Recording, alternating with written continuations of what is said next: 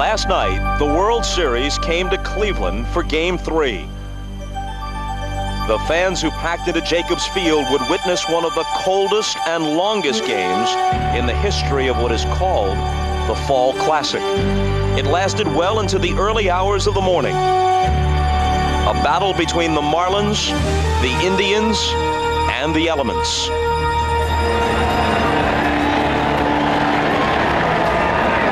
The 2-1 pitch is hit high and deep to left. Bitt Roberts to the wall. It's gone. After falling behind early, the Indians battled back, thanks to some sloppy Florida defense. And some well-placed, broken bat bloopers. The Marlins hobbled third baseman Bobby Bonilla tried playing through an injury, but the pain only got worse. Ramirez rolls it slowly. Bonilla coming in. Throws, double clutches, the ball gets away. 1 run is home. Now here comes Grissom, 2-run score. The Indians then added the long ball, building what seemed to be an insurmountable 4-run lead, while the Marlins simply limped along. That hamstring has to be on fire about now. But then the Marlins broke out the rally caps, and what do you know? It worked. Deep to right, and Eisenreich has connected. Goodbye. And just like that, Florida's back in it at 7-5. Soon the Marlins drew even when Gary Sheffield belted a game-tying double. Florida's remarkable rally left the Indians scratching their heads. Sheffield to the wall with a leap. He caught it! The play of the series. Heading to the ninth, the mercury was falling, but the drama was heating up. Rifles this one by the diving Fernandez. Bonilla is going to try for third with a sore hamstring. Here's the throw, and it gets by Williams. Goes into the camera well, and Bonilla is waved home. Playing on one good leg and all heart, Bonilla had begun a 7-run avalanche, putting the game out of reach. Said Indian manager Mike Hargrove, once they got those 7 runs, I began to notice how cold it was. Game 4 next. NBC Sports presents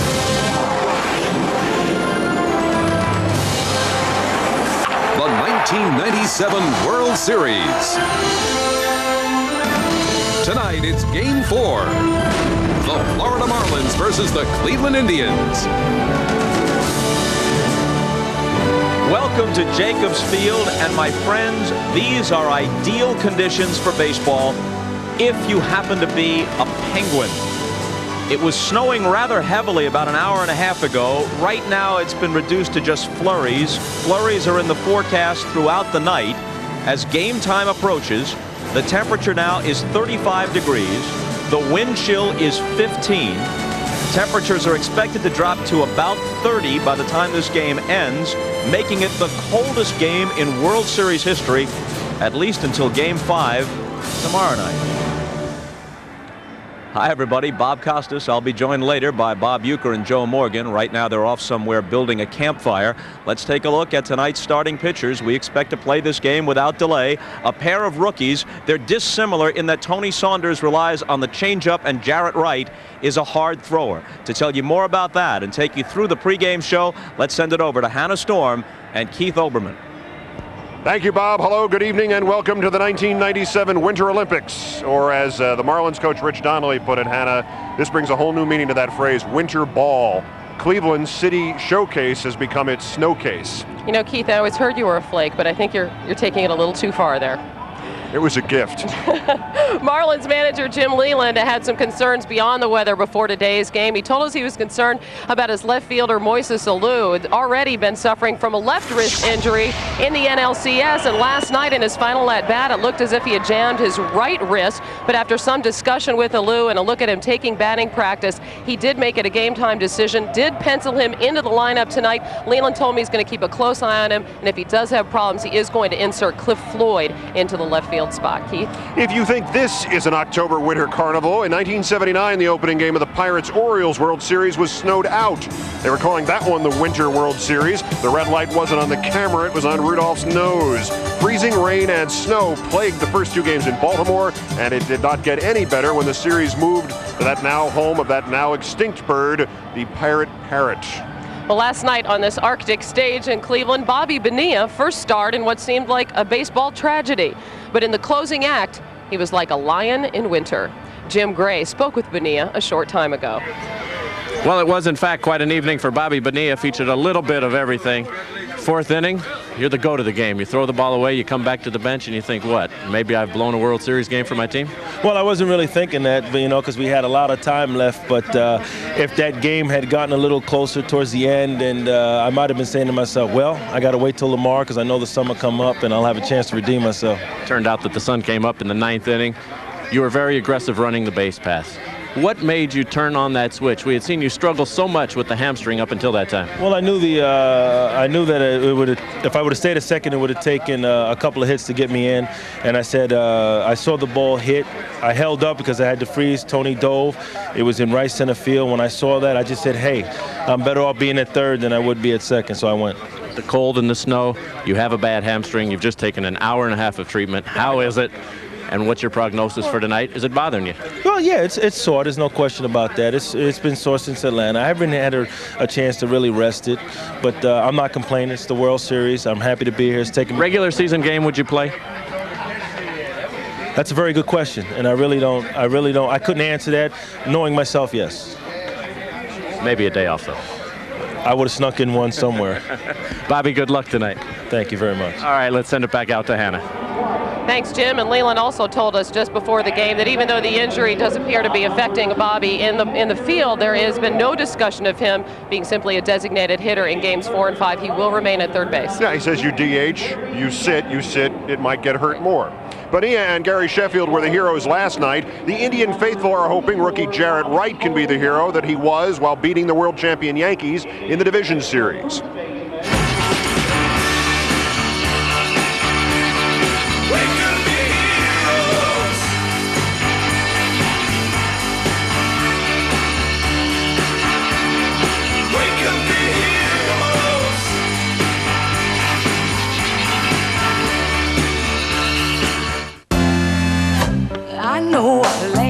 It's a great tradition, the family reunion. And if your family lives in another state, so what? We're Americans. We pioneered, we frontiered, so go see your kin. Bring them a ham, and do it in a car so carefully crafted it's moved for life. Goes up to 100,000 miles before its first scheduled tune-up, and the only complaint you'll have is that it didn't come out sooner. The car you knew America could build, the Chevy Malibu. I'll take you there.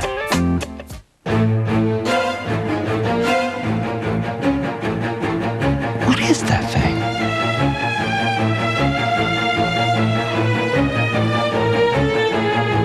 What is it? It's right in my lane.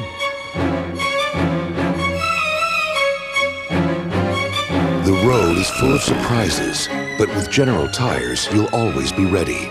General Tire, take charge of the road. Waiting for a big deal on satellite TV? Then make the move to the company that doesn't make you buy the dish. PrimeStar. Now during PrimeStar's big deal, get satellite TV installed for just $99, including a free month of Showtime, our Channel Pack Prime Entertainment Package, and the revolutionary new Prime Finder remote. That's a big deal. So make your move today and get PrimeStar for your home. Call 1-800-PRIME-STAR or visit your local Radio Shack.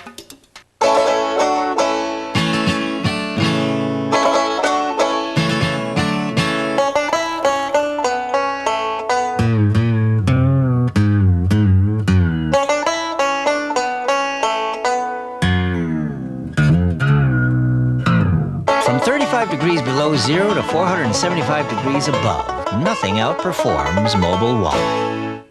New Mobil 1 0W30. Superior protection when you start your car. There's a land that has the colors of the world. a heart of red that stirs the soul, and green forests that take your breath away. In the year 2000, Sydney will bring these colours together, but you can discover their warmth right now. Sydney, Australia. Sleigh bells ring, are you listening? In the lane, snow is glistening. A beautiful sight, we're happy tonight, walking in a winter wonderland. Gone away is the bluebird, here to stay is a new. Welcome back to our winter wonderland here at Jacobs Field. Some have wondered how 21-year-old Indians pitcher Jarrett Wright has shown such remarkable composure this postseason. Well, his father Clyde pitched in the majors for 10 years, and this rookie is more than comfortable with baseball's ultimate pressure. I just think there's a fine line between, believing in yourself and having confidence, and then, being cocky. It's real easy for people to look at that and, take it as cockiness. But, I'm not an arrogant person. I'm not cocky. I just, I play hard. Just 1 year out of single-A ball, he's shut down the defending champs. His father never pitched in a World Series. Jarrett is determined to embrace the moment. This whole season's pretty much been on cloud nine so far, and I'm not gonna, let the pressure, not let me enjoy it. And because, right now, it can never happen again. I asked Mike Hargrove if he's ever seen this kid rattled, and he said no, but he said one thing he is going to be looking for early is whether or not his pitches are up. That might be a telltale sign of whether he's overthrowing. And of course, he's going against another rookie on the other side. The Marlins sent lefty Tony Saunders to the mound. Indeed. Last night, of course, the veteran pitchers could not handle the conditions, and from the warmth of the batting cage, 1995 National League MVP Barry Larkin explains how to survive these elements. In cold weather situations, it's most important for the pitcher to get a good flow going and keep his team behind him defensively. That didn't happen last night, so what we saw was some sloppy play.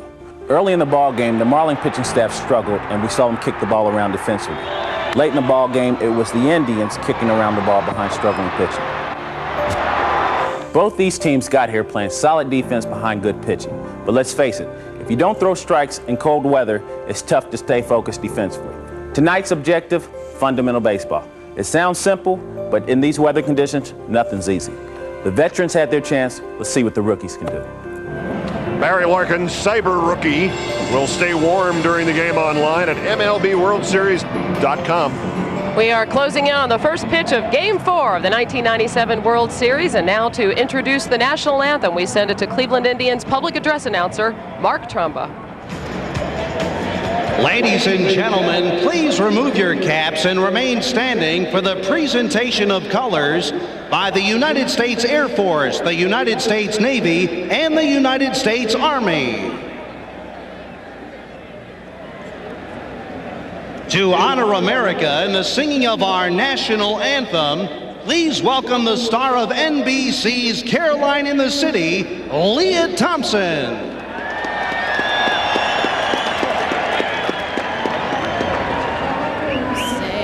Can you see by the dawn's early light what so proudly we hailed at the twilight's last gleaming, whose broad stripes and bright stars through the perilous fight o'er the ramparts we watched were so gallantly streaming, and the rockets' red glare, their bombs bursting in air, gave proof through the night that our flag was still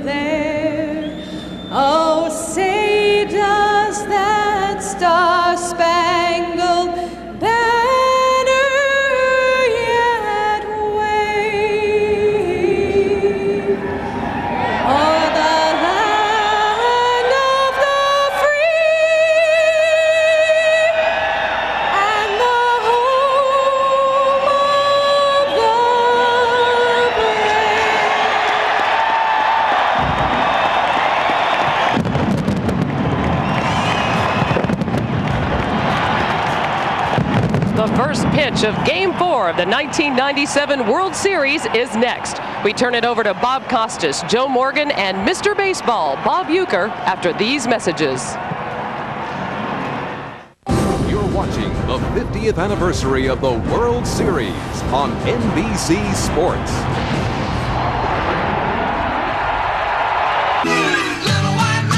The NBC Trilogy returns next Saturday. The Pretender. A genius, a hero. Can he make you believe he's dead? Spooky, huh? Plus, Sleepwalkers. a dream team trained to enter the mind. But it's my dream. Not anymore. Then, Profiler. when the White House needs help, We have a crisis. she's their only hope. Stay right there. The NBC Saturday Trilogy is back. You get off on this, don't you? NBC next Saturday. Did you become a grandparent today? What if you did? How can we help you have more to share? Bank of America. Put her future in motion. Improving the popular Accord V6 was quite a challenge. We gave it a more powerful 200 horsepower VTEC engine, a longer aerodynamic shape, a roomier, more luxurious interior, even increased the size of the trunk. Still, the improvement we're proudest of is the price. It's lower, $950 lower. This is an Accord like no other from Honda. Your investments help pay for this dream house. Unfortunately, it belongs to your broker. E-Trade puts more of your money to work for you. Invest online with free research, all from $14.95 a trade. Hey, if someone's going to make money off your money, it ought to be you.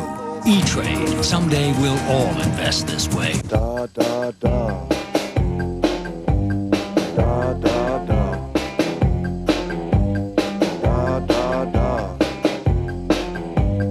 Da, da, da.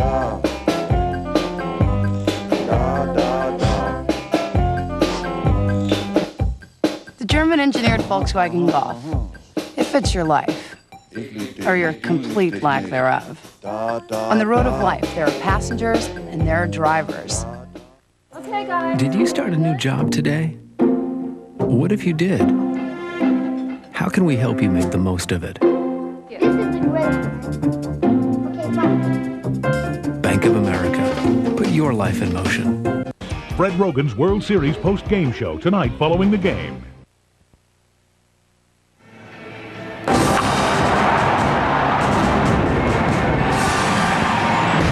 Sellout crowd, of course, at Jacobs Field. These hardy folks undaunted by the possibility of snow and the reality of 35-degree temperatures at game time. And here they are, Mr. Baseball, Bob Uecker, Hall of Famer Joe Morgan. Joe, you played in the cold before.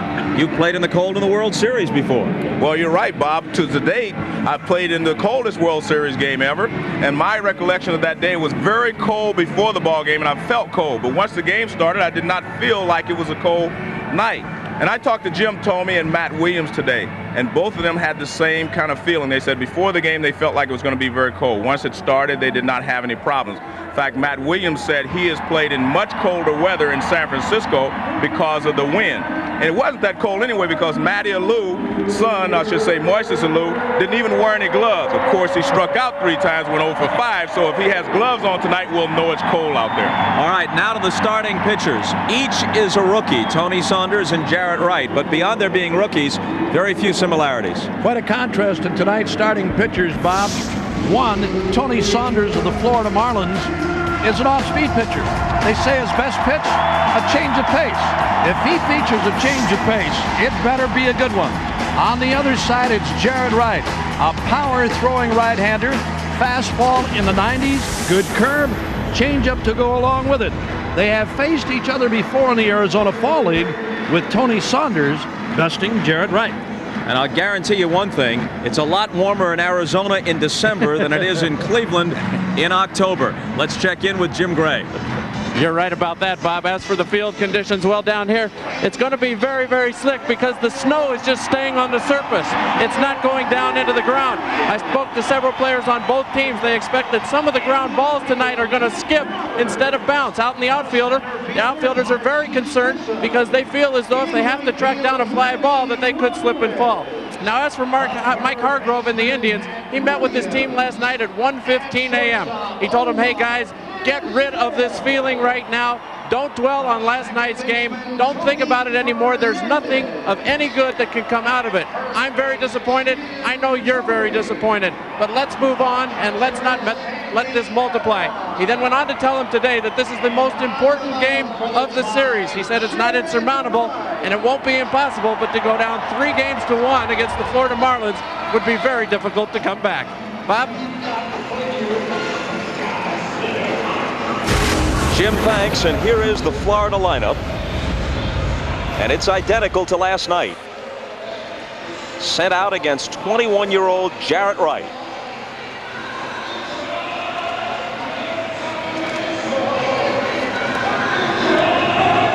Well, Jarrett Wright features a very, very good fastball. He has a good curve and will change off his curveball from time to time. This kid does not pitch like a rookie.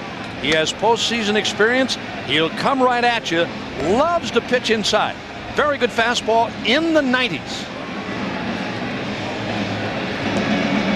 There is the defense behind Tommy Fernandez, Grissom. 3 costly errors in the 9th inning in last night's game. And a game that everybody here would just as soon forget, with the exception of the Florida Marlins. They came out on top.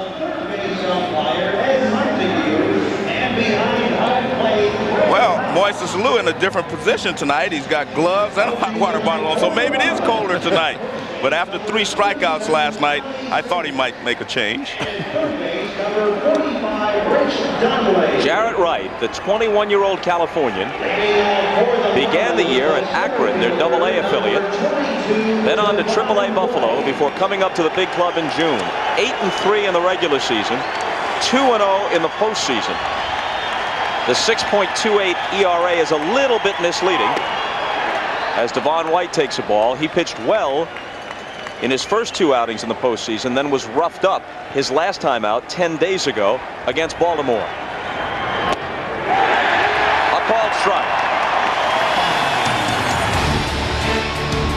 So as you see, he pitched well in 2 games against the Yankees, including the Game 5 clincher before the Orioles got to him. He throws that one past Devon White. Well, his first 3 fastballs in this game, 96, 95, and 94 miles per hour.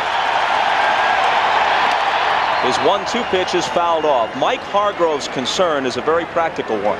Between the minors, the majors, and the postseason, Jarrett Wright has thrown 203 innings this year. Combined, he pitched 230 in the previous 2 seasons. And Hargrove is concerned about overwork. Well, I've seen him pitch on 3 occasions this year, and he had trouble at the beginning in the first inning.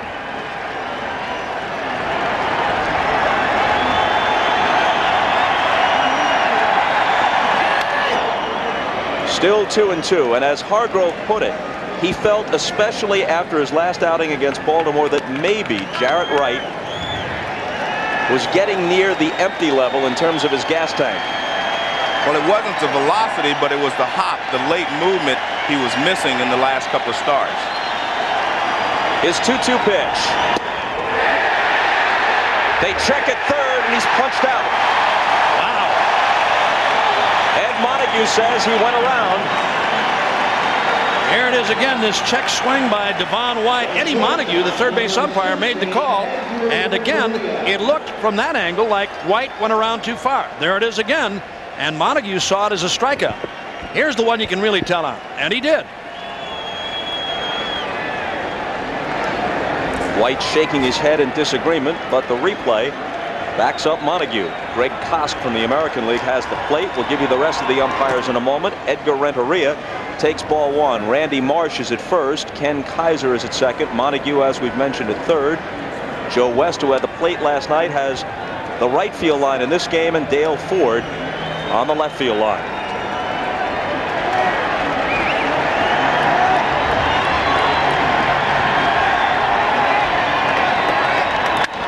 Renteria hits one into right, and it drops for a hit. A lot of the players talk about Jarrett Wright, and they say he's kind of cocky, and I can understand that. Renteria hit a base single to right field there, and he stared at him like, you're not supposed to hit that pitch.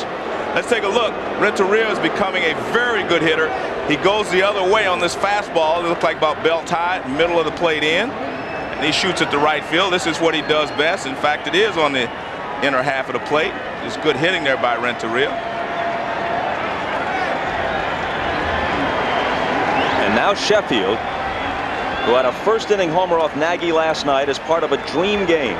3 for 5, 5 RBIs, and a great catch robbing Jim Thome at the wall.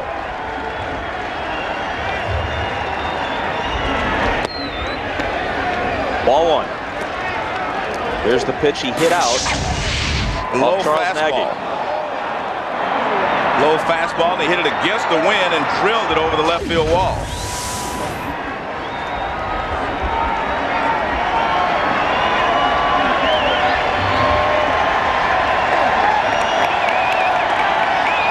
The 1-0 pitch. 2-0.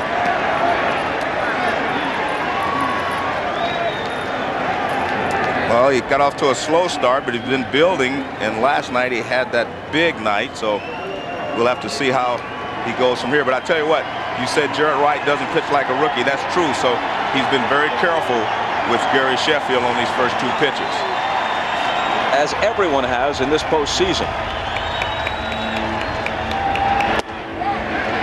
3-0. He's walked 16 times between the division series against the Giants, the LCS against the Braves, and through the first 3 games of this World Series against Cleveland. One thing for sure tonight, the Marlins aren't going to have to run up on anything against this guy. Know that. He could have a green light on 3-0. He walks him on 4 pitches. Well, we said he doesn't pitch like a rookie, so he doesn't make any rookie mistakes. Down to Sheffield, away and down, and the 4th ball is going to be down as well. He said if you're going to hit it, you're not going to get it in the air. He's trying to make him hit something on the ground. And now Bonilla, playing through clenched teeth, struggling with that strained hamstring. The runners go on the first pitch, and he fouls it off. Well, Jim Leland told us last night and again tonight, despite the fact that it is cold and colder tonight, he's still going to try to move runners. He'll play hit and run. He'll let them steal, despite the fact that when you sit on the bench for any given length of time, you do have a tendency, or a chance anyway, to come up with something of a pull in the leg area. Also, he's staying out of the double play there because Bonilla can't run very well.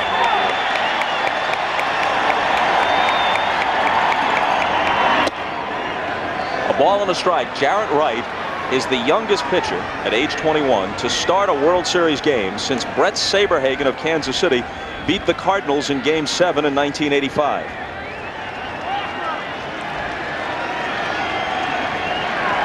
His 1-1 pitch. Ripped foul. Now that was a change of pace from Jarrett Wright. 84 miles an hour. He got it up on Bobby Bonilla, and Bonilla out in front of him. He doesn't throw him too often. Every once in a while. There you see it. Little change up. Bonilla out in front, and he ripped it foul to the second deck. Here it is again. Off the inside, about belt high, and Bonilla out in front.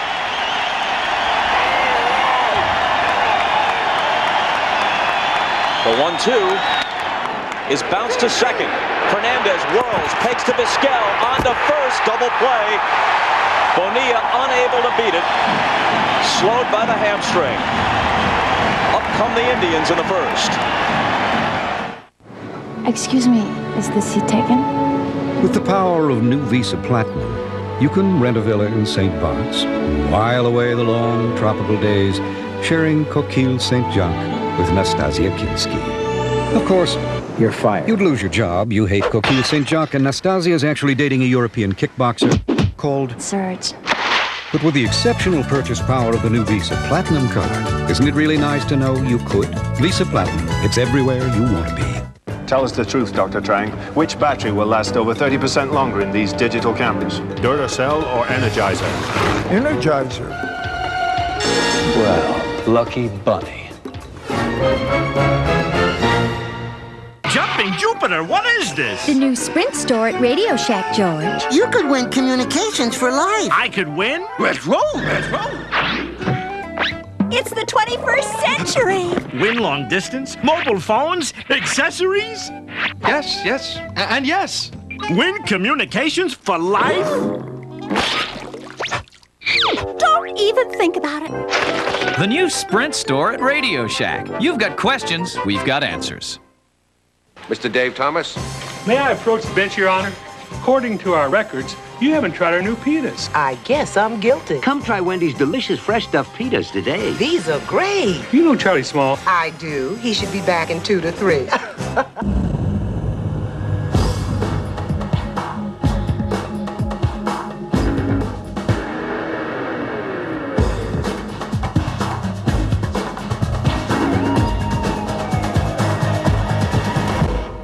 The tallest mountain in North America is 20,320 feet.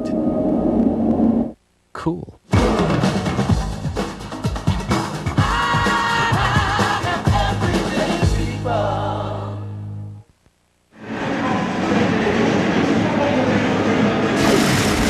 Mike Hargrove's lineup tonight should look familiar. Jim Thome has snapped out of it, so he starts against the left-hander. It is second home run in 3 games in this series last night. And here's the report we have on Tony Saunders. He has a very good changeup, and he has a good strikeout to walk ratio, meaning that he strikes out at least 2 to every walk he gives up, and he does not give up a lot of hits in a row. He will not give up many hits in 1 inning. And Charles Johnson won his 3rd straight Gold Glove. That was announced today, the Gold Glove winners in the National League. He is now has 3 in a row. Talk about a foregone conclusion. He didn't make an error all year and had only 1 pass ball. Strike 1 to Bip Roberts. Saunders was 4-6 this year. And if you remove the Atlanta Braves from the equation, he was 1-6. Inside, against the Braves, he was 3-0, and his earned run average was under 2. In the postseason, he had a no decision against them.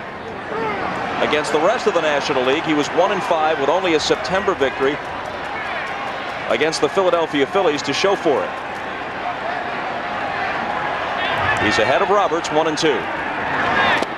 And strikes him out.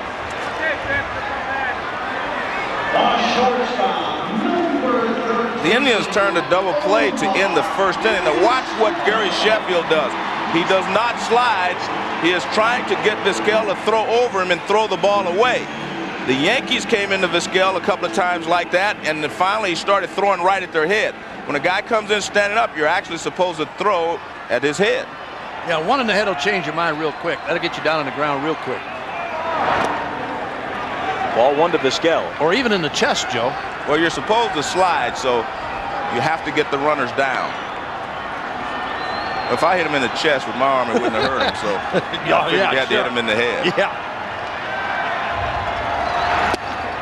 Fastball for a strike. What a contrast between Jarrett Wright and Tony Saunders. Wright was a huge prospect. Everybody in baseball knew about him and coveted him. Saunders was undrafted. And there are some 60 rounds of the baseball draft, so multiply that by 30 teams and think of how many players were taken and how often he was passed over before anyone gave him a chance. 2-1 pitch, line to left. A 1-out single for Vizquel. Bob, if you're a scout, you're looking for the big hard throwers. You figure you can teach them the other pitches. You can teach them the off-speed pitches, but you do not like a guy that doesn't throw hard, and that's why he was drafted so low. Here's the reason. When he gets a fastball in the middle of the plate, they're going to hit it hard. And that was a fastball from Saunders, and Vizquel has not been swinging the bat well, but he hits a bullet to left field. One thing I would be careful of if I was the Marlins, that is throwing a lot of changeups. You're going to give Bobby Bonilla on the left side of that infield a lot of action tonight with all these right-handed hitters. Hey, take a look at Ramirez as he steps in the box. When's the last time you saw a guy wear socks like that? Are they up over his pants? They are, aren't they? He's not exactly styling, but I think warmth rather than fashion is the number one concern here. Here comes Santa Claus. That's a first for me. Here's the 1-0. In the air to right. Sheffield going back. Sheffield to the wall. Goodbye.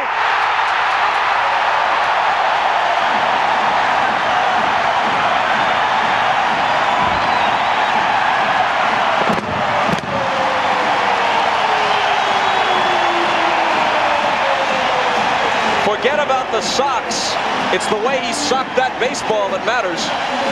Now, you know, the Indians, since they went on that little winning streak, all adopted that high style of wearing the pants. This might change the whole club again. They might all come with the socks on the outside over the pants. Here it is again. That looked like a change of pace from Saunders. And Ramirez goes the other way, and he knocked it out of here. All Sheffield could do on this one was watch it go. No chance to make a play. He made a beauty last night on a ball hit by Jim Tomic.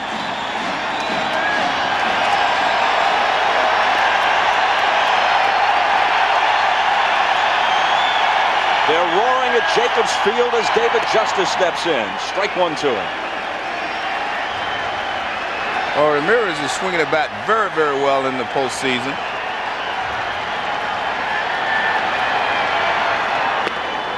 A ball and a strike from Manny.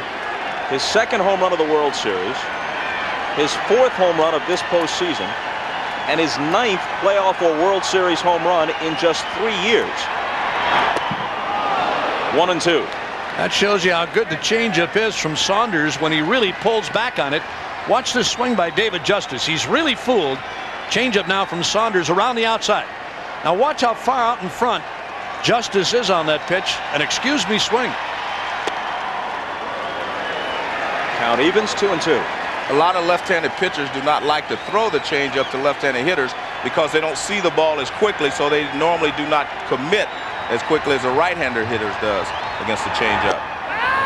Struck him out. It's his second strikeout of the inning. But in between, a single by Vizquel and a two-run homer from Ramirez. Well, he starts Justice off with a fastball on the outside corner. Curveball hangs. There's the changeup. Another fastball away and another curveball right there at the end. So he got him with a curveball. He threw him a changeup. He saw all of his pitches.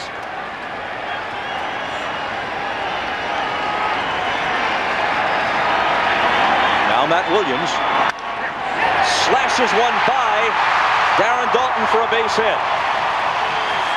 Daulton just could not get down in time. The ball wasn't that far from him, but he couldn't get down before the ball got to him. Sometimes a right-hander hitting the ball to the right side, you don't pick it up as quickly. Watch how close this ball is hit to Daulton. See right there, you see he didn't move, and he did not get the glove down in time. Watch Daulton in the background. He doesn't move, and the ball's right near him, and he just can't get the glove down in time enough to make the stop. He looked like he lost that ball for a moment, Joe. It looked like he almost leaned back toward the bag as the snowflakes start to fall once again.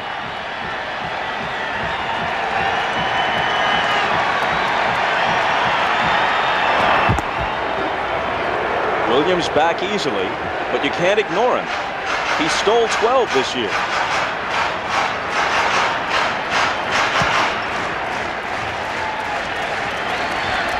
Saunders pitched to Sandy Alomar, but first another throw over. It is easier if you're going to attempt to steal it with Charles Johnson behind the plate to have a left-hander on the mound. Left-hander's delivery to the plate is slower, and you can take off on his first break and get a great jump on him. A strike to Sandy.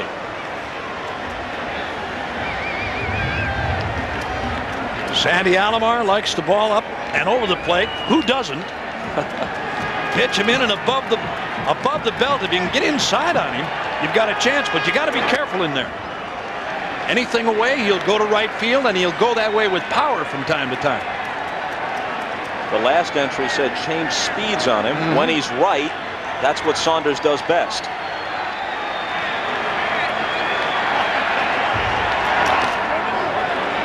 Two balls and a strike.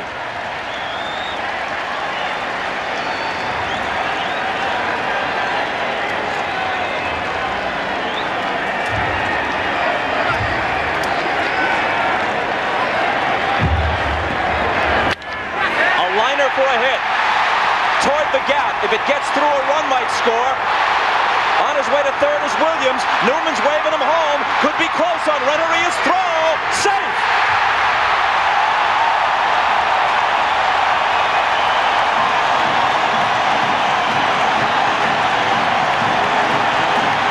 Great slide at home plate there by Matt Williams to avoid the tag. He throws an off-speed pitch out over the plate. Alomar rips it in the gap. Now, he did everything almost correct here. Watch Devon White. He will get the ball back to Renteria, but he has to move to catch it. See, he has to turn the wrong way. Now he loses his perspective on the plate, and he throws up the line just enough that Matt Williams can make the slide and avoid the tag. That's a beautiful slide there by Matt Williams. Here we see it again. Watch Devon White. Now his throw is just enough offline that Renteria has to turn. Now he has to try to find the plate quickly, and he misses home plate, and Matt Williams is able to avoid the tag. Boy, that's a thing of beauty. Williams slide, Johnson's lunging tag, Kosk with the call, safe at the plate. Again, one more time. Matt Williams now watch his slide toward the inside, and he beats the tag of Charles Johnson. Beautiful, beautiful play, beautiful slide. Looked like Ty Cobb the way he hooked the toe in there.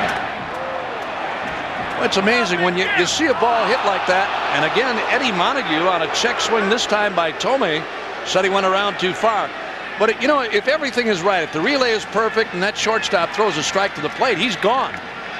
But again, Williams as the runner, Joe, and you know this, if you see that catcher move a little bit up the line, you know you've got to go to the inside part of the plate, and he did with a nice hook slide. Now the 0-2 pitch to Tomei. Misses.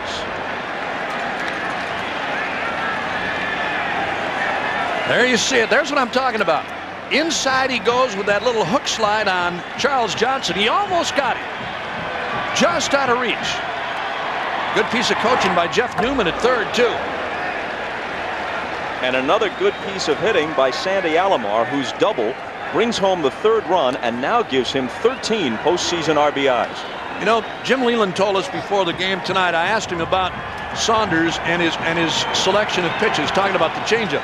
I said, what would he throw, about 30%? He said, yeah, in that area, 30 to 35. That might be too much tonight.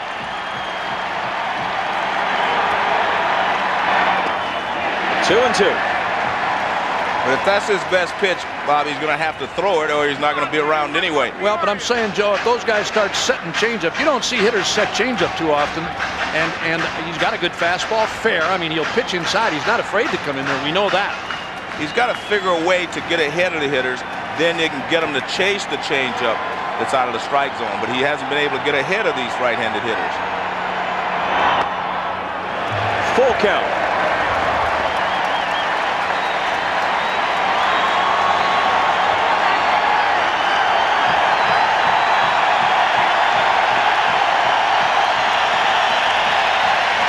Tony Fernandez is on deck. A little check swing roller back to Saunders.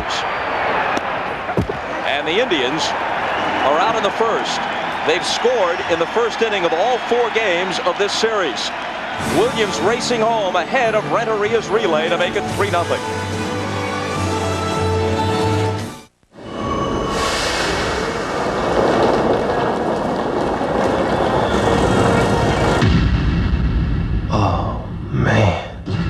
Where's he going? Mountains? River? Both? It's Tuesday. People work on Tuesday.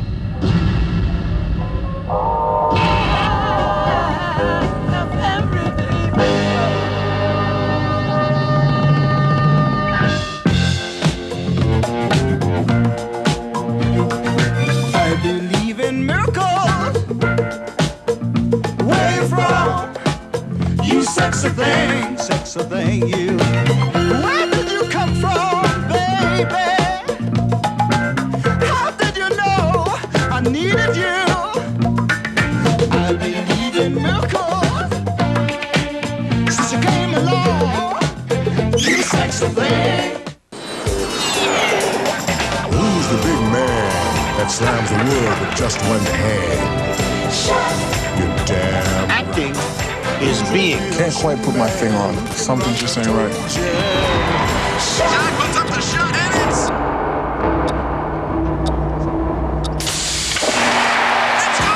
And that's what I've been missing. Don't even think about it. Pepsi. Generation Next. Please? Nah. Still shaving with blades?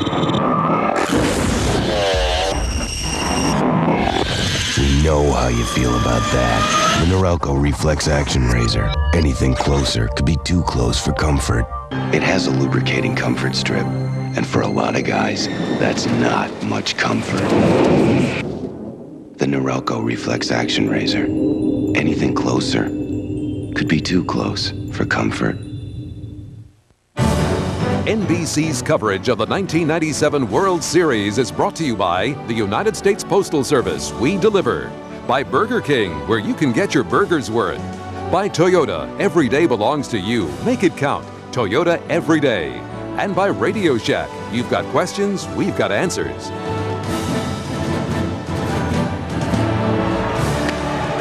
It takes the largest airship in the United States to handle the winds tonight, which are gusting to 40 miles per hour at 1,000 feet. The locally based Goodyear blimp Spirit of Akron providing the aerial shots. I'm sorry. Jarrett Wright, staked to a 3-0 lead, faces Darren Daulton in the second.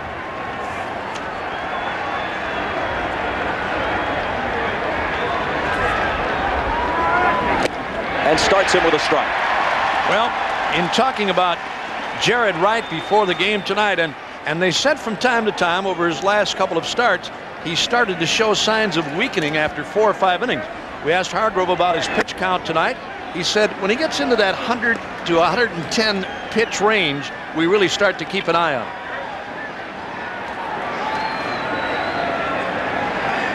him. His 1-1 pitch fouled off.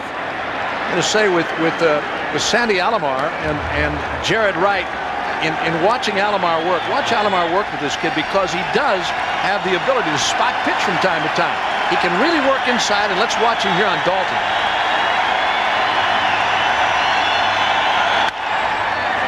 Bounce to Fernandez.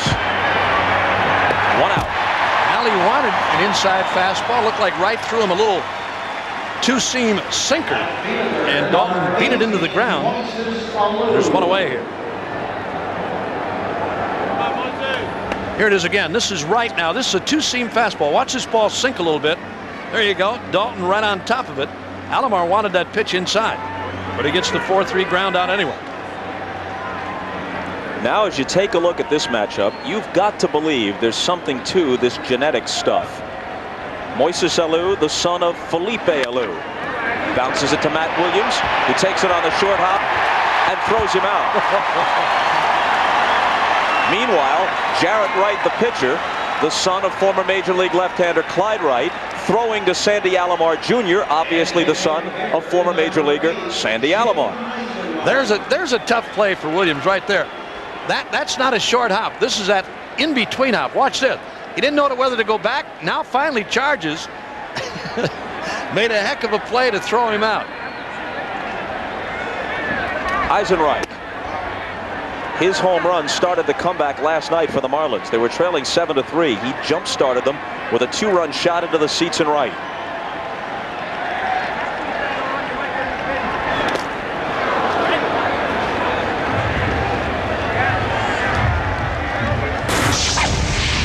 This was the big hit of the ball game as far as I'm concerned last night.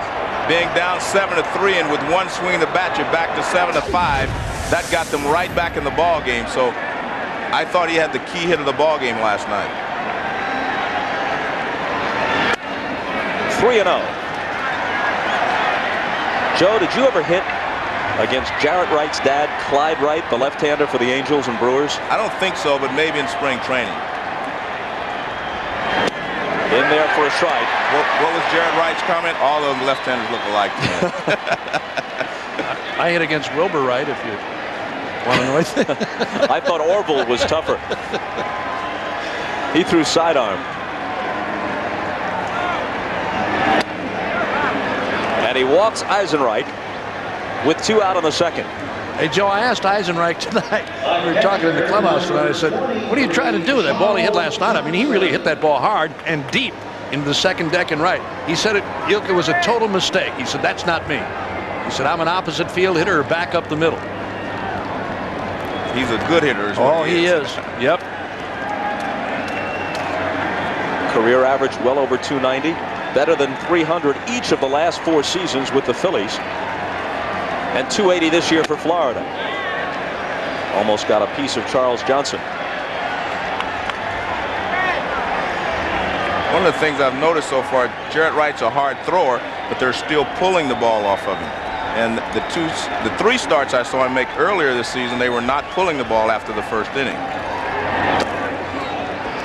Alomar can't find it, and Eisenreich takes second. I think Alomar is going to be charged with a pass ball here. He caught this ball and then had it pop out of his glove and then couldn't find it. This one down low and outside, but the ball that Alomar should have handled. Nope, that pitch was in the dirt. And Wright will be charged with a wild pitch. Sandy thought the ball got behind him. He did the job in knocking it down. There's Jimmy Eisenreich. And as soon as he sees Alomar can't find that ball, he lets out for second base. As a base runner, anytime you see a ball go below the knees, you should anticipate that it's going to be in the dirt, and if it's bounced away from the catcher, you can get a better jump and a quicker jump going to second base. Anything below the knees.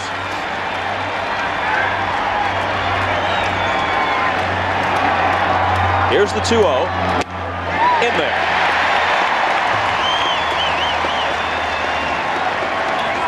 There you see the hitting chart for Charles Johnson, mostly a pull hitter. And I think most of those balls were early in the season. Now he hits the ball pretty much back through the middle and to left center. 2-2.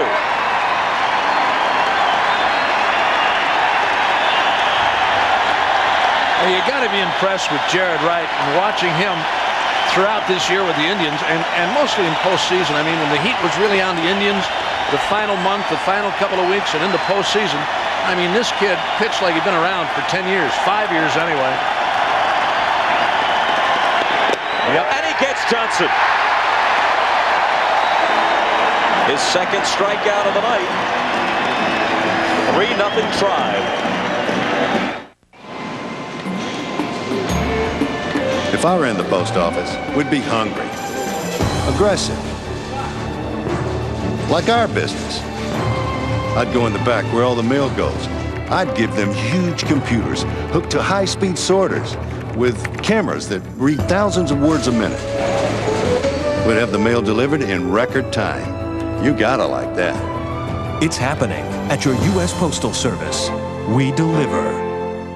Somewhere between home white and road gray, there's chalk. Where chalk blends with clay, there's dust. And if you keep your eye dead center, where dust and ash converge, you'll strike an overpowering color called smoke. One of the colors between the colors created by Canon. Canon Laser Color. Its only competition is reality. Speak freely on Monday nights. It's not the dress that makes you look big. It's your hips. Mama? Sure, she thinks you're cute. You're rich.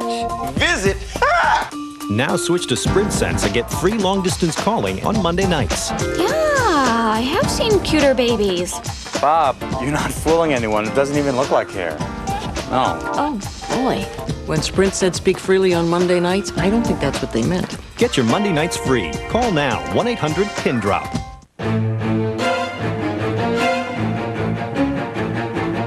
What is that thing?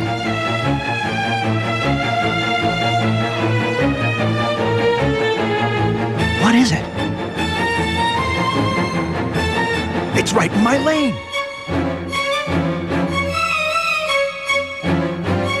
The road is full of surprises, but with General Tires, you'll always be ready.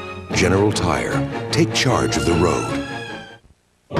He might not actually be dead because he was never really alive.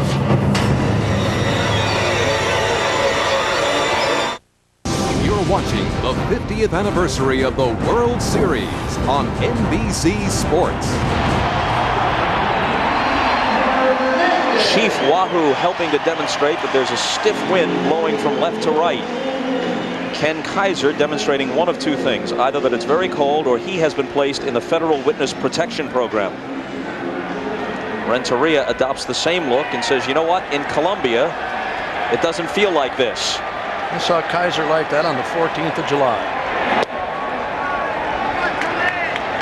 Fernandez, the hitter, taking ball one as we go to the bottom of the second. The Indians lead it 3-0. That's a strike.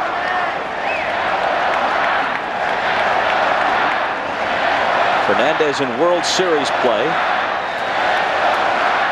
which includes his tour of duty with the Blue Jays. 2-1. Saunders got both of the left-handers out, Justice and Tomey, in the first inning, but he had trouble with all the right-handers. He's going to have to figure a way to get ahead of the right-handed hitters to make his changeup effective. And he's going to have to do that by spotting his fastball better to start with, or throwing some curveballs to get out in front. You're not going to get many people to chase the changeup out of the strike zone unless you're ahead in the count.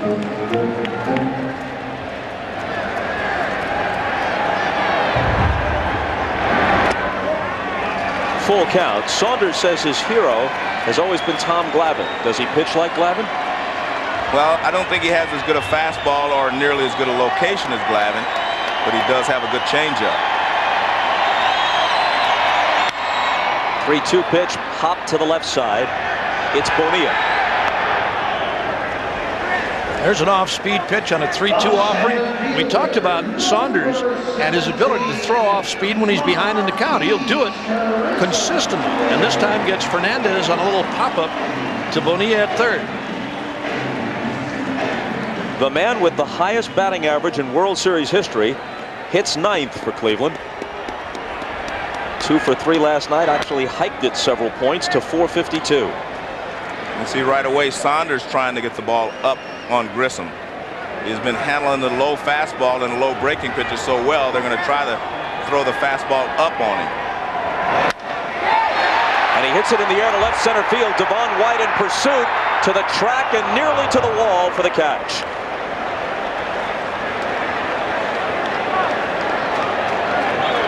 Two down in the Indian second. While you're watching tonight's game, you can also go online to MLBWorldSeries.com and chat with Barry Larkin about the game and the series. Plus, tomorrow, Mr. Baseball Bob Uecker will be online at 2 o'clock Eastern Time. Larkin now, Uecker tomorrow at MLBWorldSeries.com. Mine's all in longhand, so take your time. Just take your time.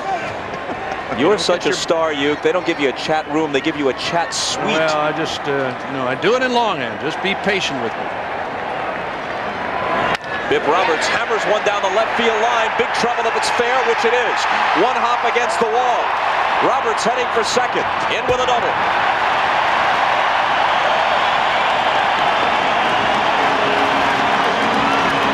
Now this is a pitch upstairs and inside on Roberts. Watch this. It's up and in. About belt high. Roberts turns on it. There you got a better angle. You see how far that pitch was inside on him. And he hits it to the wall and left. 2-out double. I think, Joe, when you talk about Saunders, despite the fact that he tries to pitch upstairs, every once in a while, his strong suit is still down. A strike to Vizquel. I felt like they were going to have to change their pattern on Grissom because he's hit all low pitches, so they're going to try to pound him up. I don't think he's going to try to pound too many of these other right-handed hitters up.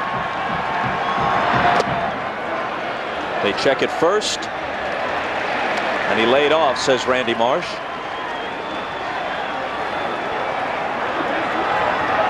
Vizquel had not been hitting since the division series against the Yankees, but he singled in the first and then rode home on Ramirez's homer. Johnson blocks it, no advance. One of the things I'm noticing about Saunders' changeup tonight is that it seems to be slow enough that they're really committing, but then are able to stop their swings. Usually you commit on a changeup, you can't stop it, but they're starting to swing and then they're all stopping. And that's, so I think he needs a couple of more miles an hour on that changeup. The 2-1 pitch. Hit to second. Counsell has it.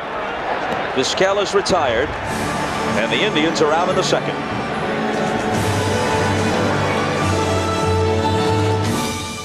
MCI presents Postseason Heroes. Game 1 of the 88 series. With 2 outs in the ninth and Big Blue down by 1, Kirk Gibson limped up to the plate. Gibson swings and a fly ball to deep right field. This is going to be a home run. Unbelievable! A home run for Gibson.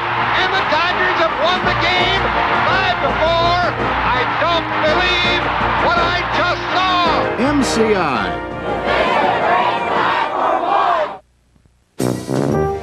Because they're not getting any younger. Because she'll never believe what you just saw. Because absence really does make the heart grow fonder. Because, well, just because. For whatever reason, Sunday is the day you call people the most. That's why MCI introduces 5-cent Sundays. 5 cents a minute, every Sunday. If you're an MCI customer.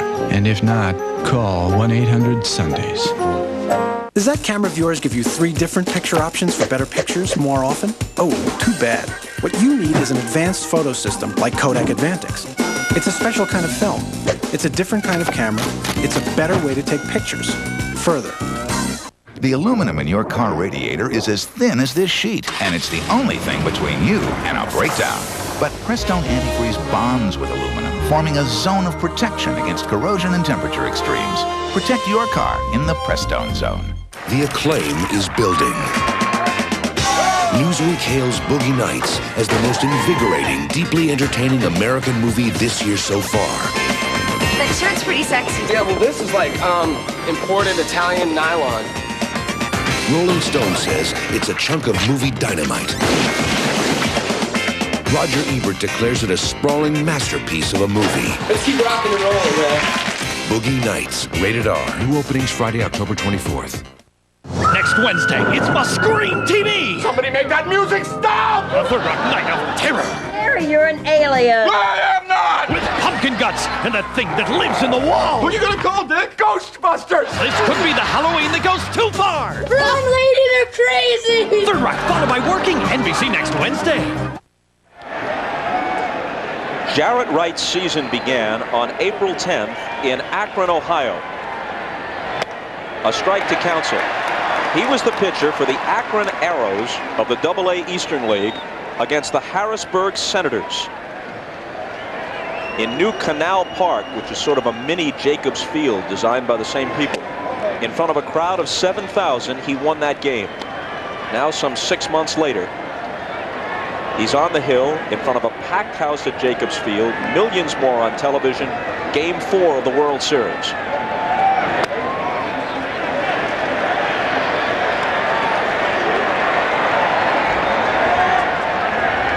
Hasn't happened often. Rookies starting for each team in a World Series game. A memorable one on that list. Righetti against Valenzuela in 1981. Well, the one that I think is most memorable is 83, Charles Hudson and Mike Boddicker, because I was playing. For the Phillies? Yeah, I don't remember the other one. Well, the result didn't please you, though. The Orioles won that series in 5. Right. Well, they also defeated Hudson in Game 2 after we had won Game 1, meaning the Phillies. There's Tony Saunders, who occasionally this year has flashed a goatee, but is clean-shaven for his World Series start. The walk to Counsell was the 3rd issued tonight by Wright. He struck out 2.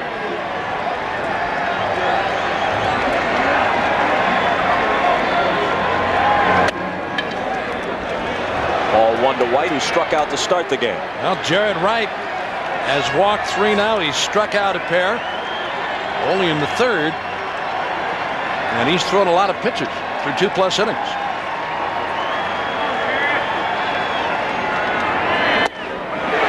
In there, 1-1.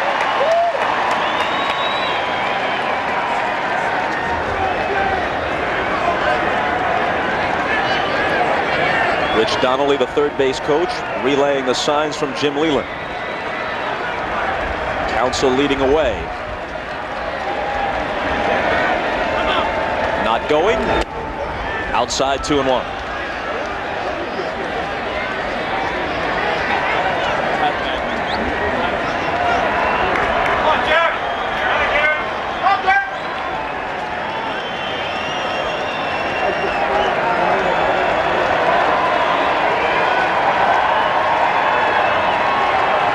Counsell doesn't go, and White fouls it off. You know, in watching Alomar give his signs here to Jarrett Wright, he keeps looking into the Indians' dugout. See if somebody in there is relaying signs. Mike Hargrove told us he doesn't like to do that. Well, most catchers look in with a man on first because they're looking for the pitch out. The bench calls all the pitch outs. There will be no pitch out here. I don't. You know, he did it earlier though, Joe. It was just pitch after pitch too. It wasn't, you know, in a particular sequence. And again, I don't know if Hargrove is thinking about Wright here or not.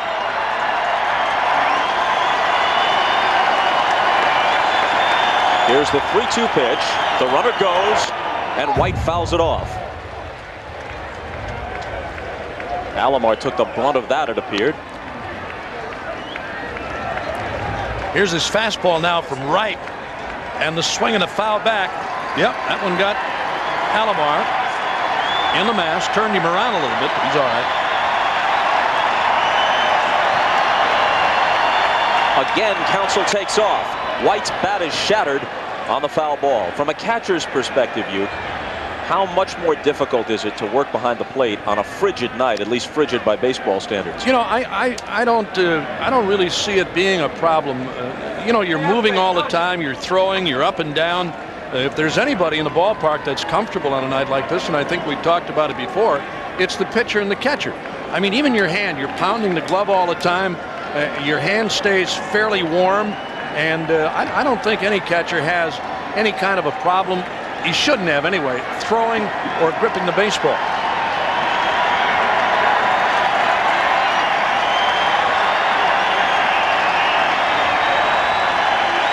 Counsell edges away. Again, he breaks for second. Another foul ball. You watch Counsell when Wright starts his delivery. Counsell gets about 4 steps on him before he ever lets the ball go. Watch, there he goes. He got about 4 steps as Wright delivers.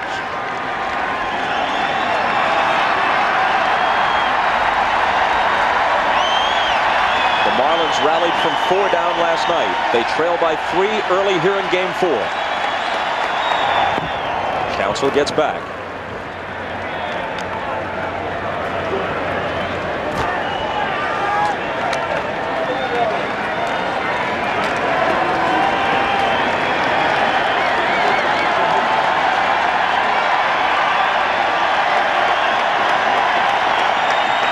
With Counsell going, White swings and misses. Alomar throws. Counsell steals it. Alomar had no chance on that. Counsell actually took off before Jarrett Wright even started his delivery to the plate. Now watch how he's running before he even starts. Look at that. He's on his way before he even moves toward the plate. And Alomar's throw is not going to get there in time. And Counsell steals it. A lot of managers will not run when they're down by 3 runs because they don't want to take themselves out of the inning. But Jim Leland says he's not going to stop running. He's going to continue to play the way he's played the entire playoffs so far. Renteria singled his first time up.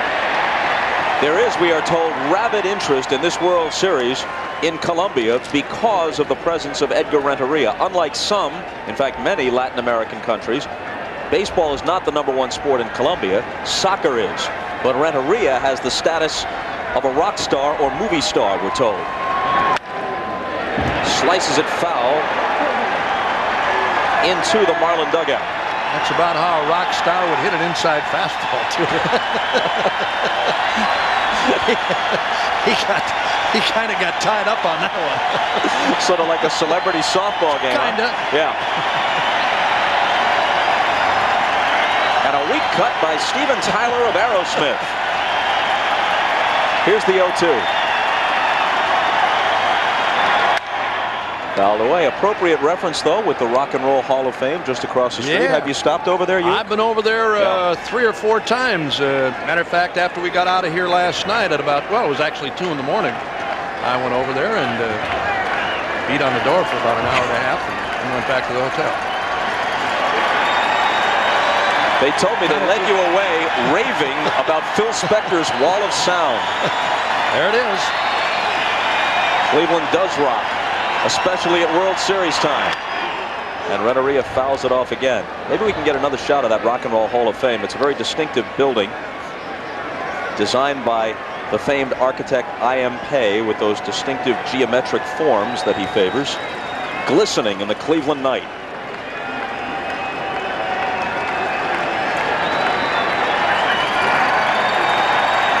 Pitches already for Jarrett Wright, and he's in the 3rd inning.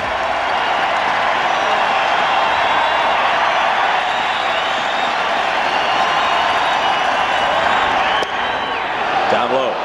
Joe, you've talked about Renteria a number of times during the postseason, and the more you watch this kid, the more impressed you are. I mean, with his ability to try and take a pitch to right field, every once in a while the pull, but those pitches that he's fouling off are pretty tough pitches and trying to go the other way.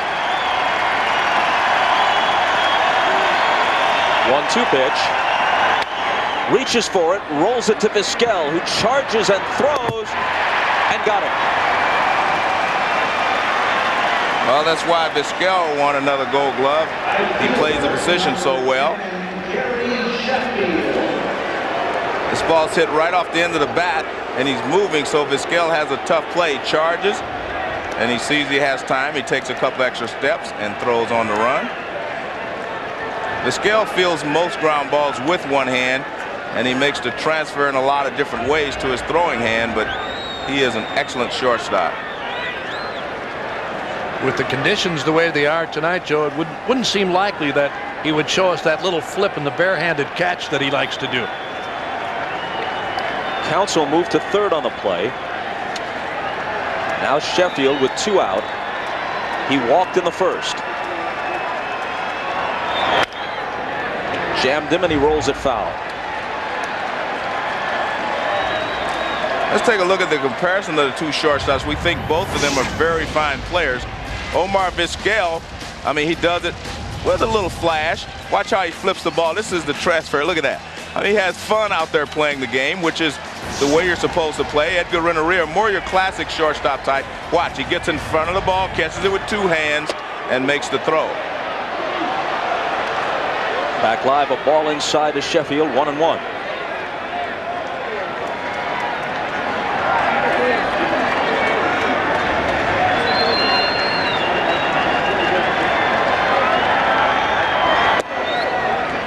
Two balls and a strike. The first fastball that Jarrett Wright threw to Sheffield in this at bat let him know that he's not afraid of him inside. He came inside, he actually jammed Sheffield. But I think Sheffield in his own mind knows that they're not going to fool around inside too often with him.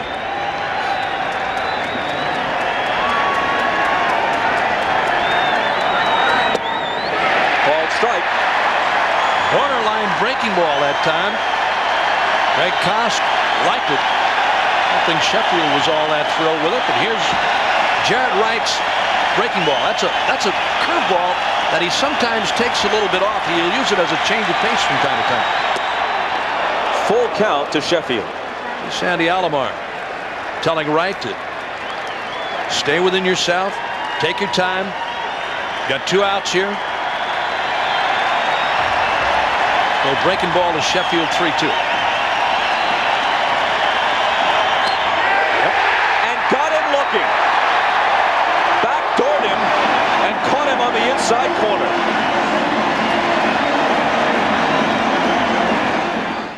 Good morning. I'd like to cash in my miles for 1 ticket to Paris, France. I'm sorry, sir. Your miles have expired. I've been charging on my Visa card for years to earn this trip, and now I'm gonna have to pay for the ticket. It happens. Paris. Visa says you're over your limit. Visa is everywhere you want to be.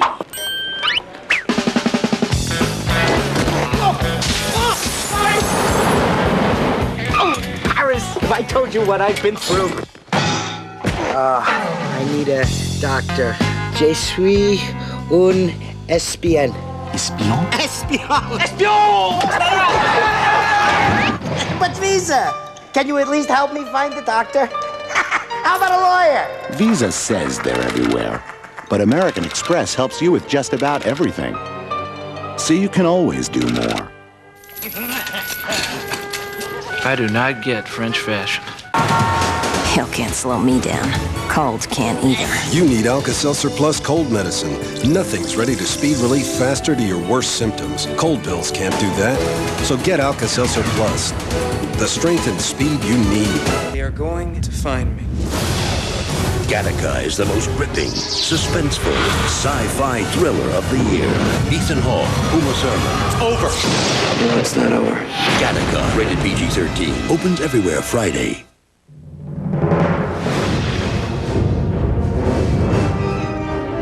The world is filled with obstacles, boundaries, and limits. Ignore them. Introducing the completely reinvented 205 horsepower Isuzu Rodeo.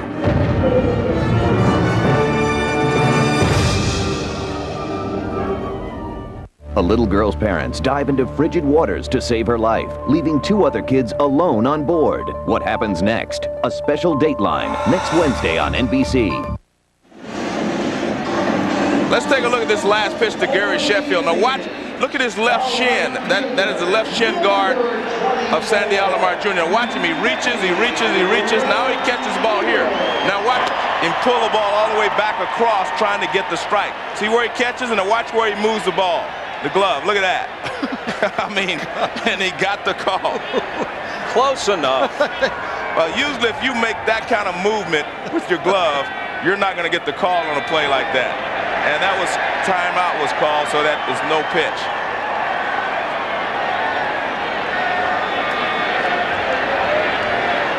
You can't pull a pitch in Not that much far. farther than that, I'll tell you that. I mean, it was almost a full circle.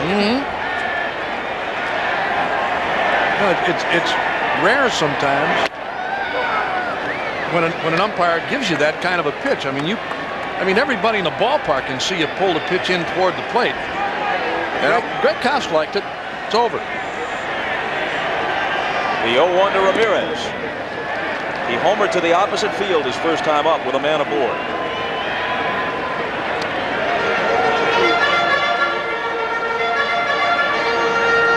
It's 3-0 Cleveland as they bat in the third, trying to even the series at 2 games apiece.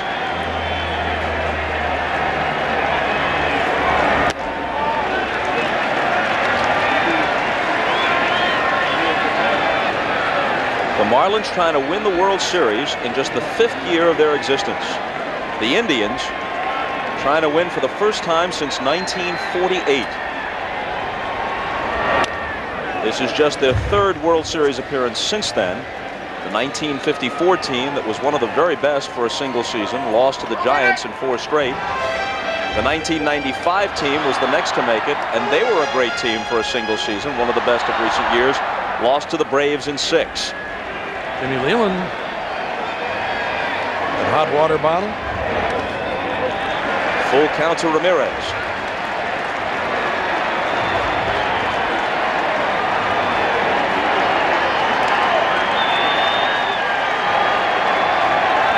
David Justice on deck.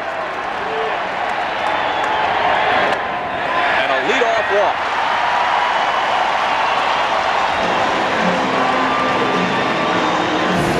We've got football for you, of course, on Sunday. A doubleheader on NBC. It begins at noon Eastern with the pregame show.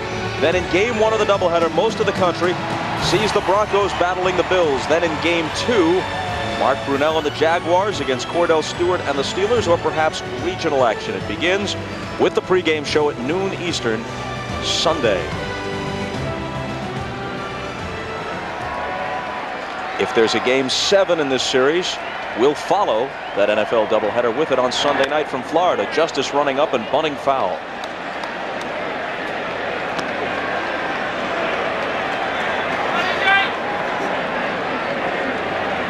Well, Mike Hargrove to Jeff Newman, and Jeff Newman now to the runner Ramirez at first.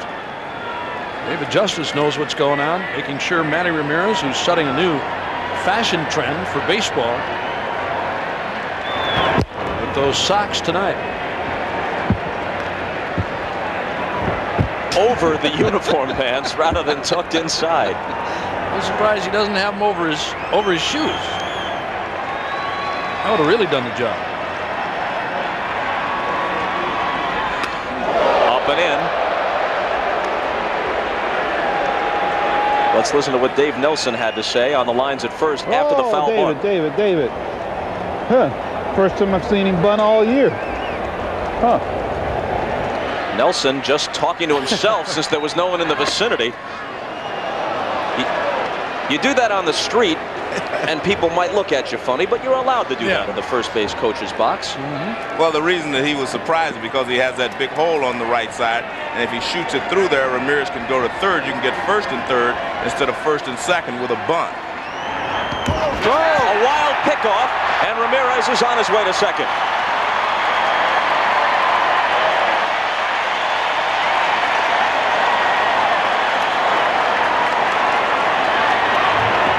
I'm not real sure why you're so worried about Ramirez at first base, because you've got Charles Johnson behind the plate, and he deters all these base stealing threats. Right there, the ball just gets away. Good job by Counsell at second base to back up.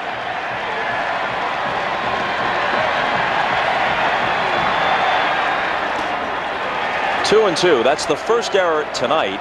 The teams combined for 6 last night. There were also 17 walks.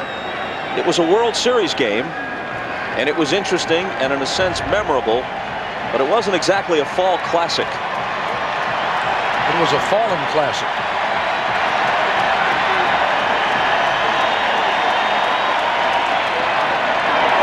2-2 pitch, bounce to short. Renteria backhands, tries to plant his feet and throws high. There's the second error. Into the dugout it goes, and it's a 2-base advance for the runner Ramirez, while the hitter Justice will be placed at second.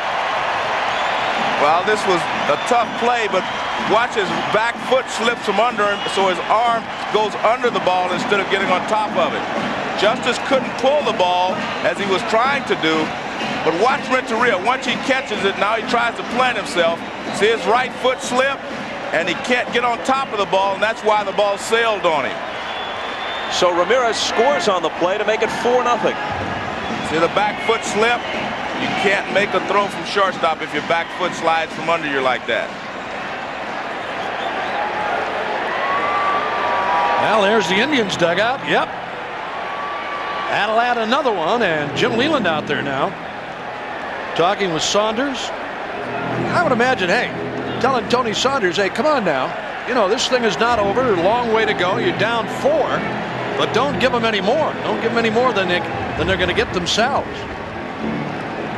Not totally his fault on that play by Renteria, and I'm sure that's what Leland said. Hey, you know, don't let that bother you. Stay in there. We'll get back in this one for you.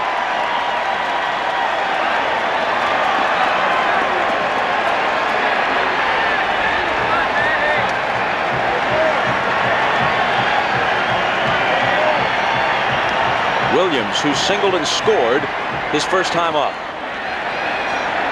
Taking ball 1. Justice is at second base. A walk and a couple of errors in this third inning. And another run tacked on by Cleveland for a 4-0 lead. And they had a 4-run lead last night, 7-3 in the 6th inning. And the Marlins came back. This is very early in the ball game. 2-0.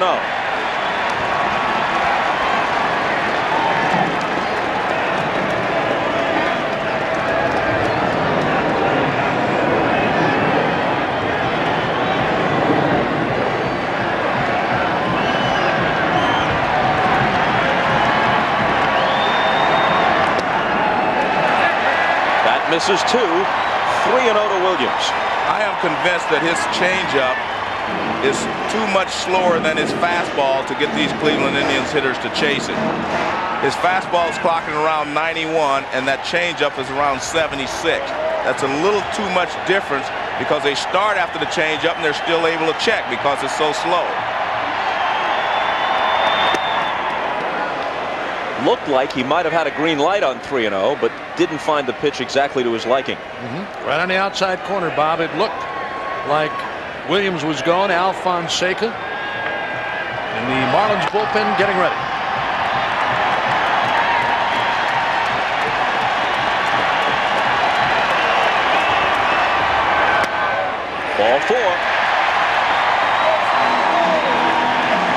2 walks, 2 errors in a third inning that is not unfolding well for Jim Leyland.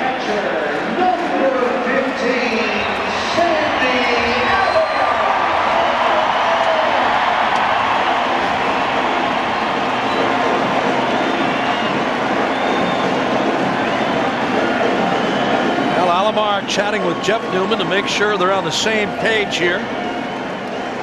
And if Alomar is going to be sent up there in a sacrifice situation, they're up 4-0. Bobby Bonilla playing him very shallow at third. Now drops back even with the bag. Chant of Sandy, Sandy for Alomar, who doubled home a run his first time up. No sign of the bunt as he takes high.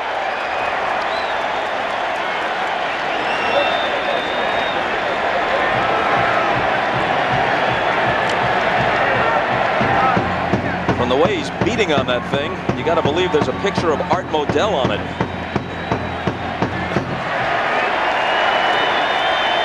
The 1-0 pitch.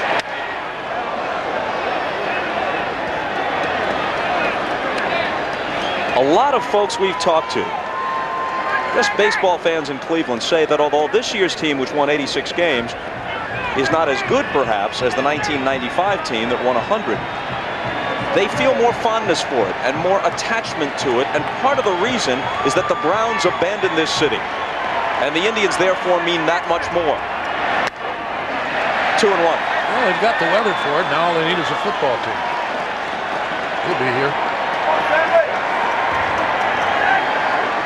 This city, Bob, has really been turned on by the Indians over the last couple of years. I mean, coming in here with this great new facility and everything that's happened with the Indians, it's been great for Cleveland. The 2-1. 3 balls and a strike. Well, Jeff Newman now sending signs.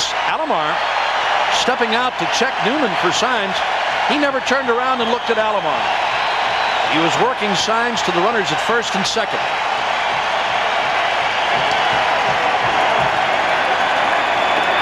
The 3-1 pitch is hit through the hole on the right side.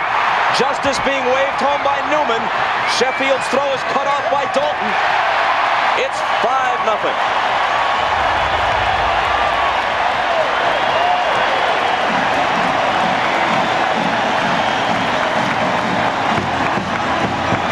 This looks like it's a high slider or a high breaking pitch. Yes. And it stays up there, and Alomar just fights it off to the right side, and he finds a hole on the right side. No chance for Sheffield to throw him out at the plate. So that's a high slider that doesn't do very much at all, and he just finds the hole on the right side. And Sheffield's throw cut off. The bench now says we have a 5-0 lead. Tomey out on a check swing grounder to the mound his first time up. Well, Bobby Bonilla heading toward the mound again to talk with Tony Saunders. Trying to settle him down. 5-0. A couple of costly errors. One of his own doing. Saunders has thrown a lot of pitches through 2+. Still nobody out.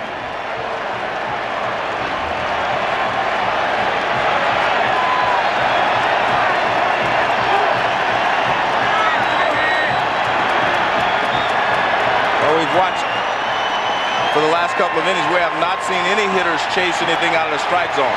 So you have to give the Indians credit because they are patient at the plate in getting pitches to hit.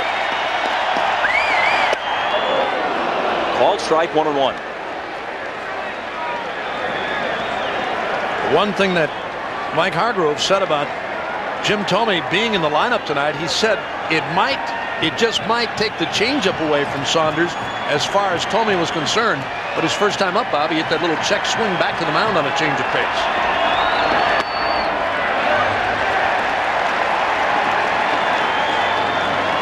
Two balls and a strike to Tomey,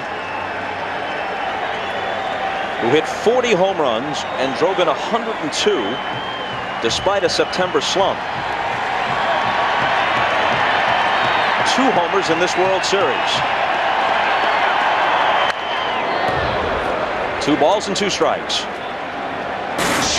Well, in game 1, he took a drive and hit it over the left field wall at Pro Players Park for his first home run in this series. And in game 3, he pulls this ball to right field and deep for his second home run. That was a line drive right over the right field wall. And of course, he had a long drive taken away from him by Sheffield.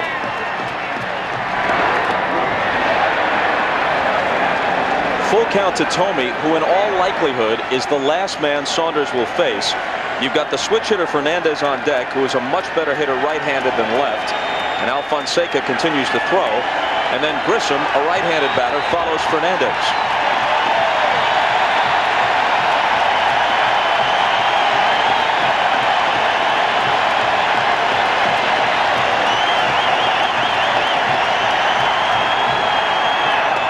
Walked him.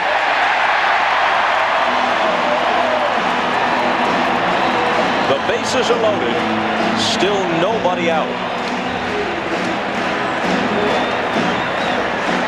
On second baseman, number 1, Tony Fernandez. Harry Rothschild talking with the bullpen to make sure everything is ready out there. Jim Leland has already made the move. And a pitching change for the Marlins. We'll be back to Cleveland.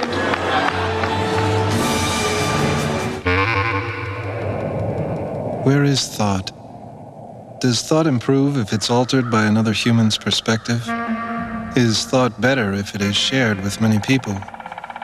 If thought is on paper, does thought become more real? Does thought then have a life of its own? Where is thought if it never leaves the thinker? Image Anywhere from Canon, the new paradigm for the digital workplace. Vroom, vroom! Hey, Mom! Honk, honk! Can I help you? Crispy strips, please. Spicy and regular. Right away. When you're on the go, head to KFC for the Colonel's Crispy Strips and Spicy Buffalo Crispy Strips. Thanks, miss. Boneless all-white meat chicken, good anytime, anywhere. She forgot the honey mustard sauce. She must be new. Now get 3 crispy strips, 2 sides, and a biscuit in this month's $2.99 to-go meal. I know a place. America's a big country. Big. We like our skies big and our mountains extra large. I'll take you there. We purchased Louisiana. We bought Alaska. We wanted more beaches, so we added Hawaii. We love to spread out. That's why we gave the Chevy Malibu more room for 5 than Camry or Altima. And a bigger trunk than Taurus. So stretch out. It's the car you knew America could build. The Chevy Malibu. I'll take you there.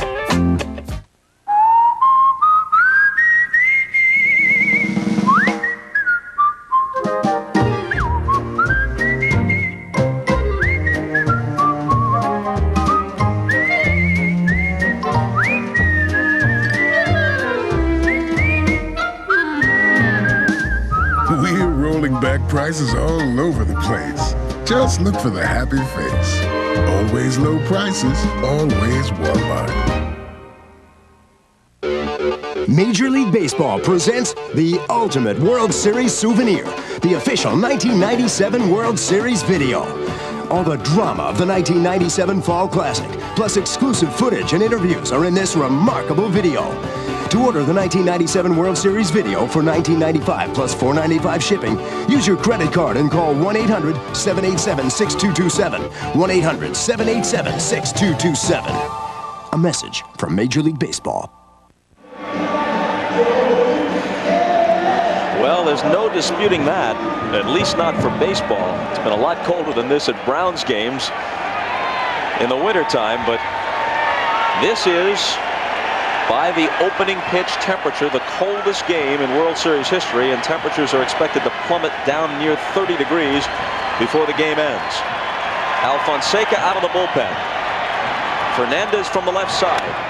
Fouls it back. You know, for whatever reason, it doesn't feel that that cold tonight in difference to last night, Bob. There's the temperatures that you were talking about. And tonight, 35 degrees. Joe's big game at 39.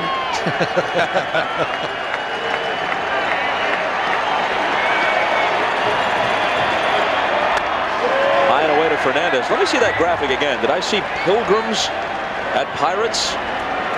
Forerunners of the Red Sox, the Pilgrims at the Pirates. I believe Miles Standish was the Pilgrims starting pitcher that day. 1-1 pitch, line to center. The Indians pour it on. 1 run home, and they'll play it station to station. 6-0 on the Fernandez hit.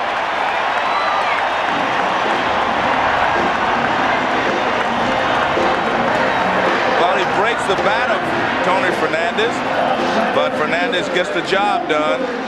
You can hear the bat break, and Fernandez thinks he got enough of it to get it over there. He's saying, go, go, go. He was telling everybody that that ball was going to drop in because he knew he didn't hit it hard enough to reach the outfielder. But only 1 run can score. Well, I don't think Alomar would have scored on that ball, Joe. White got to it in a hurry. Newman held him at third. Now Grissom. Marquise pinned Devon White to the wall in left center field to haul in his drive. Back in the second inning, so he's 0 for 1.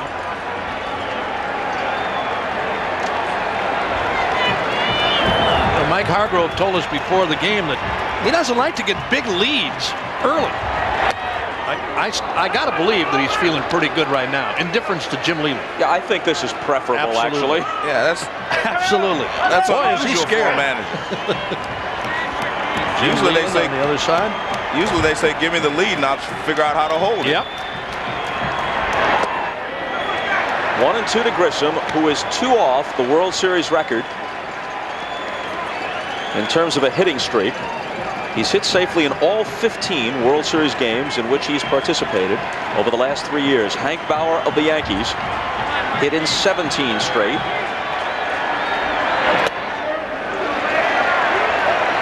Two and 2. Last night, Grissom moved past the great Clemente and into second place behind Bauer.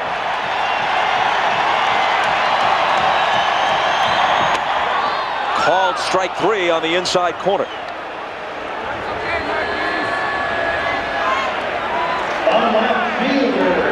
Well, let's take a look at these pitches. Fastball sinker in. Fastball up. Slider away. Another slider away, and then a fastball back on the inside corner.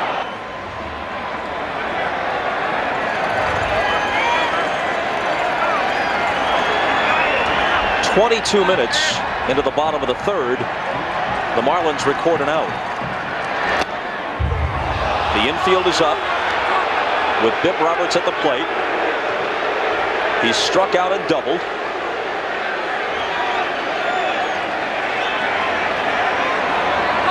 Given Bip's speed, especially from the left side, they figure even with the bases loaded, their best chance if they field a ground ball is just to come home for the force rather than trying to turn 2.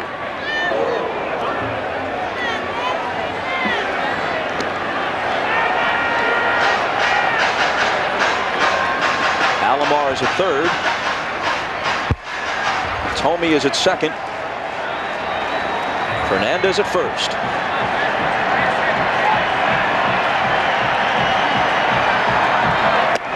Called strike 3.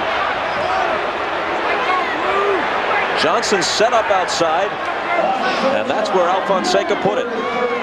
Well, again, here's the pitch sequence. Breaking ball off the outside. Roberts hits this one foul, and then a fastball right on the outside corner.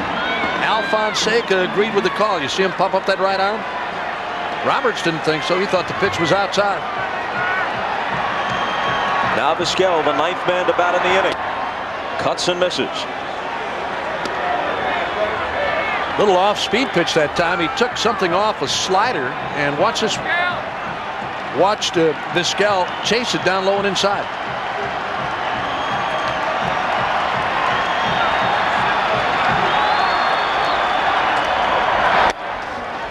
One and one.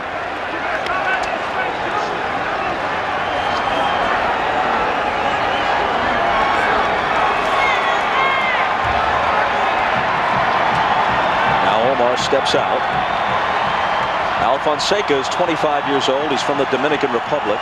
He was 1-3 this season. That'll make the seats.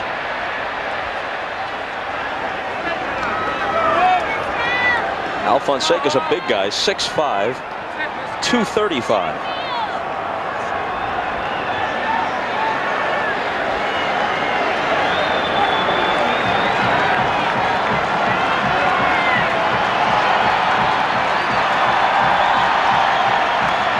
Remember, both of these teams had to use virtually their entire bullpens last night. Rolled foul in a 14-11 game. Both managers said that everybody was available tonight, no problems. Well, the problem is he's trailing 6-0. There's his problem. But he said everybody could pitch.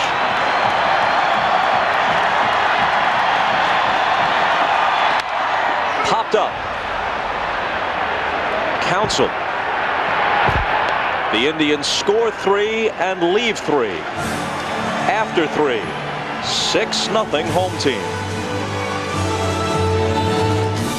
The season premiere of Profiler. We have a crisis. The president needs Sam's help to stop a killer. Stay right there. Profiler in 1 week on the NBC Saturday Trilogy.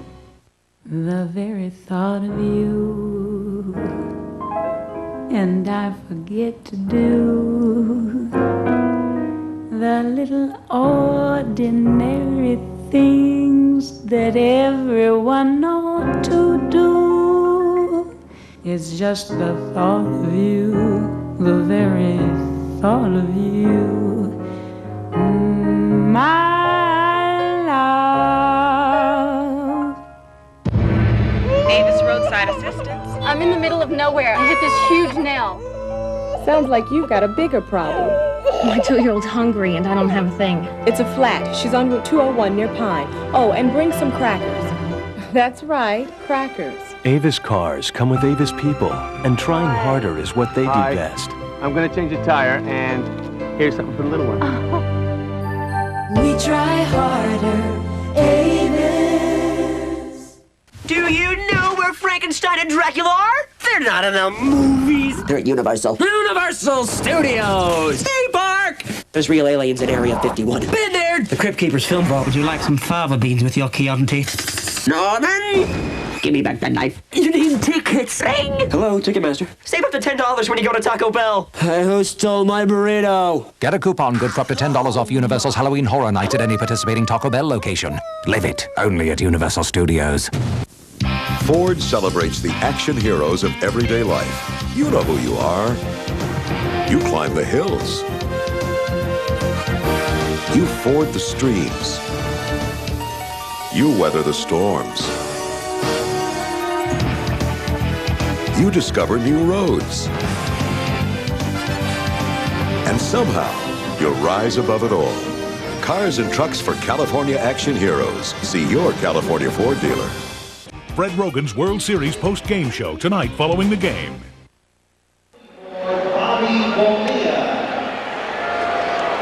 The Indians lead game 4, 6-0 as we go to the 4th.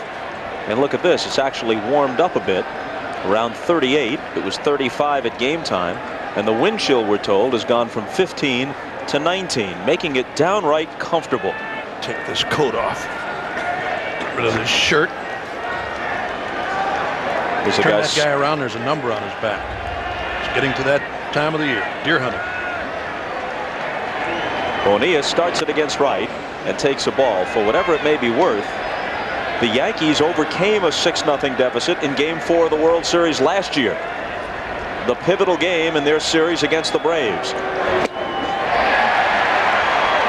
one in which Leyritz went deep off Mark Wohlers. Steaming hot cup of joe favored by Devon White.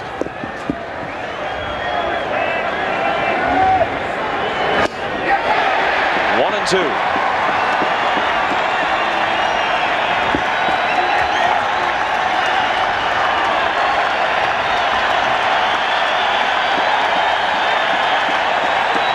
Bonilla lines one to left. Coming on is Roberts. He's there.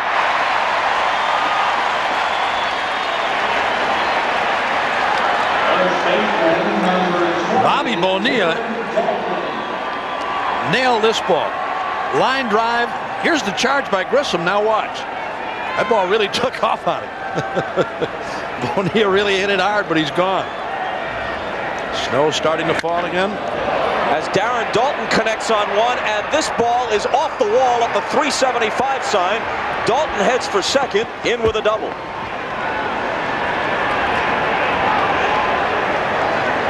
So on consecutive pitches, Bonilla and Daulton hit the ball very hard. Two balls hit very hard, as you said, Bob. This last one by Daulton doubles off the wall in right. That ball really carried Manny Ramirez. A nice play on it. Throw a little bit off target. Daulton in there with a one-out double. Daulton's had some very good swings the last couple of nights, Joe. Well, he's a very good hitter. I mean, he's a patient hitter. He knows how to get the hitter to bring the pitch to him. He doesn't go out of the strike zone too often. A ball to Moises Alou. Clyde Wright, former Angel, Brewer, and Ranger, won exactly 100 career games. Watching his son pitch in the World Series. Inside, Clyde Wright was a completely different kind of pitcher, a left-hander to begin with. And really his key pitch was a screwball. He didn't have overpowering stuff. The other day he said, you know, I'm thrilled for Jaret, but I just wish that I could have his stuff for one day. Yep. Go to the mound one day with this kid's stuff. Oh. 3-0. He probably got knocked out in a second. No, you watched him pitch, Bob. Clyde Wright. Here's that last fastball from Jaret. High inside fastball. Backing Alou out of there. Here it is again, riding inside on him. But Wright, the screwball, curveball, little sinking fastball. Talking about Clyde. And Alou walks on 4 pitches.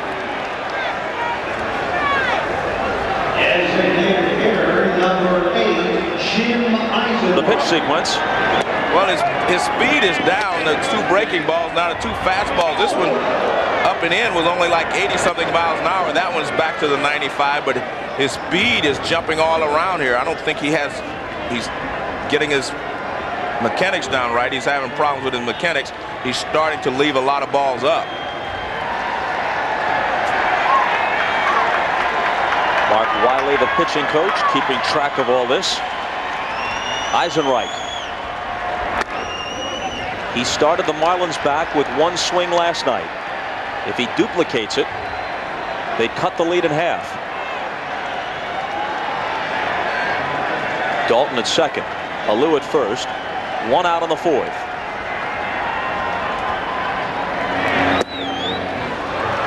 And he falls behind 2-0. Well, last night when we featured the DH for the first time, David Justice was the guy that would have gotten the nod because of what he's done all year. He hit .335 with 14 home runs. But it was Jim Eisenreich in last night's game, 2 for 3, including a long home run. And Mark Wiley out there now trying to settle Jarrett Wright down. Started with a high fastball on Eisenreich, then missed with a low curveball. And again, he's up in that pitch count. We talked about him back in the 3rd. He had already thrown 50 plus. Indians bullpen is quiet though.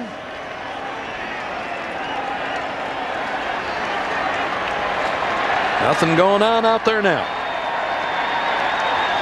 And the 2-0 pitch to Eisenreich.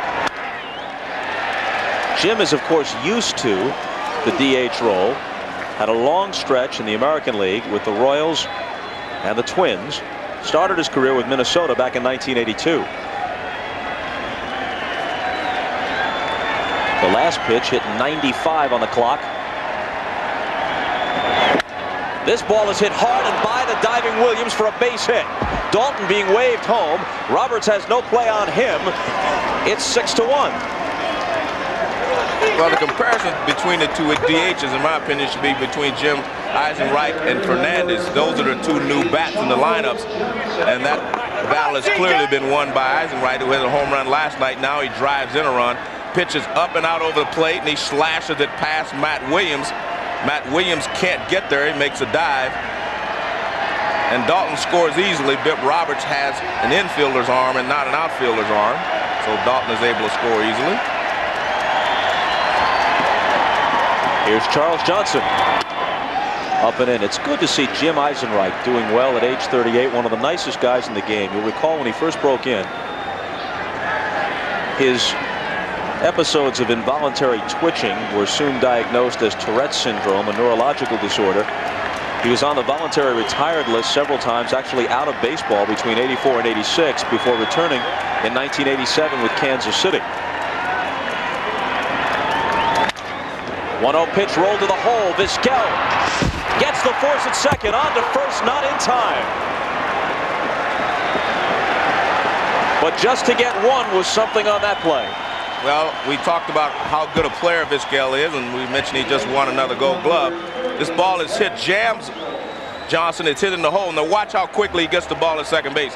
He leaps in the air so he can get something on the throw. Perfect throw to Fernandez. Then he tries to complete it using nothing but his arm.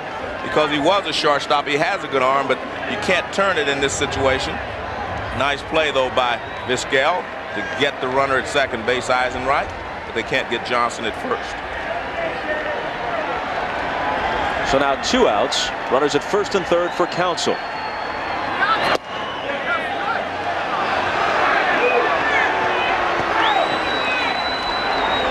Ball 1 to him to finish up about Eisenreich, who was erased on that force. The Tourette syndrome is now under control, allowing him to play baseball for the past decade.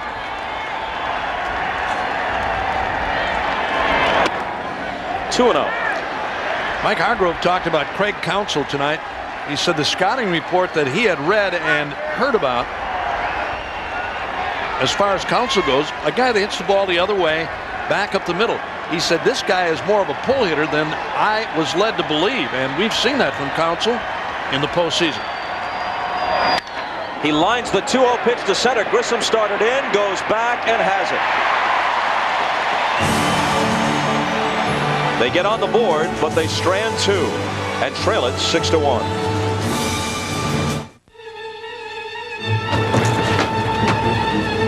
How bad is it?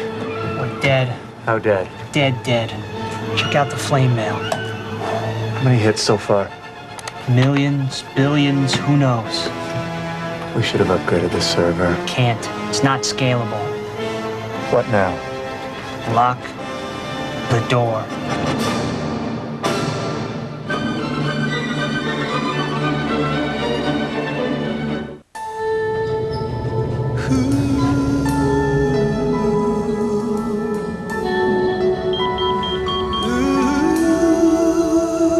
Don't work too late. Tommy's better, so forget the drugstore. Picked your favorite show. So come straight home. We miss you. Love, Jack. Motorola Pagers. To know, now. Motorola, what you never thought possible.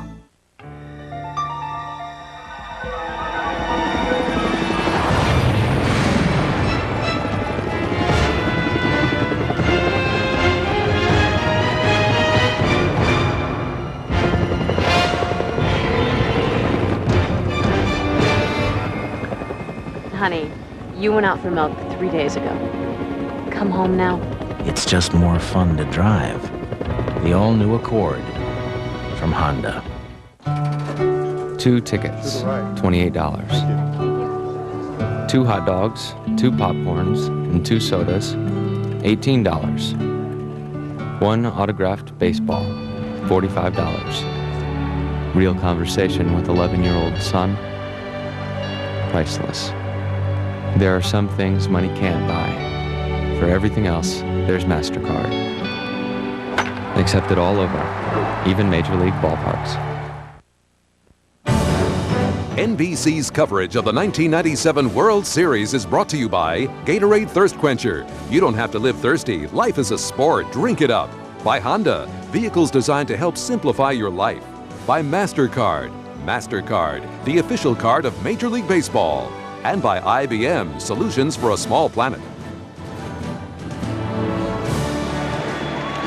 To find out about the 72-year history of Goodyear blimps covering the nation's top sporting events, you can click on www.goodyear.com. Postgame.com. Ramirez swings on the first pitch in the bottom of the 4th, and Edgar Renteria throws him out.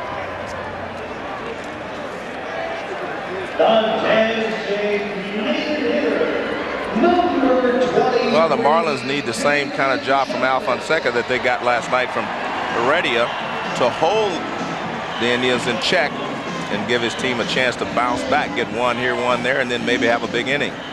So it's up to him to keep this score at least 6-1 in this half inning. The Marlins actually hit the ball very hard in the last inning off of Jarrett Wright, a couple of line drive outs, and they did score 1 run.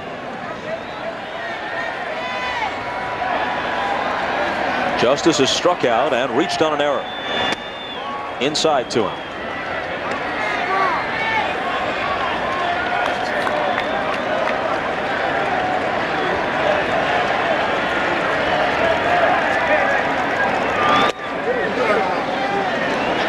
Alfonseca in relief of Tony Saunders, who in 2 innings plus allowed 7 hits, walked 3,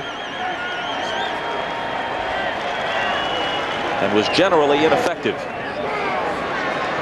Well, he threw a fastball to Justice, breaking ball, and now a change of pace. David behind, a ball and 2 strikes.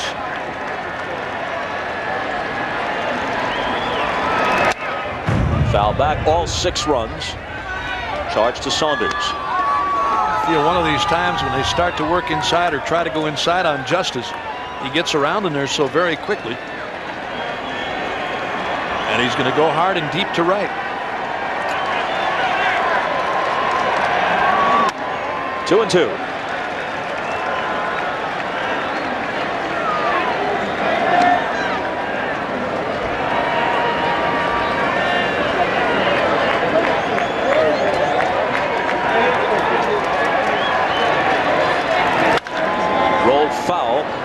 One good thing about playing this game under DH rules from Jim Leland's perspective, if Alfonseca continues to pitch well, he can save his bullpen a little bit by letting him go a few innings instead of having to hit for him when the 9th spot comes up in the order.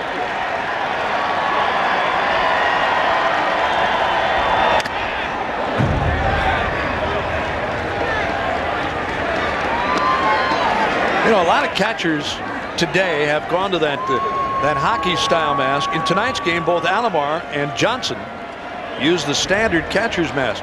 Every guy that you talk to, every catcher that wears that new style mask, say they're much more comfortable, and you don't feel the shock as much on a foul ball. And there's another one. Still 2-2. It was the first guy that Charlie O'Brien, I believe, was the first catcher that tried that hockey style mask, goalie's mask, and he really liked it. Well, it's definitely more protective. I mean, from the backswings of hitters, gives you a little bit more protection. Well, guys, everybody today wears a helmet anyway, but that, for the most part, catchers say it's more comfortable and more protective. And Justice continues to battle Alfonseca. I remember catching 4 or 5 innings without a mask. Boy, you talk about taking a chance. You gotta have quick hands, baby. I understand it was 4 or 5 innings before anyone noticed. It was 4 or 5 innings before they let me use one. The 2-2 again. Foul ball again.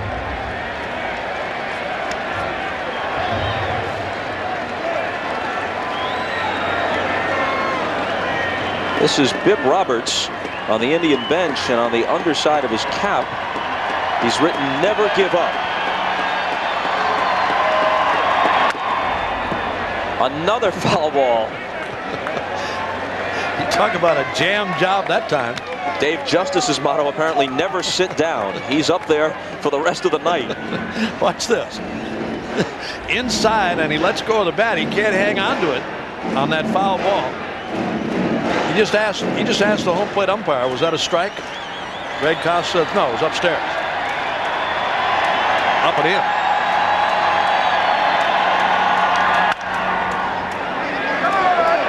Yet again. Well, he's making Alfonseca work here. It's about the 6th foul ball that Justice has hit against Alfonseca. Get messing around in there. You better get off the inside on him. That's why Justice never has problems with left-handed pitchers. It's just as well against left-handers as he does right-handers. And that's because his approach is the same. He keeps his front shoulder in, and he doesn't pull out. A lot of left-handed hitters have trouble with left-handed pitchers because they pull their front shoulder out and they can't handle the pitches that break away. See how that front shoulder stays in there until the last moment. He's fouled 7 consecutive pitches now. Checks his swing. They check down at third. This time Ed Montague says no, he didn't go around. Full count. That looked like a split-fingered fastball from Alfonseca. Down it goes, and Justice on a check swing, and he did. Look at David Justice take that front hand off the bat to show everybody he's in control. Yep. Yep. Not that time.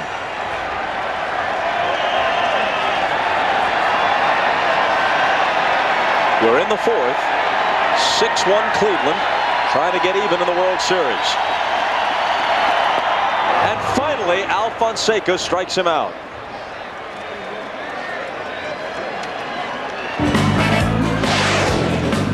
Next Wednesday, a special Dateline and a wild Halloween third rock. What are you going to call that? Ghostbusters! Plus Working, Law and Order, NBC, next Wednesday.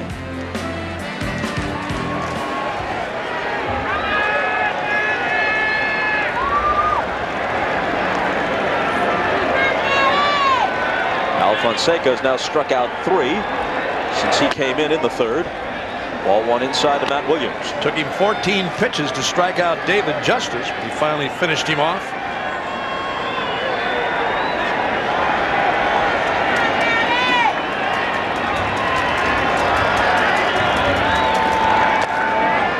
Two and 0 to Matt Williams, who has singled and walked from a distance. If you didn't see Matt Williams play every day, and you just looked at his stats, you jumped to the conclusion that he was a long ball threat and nothing more. But he's a Gold Glove third baseman, and although he wouldn't win any track meets, he's a very smart base runner.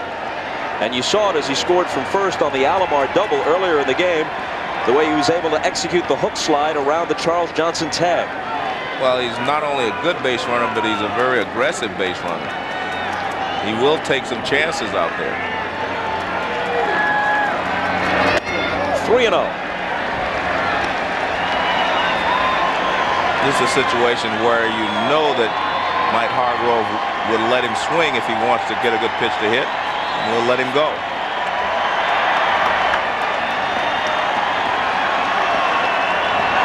He is swinging. He shatters the bat, and it's a base hit by Bonilla, and you can see how Bonilla is struggling out there. Well, the surprising thing to me is that more right-handed hitters against Tony Saunders didn't hit balls his way. But see, Bonilla, I don't know if he saw the bat first coming towards him, and then because he got a late break on the ball and he wasn't able to get there in time. You know, it almost looks like these bats, because of the cold weather, are becoming brittle. It didn't look like Williams hit that ball all that bad. All of these guys, most of them, the power hitters anyway, use that bat with a very, very skinny handle, and if you don't hit it right on the meat, it has a tendency to break like that. But again, this cold weather, if it's a factor or not, here it is. Watch this. Williams doesn't hit this ball on the meat. He hits it right off the end of the bat, and look at that barrel end fly down towards Bobby Bonilla, right above the hands. Now the 0-1 to Alomar with Williams running, and here's a high drive, but foul.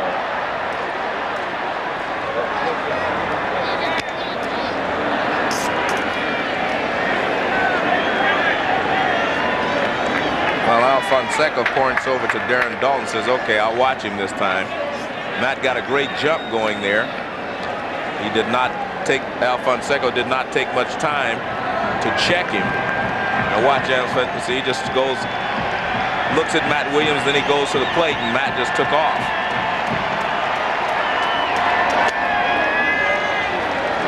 Fastball high, 1-2. Straight steal that time by Williams. He never looked back at home plate. I mean, he lit out for second.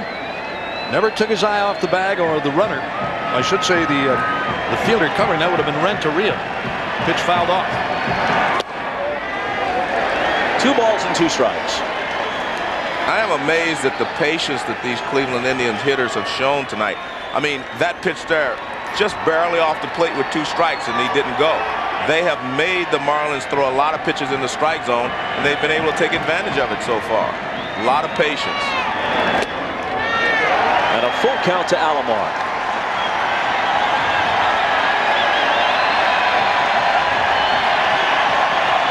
Most of the time, if you're a pitcher and you figure I can get ahead, get 2 strikes on some hitters, they will help me out by chasing pitches out of the strike zone. That has not been the case tonight. Cleveland is locked in on nothing but strikes. Williams will be running from first with 2 out. And Alomar bounces it foul.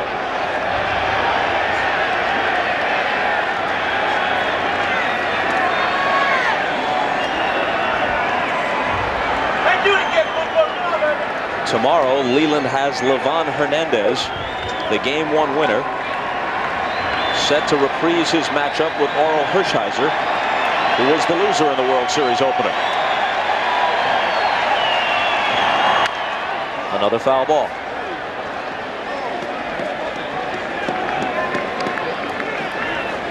Here's the way it looks. Second time around for all these matchups. What do we think about Nagy and Leiter in a Game 7? Well, but I hope it's not like last night. Cold weather, 17 walks. They started their path anyway.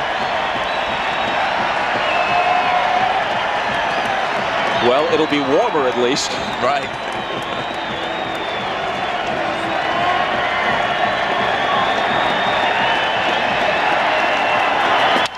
Three-two pitch hit softly into right. Another broken bat, but it falls for a hit.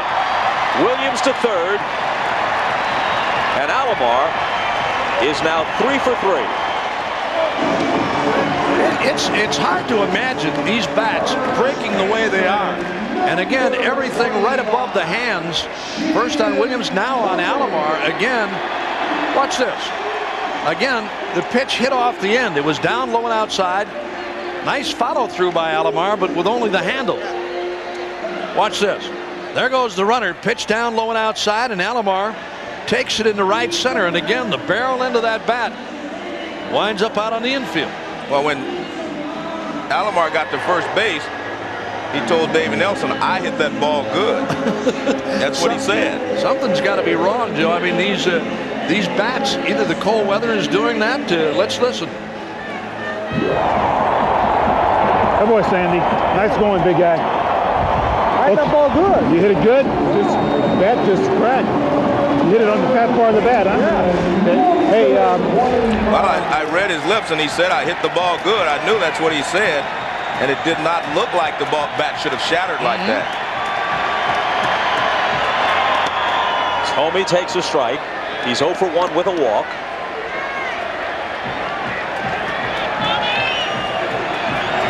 Williams at third. Alomar at first with 2 out.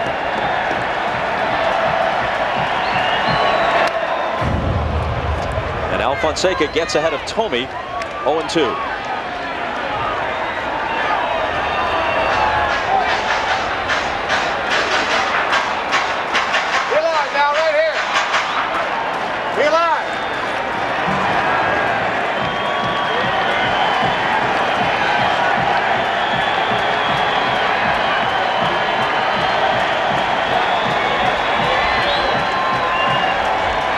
Fonseca's 0-2 pitch. Now, in the past, a lot of players have complained that the wood was not as good as it was, say, 4 or 5 years ago. They were running out of white ash is what they used in the bats a lot of times. And now they're using a lot of different models of bat, a lot of different companies making bats. And sometimes that wood dries out and it will shatter. And this cold weather doesn't help it.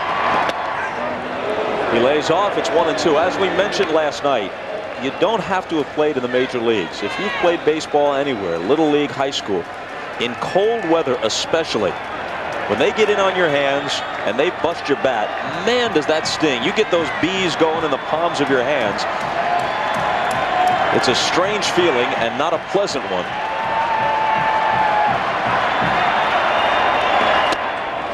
Two and two. I think it helps a little bit today, Bob, with the hitter's gloves that these guys wear, and it does take a little bit of the bite out of there.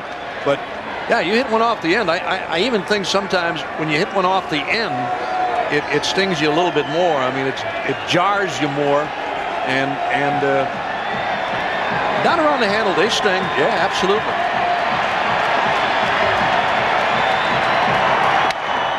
Foul back. The best hitters will tell you when you hit a ball really well, sometimes you don't even feel it. You're right. You're right. You're absolutely right. There's almost no sensation. Sometimes you hit a ball, I mean, even a home run ball, you hit a ball a long, long way. It feels like the ball almost slides off the bat. There's no real impact felt by the hitter. You know when you hit it. Full count to Tommy. They're not swinging at anything out of the strike zone. Here's a look at Tommy's bat. You see these different models. His end of this bat is hollowed out. You know, the barrel end. We call that cup in the bat. The reason for that is you can get a heavier bat with better wood. You cup it out and it swings like a lighter bat, but it has the great wood in it. See that hole right there? That's what it is. That's called a cup. And he finally strikes him out with a high fastball to end the inning. The Indians don't score and still lead it 6-1. Hi, how can I help you? What's the difference between these phones? This is analog, and this is PCS, the latest digital mobile. Oh, why, you're Sprint certified. Make a free local call and hear how clear it is. Where's your mother? Trying out phones. I better go help. George, digital PCS phones are much clearer than analog. I heard Mother from Saturn, clear as a bell. You need a phone for that? The new Sprint store at Radio Shack. You've got questions, we've got answers. My name is Jim, and I am the beer man, and I'm proud to sell this Coors Light. So please do not call me beer dude. Don't yell beer jockey, barley boy, or suds buddy, and I'll be happy to pour you a frost brewed Coors Light. Stay away from Brew Brother, Captain Cup, and Sir Pour-A-Lot, and you'll get your Rocky Mountain refreshment faster than you can say Lager Lugger. I am Beer Man. Hey, beer stud. Coming. Chew on this. Nearly 7 out of 10 of us usually don't brush after lunch, especially lunches on the run.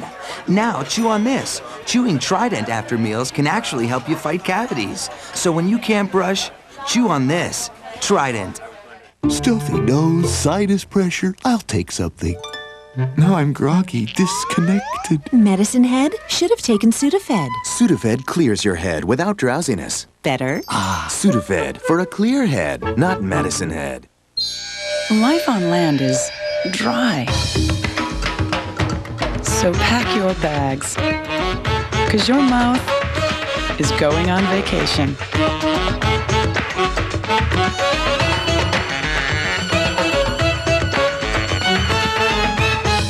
Book your shrimp adventure. Fried, scampi, and the destination of your choice for $9.99. Right now at Red Lobster, because life on land is dry.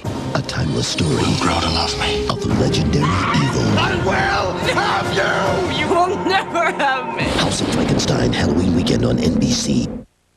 You're watching the 50th anniversary of the World Series on NBC Sports.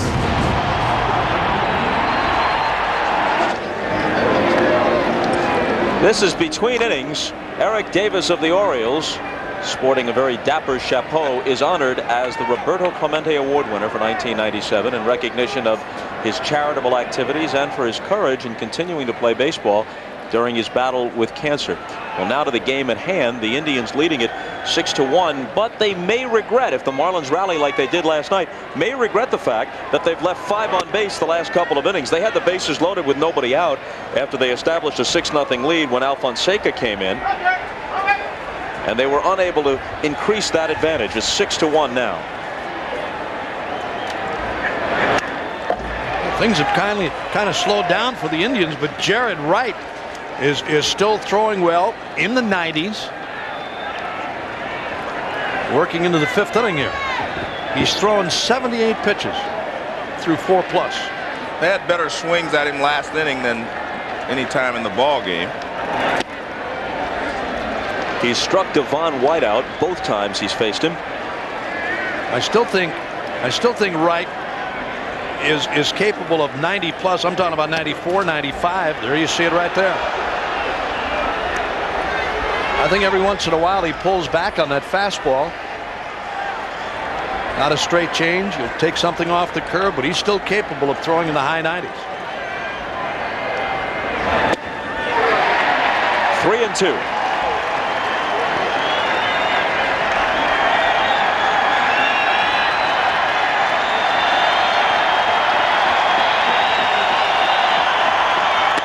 And there's his 5th strikeout. And a dubious hat trick for White, who's fanned all 3 times. Here's Wright's work to Devon White. A couple of fastballs off the outside with a change.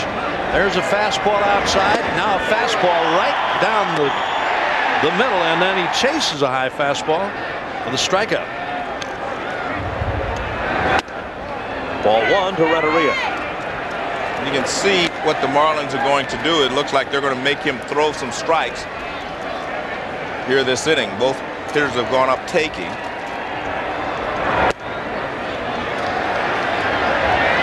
Jarrett Wright really established himself in September of this year when he beat the White Sox twice in the space of a week, and that just about finished Chicago in the Central Division race. And in those 2 starts against the White Sox, Albert Bell and Frank Thomas were a combined 0 for 11 against him. I didn't know anybody could put an 0 for 11 on Frank Thomas. He's such a good hitter. 2-2. But if I was that young kid, I'd beware next year.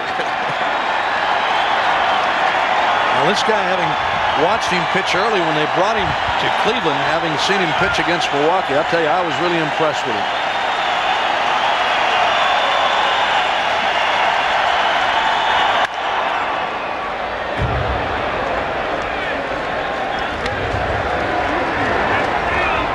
Still 2-2 as Renteria slices the fastball into the seats.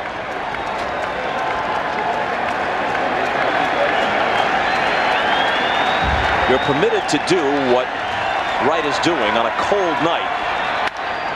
In the air to right. Ramirez has it lined up.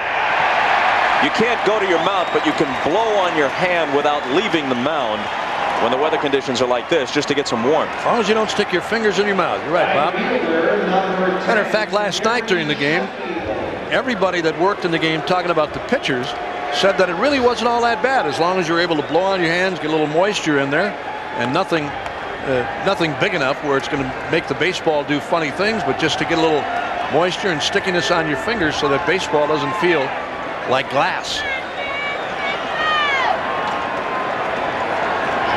Now Sheffield, who's walked and struck out, hitting in the circumstance that Cleveland prefers, with 2 out and nobody on base.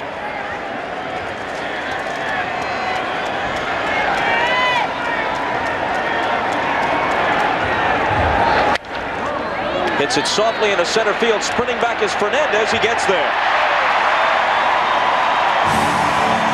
The Marlins go in order in the 5th. Liberty Mutual, helping people live safer, more secure lives, presents Adventures on the Base Paths. Pete Rose is baseball's all-time hit leader, yet perhaps best known for tenacious play and daring headfirst slides. But who introduced the headfirst slide? See in a moment.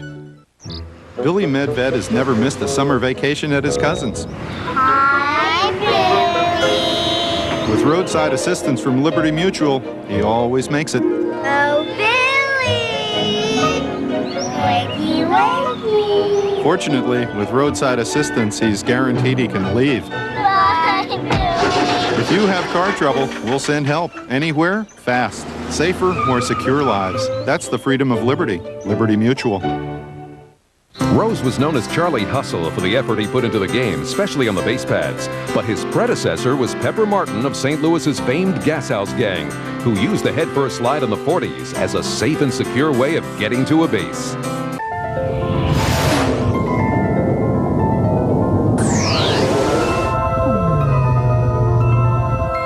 Looking for more space? Try the next Century. It's got the most interior space of any vehicle in its class. Because extra space is one luxurious touch that's appreciated by families everywhere. The new Century by Buick.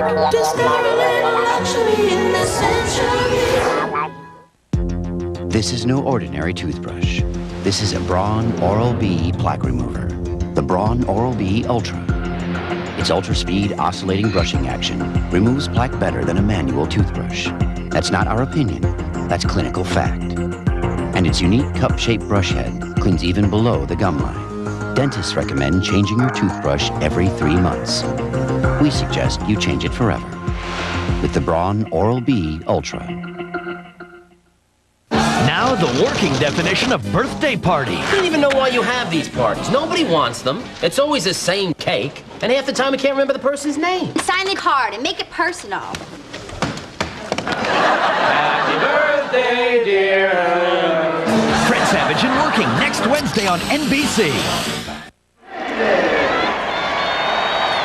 On to the bottom of the 5th with the Indians leading by 5. Fernandez, Grissom, and Roberts will be the hitters. Tony's 1 for 2, had an RBI single his last time up.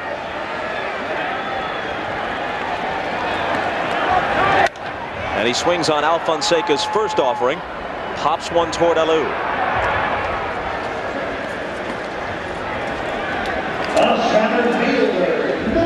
Folks, coming up for most of you after the game, it'll be your late local news and then the Tonight Show. But for those of you who want to continue with baseball coverage, Keith Olbermann and Hannah Storm have the World Series postgame show available immediately after the game on CNBC.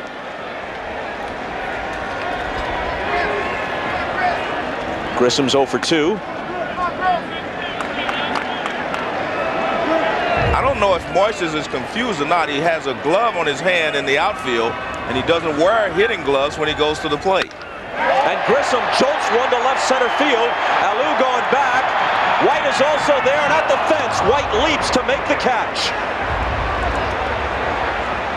That's the second time Grissom has driven one to that very part of the ballpark. And Devon White with a good jump on this ball. As he got to the warning track, he knew he was in range to make the play. Here it is one more time. This pitch is upstairs, and Grissom got around at it. Driving this ball to deep left center, there's Devon White. He hits the warning track at the fence and makes the catch. The wind is definitely knocking that ball down in left center field. Bip Roberts 1 for 3, a double in between 2 strikeouts.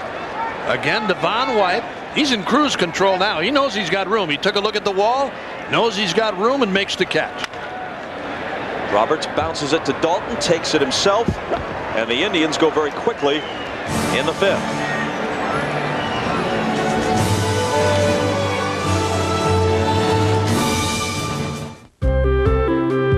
We drive family sedans, 4x4s, and small city cars. We carry groceries, we carry lumber, we carry life. And we all want to feel safe doing it. Making a lot of different cars and trucks makes us, well, the car company. Making them all deliver the things that matter most makes us GM. The company you count on wherever life takes you. General Motors, people in motion. Excuse me, miss. Does that camera of yours give you easy drop-in loading like this? No way. What you need is an advanced photo system like Kodak Advantix. It's a special kind of film. It's a different kind of camera. It's a better way to take pictures. Further.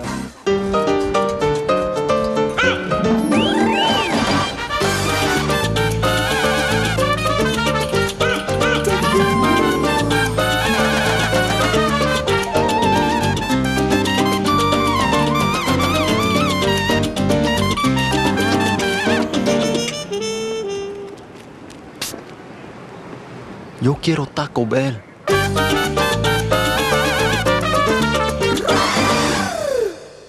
Dad took Tylenol for back pain. Hours later, needed more. Doc said 2 Aleve are so strong, I can go all day. I was up to 4 Advil or 8 extra-strength Tylenol. He tries to leave. My old man's a new man. Aleve. This morning, strange things are happening all over the world. Shops are about to open empty. Part suppliers are partless, and assembly workers have nothing to assemble. Is this any way to run a business? With FedEx it is. Every morning the world gets just what it wants, just when it needs it, without expensive warehousing. Gone today, here again tomorrow. Now that's the way the world works. Sunday at noon Eastern, a big NFL on NBC doubleheader. First, John Elway and the AFC West leading Broncos battle the Bills, or the Giants host the Bengals. Then a key battle atop the AFC Central. Mark Brunell and the Jaguars face Cordell Stewart and the Steelers, or Raiders Seahawks, or regional action. The NFL on NBC Sunday. A Tribe fan with an artistic bent. He has named each of his fish. There's little more I can add. Here's Bonilla on the first pitch. He lines one to center, and Grissom will take it. Now Jarrett Wright working 1, 2, 3, 5th inning. Now retired the last 6.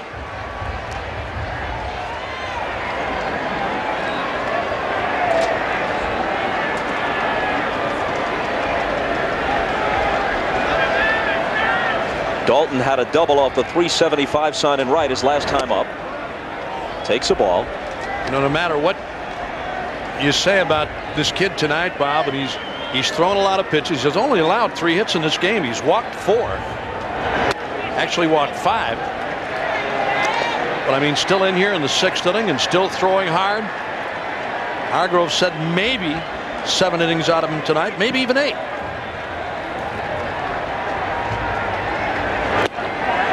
In there for a strike. Depending on what he works here in the 6th inning. He's at that century mark now.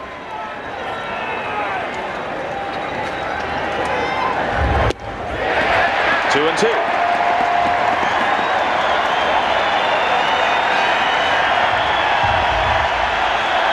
Talking about the strikeouts, 5 strikeouts, 4 walks. And a full count.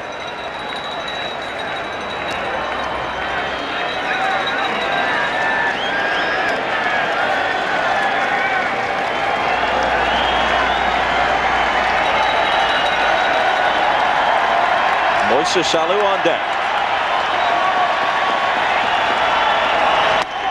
Ball 4. And now the strikeouts and walks are even. Listen to the conversation between Bip Roberts, who's back in left field, and Dave Nelson after Roberts grounded out to end the previous half inning. All right, young man. You a little shaky? Let me For more on that, let's go to Keith Olbermann. Keith? Bob, Dave Nelson has elaborated on that here in the Indians dugout, and it is early signs of flu for Bip Roberts, or flu-like symptoms in the head and the stomach, Bob. But for the moment, he stays in. Striking a Napoleonic stance in left field. Hand tucked in shirt.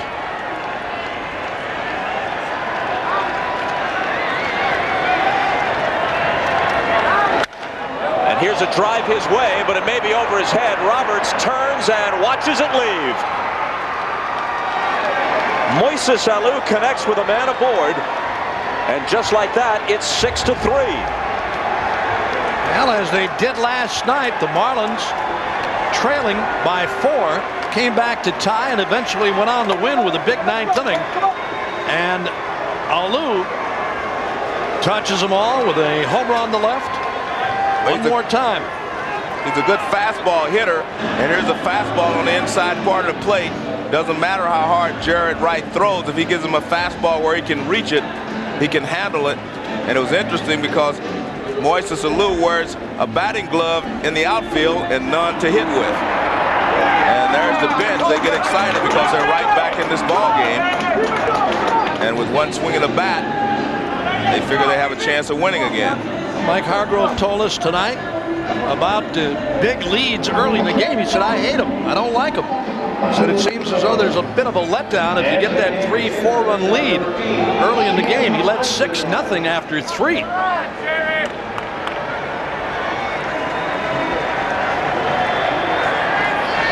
Well, 99 pitches now for Jarrett Wright. Hargrove talked about 100 to 110, the possibility for him. There's action in the bullpen for Cleveland.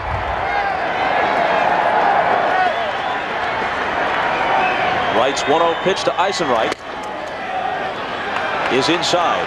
You got to figure Eisenreich is not terribly uncomfortable on a night like this. He's from St. Cloud, Minnesota. Tell folks up there that it's 38 degrees. They break out the sunscreen. 3-0. How do you pitch to Eisenreich? Very disciplined hitter, hits to all fields. Saw him hit a home run last night to right. He had a base hit back in the 4th inning to left field. I asked him tonight, I said, how do you classify yourself as a hitter? He said, I'm all over the place, Uke. They pitch me away, I go that way. Basically try to hit the ball up the middle on the ground. Swings on the 3-1 pitch, slices it to left, base hit.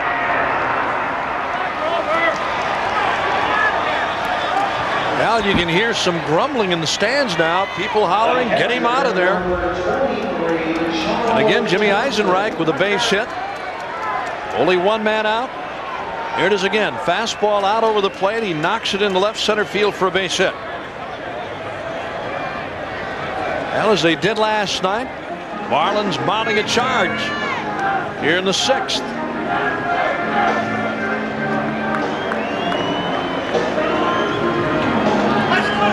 Jim Leland told us about before the game today. He said when they talked about last night's game, the players on the bench, despite the fact they were down 7-3, nobody gave up last night. Everybody was fired up and charged up. Down 6-3 now.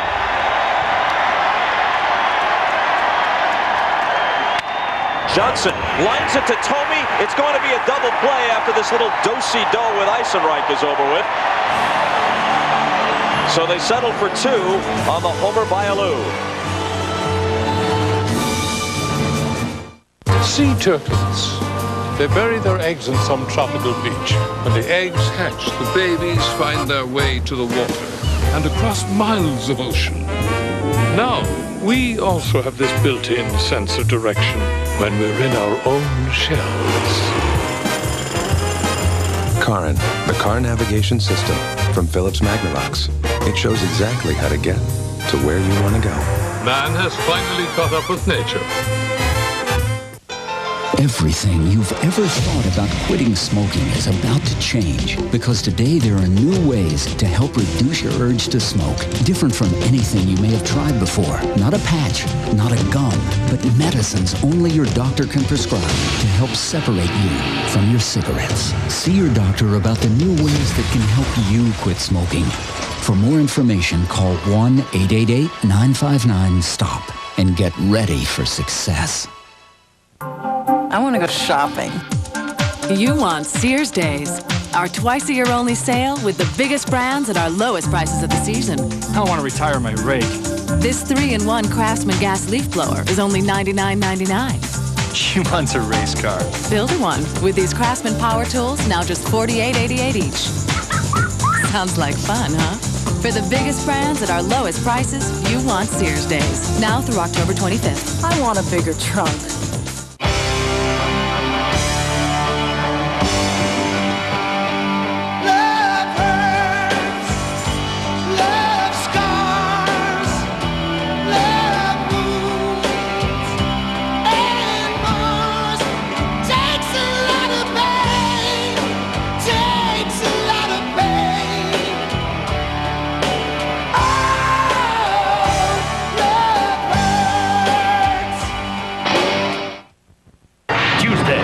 Halloween with a shocking discovery. Oh, hello, Niles. What's your nose all bent out of shape about? One of these people is about to become a parent. There's a baby on the way. I don't believe it! And the words you thought you'd never hear. Daphne, will you marry me? A Frasier you can't miss. NBC Tuesday. Tomey holding Eisenreich, and then when Johnson lines it to him, Jim is stranded out there, and at first he says, I'll try to evade him, and then, well, who am I kidding? Well, this is not a bad base running play by Eisenreich because the ball's hit behind him and there's nothing he can really do. He can't outrun the baseball, and he took his normal lead and the ball is sliced behind him. So no place to go. That's just bad luck if you're Jim Eisenreich on first base. Here's the new Marlin pitcher, 37-year-old Ed Vosberg.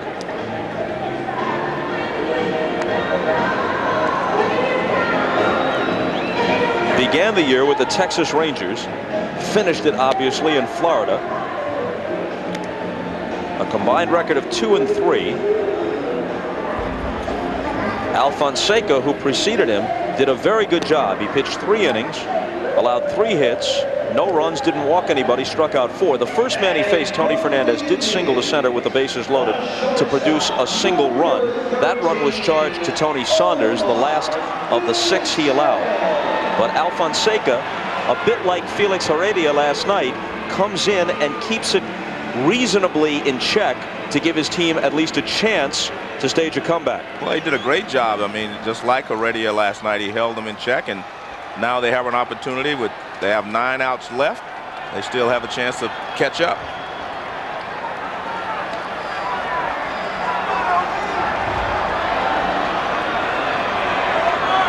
Vizquel singled in the first and then scored as Ramirez followed with a homer. Overall 1 for 3. There's a strike.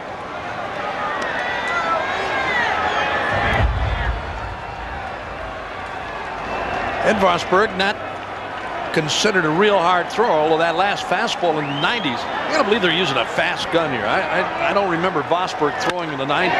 Base hit. Sheffield trying to cut it off. Vizquel thinking about a double, wide turn, coming back. Nice play by Gary Sheffield to cut that ball off in the gap in right center, holding Vizquel to a long single. Nice play by Sheffield.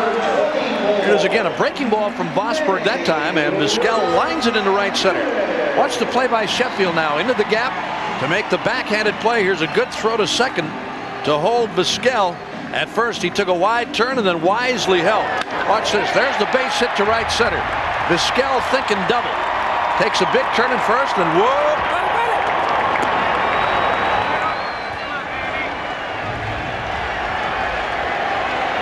Devon White right behind Sheffield.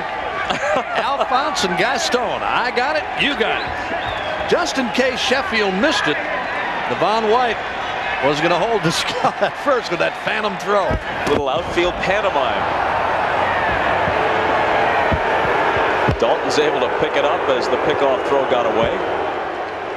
Well, one throw got away from him on the first base side. This time this one is on the inside of the bag, and he throws a shoulder block into Vizquel and goes after the ball. Vizquel, a relatively small guy, has no chance in that one-on-one with Dutch Dalton. He could have gotten steamrolled.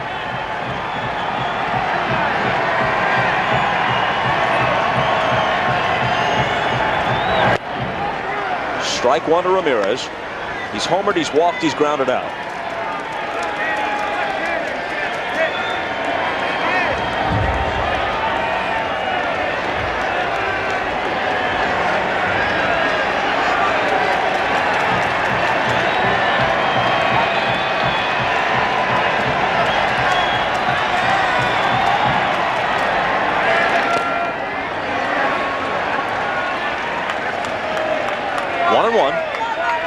Manny Ramirez back in the first inning against starter Tony Saunders. Got an off-speed pitch and hit it out of here in right field. He went right along with it, and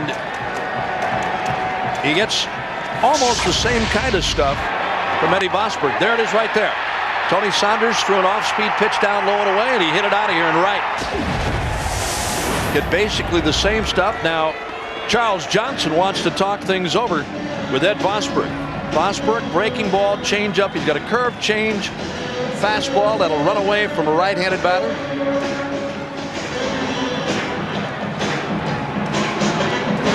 Jim Leyland, when he talked earlier about last night's game and saying the Marlins never quit, said the one thing we do is stay with a game plan. We don't get away from it. We're going to try to make a guy pitch, make him work, try and take balls to right field, left-handed batters to left field. That's what we do. That's why they stay in focus and had the ability to come back and win last night. 1-1 pitch fouled off. With Vosberg's appearance here, Jim Leyland has now, in about 3.5 ball games, used every pitcher on his active roster for this World Series at least once.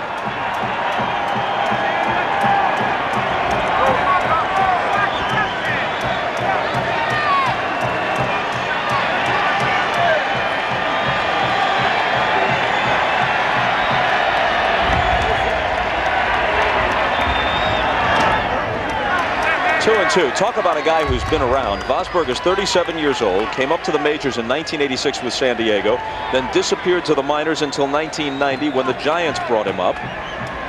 Back to the minors again before reappearing with Oakland in 1993. In fact, part of that time he was in Italy. He pitched in Italy in 1992. Then the Rangers picked him up in 95 with them until he made his way to the Marlins.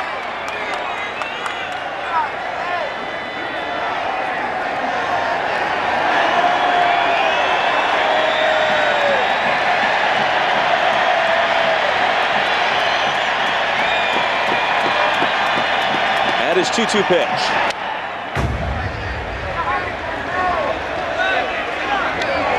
You can tell just the way that Manny Ramirez approaches the ball. He likes the ball out over the plate, likes things out away from him. He doesn't like the ball, fastballs in. Watch how he goes. See his upper body, how it goes out there to get this pitch. Even though that is a very tough pitch, he was still out there to get it.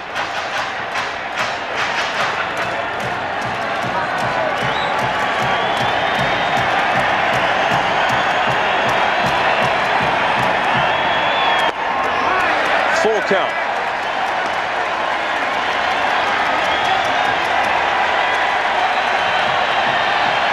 Take a look at the hitting chart on Ramirez. He pulls the ball, hits more balls to left field, but he likes the ball out over the plate. Balls out over the plate, he can still pull them if he wants to, as long as they're not on the outside corner. The Indians lead at 6-3. Vizquel at first with nobody out in the 6th.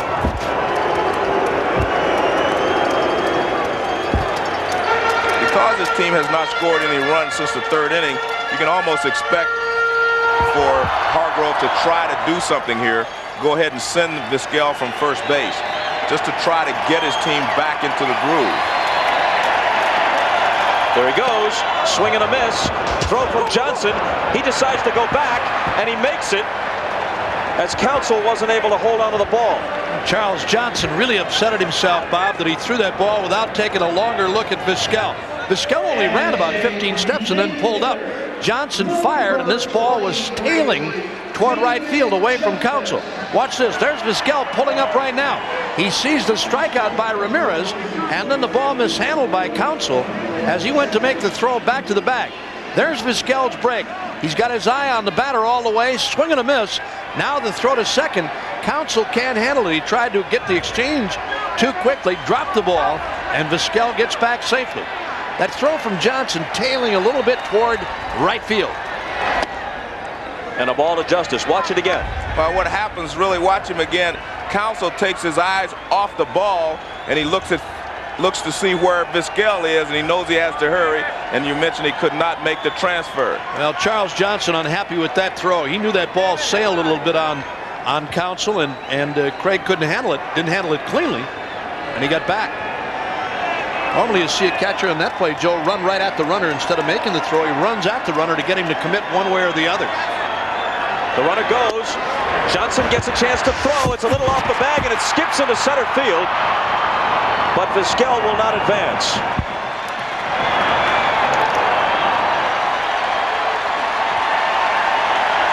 So a straight stolen base, and obviously no error because there's no advance beyond second. Now that's not a bad pitch for Johnson to throw on, but he threw that ball on the shortstop side of second. There you see Vizquel getting up at the plate, run down in center by Devon White. Here's Vizquel again with a head-first slide. Renteria can't make the play. Throw on the other side of the bag. And Johnson, kind of surprising tonight. There's a couple of bad throws back-to-back, one tailing one way. He threw the other one in the left center field.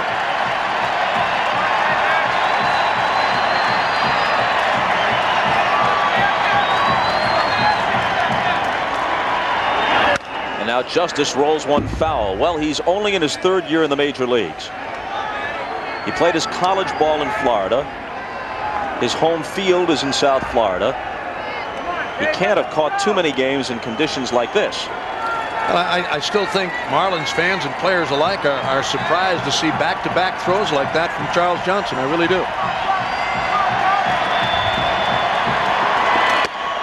3-1 to Justice, but could the cold have something to do with it? Well, I guess it could, Bob, but in all honesty, and we'll find out, I just don't think that it bothers you that much. You're throwing back and forth all the time. You're pounding your hand in the glove.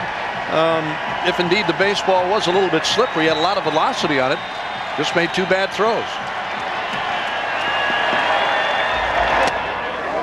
And now Justice walks.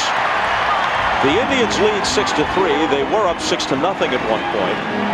With Vizquel running in this inning, it gives you an indication, Joe, that Mike Hargrove is not at all comfortable with just a 3-run lead. He's trying to generate something to give himself a bigger cushion.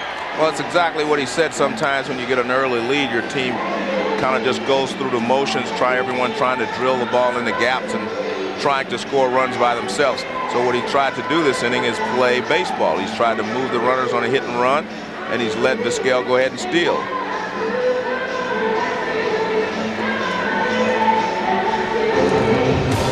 They thought a serial killer was on the loose. I don't think he's human, and he's taken out my city.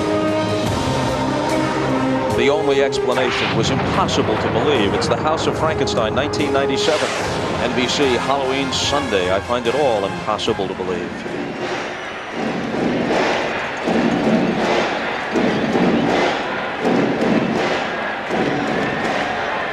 Now Matt Williams comes to the plate. With 2 on and 1 out. He's singled twice and walked.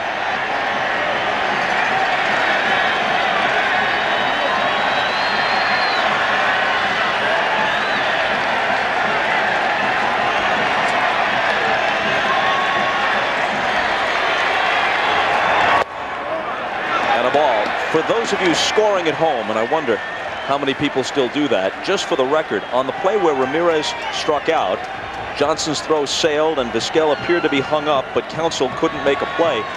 That is officially no play beyond the strikeout. There's no error charge. Vizquel wound up where he had started at first base. Foul to the seats. And Devon White saved an error on the overthrow, or the bad throw to second by Johnson. And he backed up that play in center and held Vizquel at second base after the steal. Anytime that catcher makes a throw or that runner runs from first on a steal attempt or a hit and run play, whatever it may be, in the particular case, that center fielder has got to be on the move, backing up the play in case there's a throw. And a bat throw.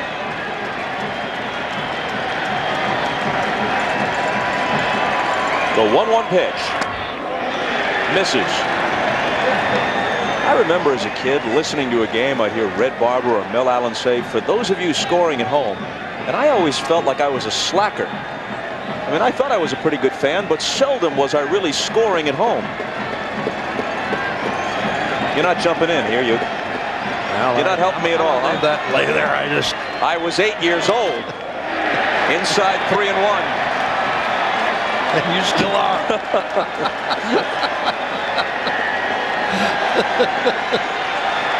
Mossberg just crossed Johnson up on that pitch. He threw him looked like something hard, and Johnson was looking for a breaking pitch. And he told him which sign they're using. He reminded him, I should say. The 3-1 pitch. Walked it. Now Vosberg, another one of those guys that just doesn't give in. I mean, he works away, and tries to get you to chase. He's got the bases loaded now.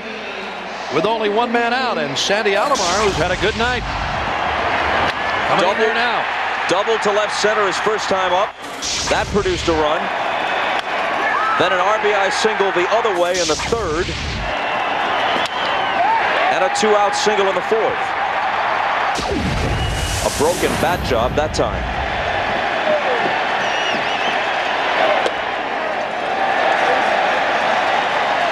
One and 0. I don't think we can say enough about these Indians hitters tonight and their patience. No one is swinging at bad pitches. Matt Williams took ball 4 there. Alomar takes a pitch just off the plate. No one's overly aggressive and swinging at pitches out of the zone. 2 balls and no strikes with the bases loaded and 1 out. And if you're just tuning in, yes, that's snow. Well, earlier tonight, it really snowed heavily here in Cleveland. Nothing that really stayed on the ground, but batting practice had to be stopped for a little while. Both clubs did hit tonight, despite the fact that it was very cold. It snowed very hard earlier, and then things backed up. But it's been on and off all through the game. Little showers of snow here and there. 2-0 pitch. Rifled down to Bonilla, who makes a fine play. Steps on third. Throws to Dalton, who can't handle it. Trying to get the double play. And so a run scores. Nice play by Bonilla. He had a tough run to get to the bag. Then he had to throw off balance. So he just kind of drops down, comes up with it. Now watch. He steps on the bag, throws off balance, and the throw is up the line. Dalton tries to catch it and tag Alomar as he goes by, but not able to do that. You see not a lot of range there from Bonilla, but he does come up with it. He steps on the bag, and his throw is just offline. He doesn't come home with the ball simply because he thought he had a chance of getting a double play on the slower catcher running, but the throw you can see is offline. A good throw, and he would have had it.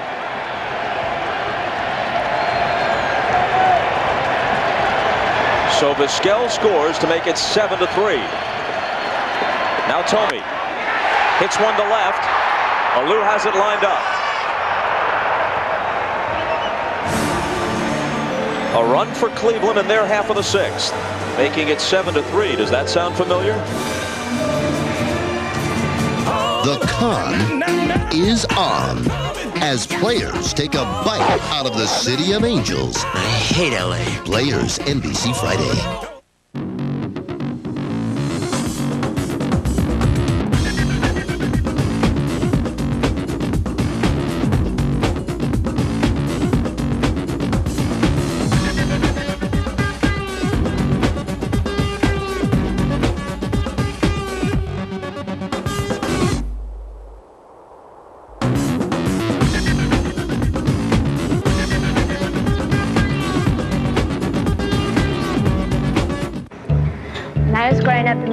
Everybody used to tell me, Doreen, you're so pretty, perky, but you're doomed to disappointment in St. Joe. You're just not gonna find it here.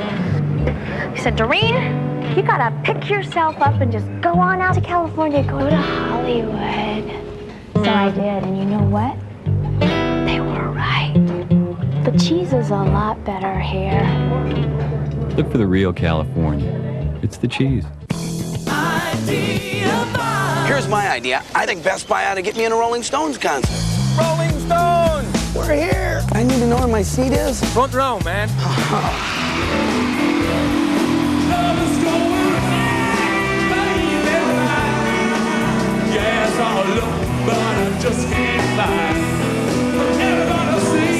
Front row seats at the Stones. Now that's a great idea. Get the Rolling Stones Bridges to Babylon at Best Buy. Now you see them, now you don't. 1997 Mercury Sables are disappearing faster in your Lincoln Mercury dealer's Sable Closeout. Choose between $2,000 cash back or 2.9% APR. The V6 powered 1997 Mercury Sable. That's a great closeout deal on a 97 Sable with air conditioning, AM/FM stereo cassette, and power windows and locks. But the Sable Closeout will soon be down and out, along with your choice of 2.9% APR, $2,000 cash back. So hurry in now. Fred Rogan's World Series post-game show tonight following the game. This is baseball by Courier and Ives. Through the snowflakes. Tomey lines one to left.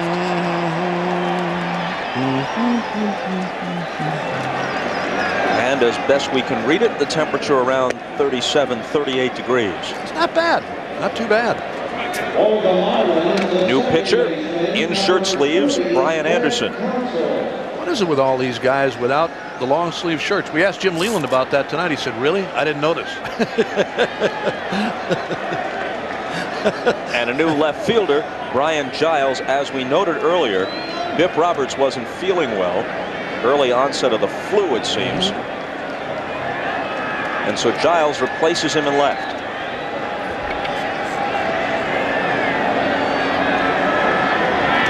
Craig Counsell leads off in the Marlins 7th and takes a strike on the inside edge.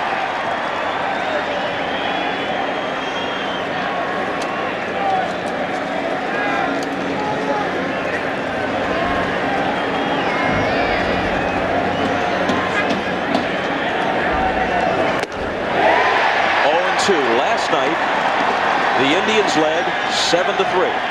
That's the score now. Eventually, the Marlins prevailed 14-11. It was tied at 7, going to the 9th. Florida scored 7 times, and then Cleveland came back with 4 in the bottom half. Hop towards short, Vizquel. Saw Mike Hargrove after Anderson got to 2 strikes on Counsell. Read the lips of Mike Hargrove. Said, come on, B. That's what he said. Told us earlier, we talked about it, the fact that he doesn't like big leads early in the game. Got that 4-run lead again tonight. 1 down here in the 7th.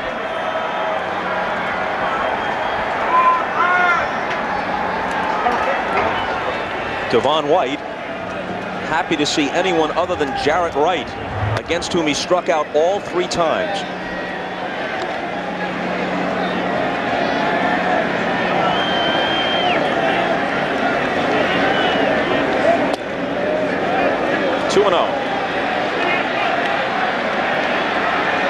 So Wright worked 6 innings, gave up 3 runs on 5 hits, leaves leading 7-3.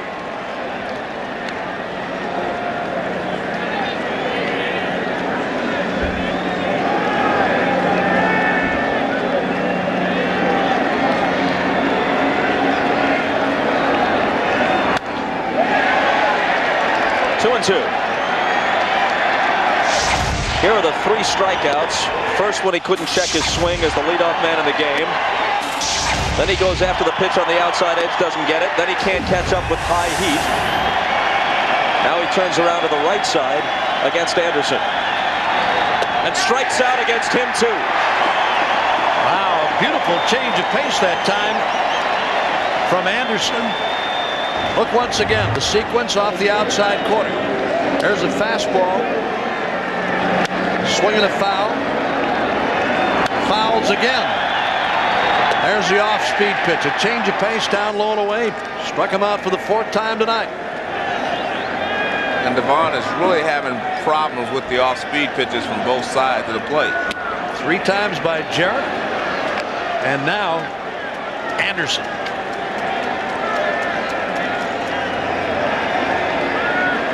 Renteria bats with 2 outs and nobody on and takes a strike.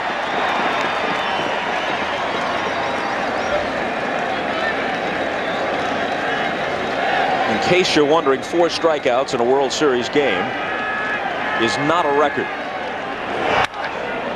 Liner to center. Grissom for the catch. And the Marlins are retired in order in the 7th. And now, the 7th inning stretch. He gave it life. It's Flubber! But it has a mind all its own. Edward! This Thanksgiving, kiss gravity goodbye. Hit the deck! Robin Williams. The Flubber will send me right back up unharmed. Ouch. Flubber, rated PG, coming this Thanksgiving.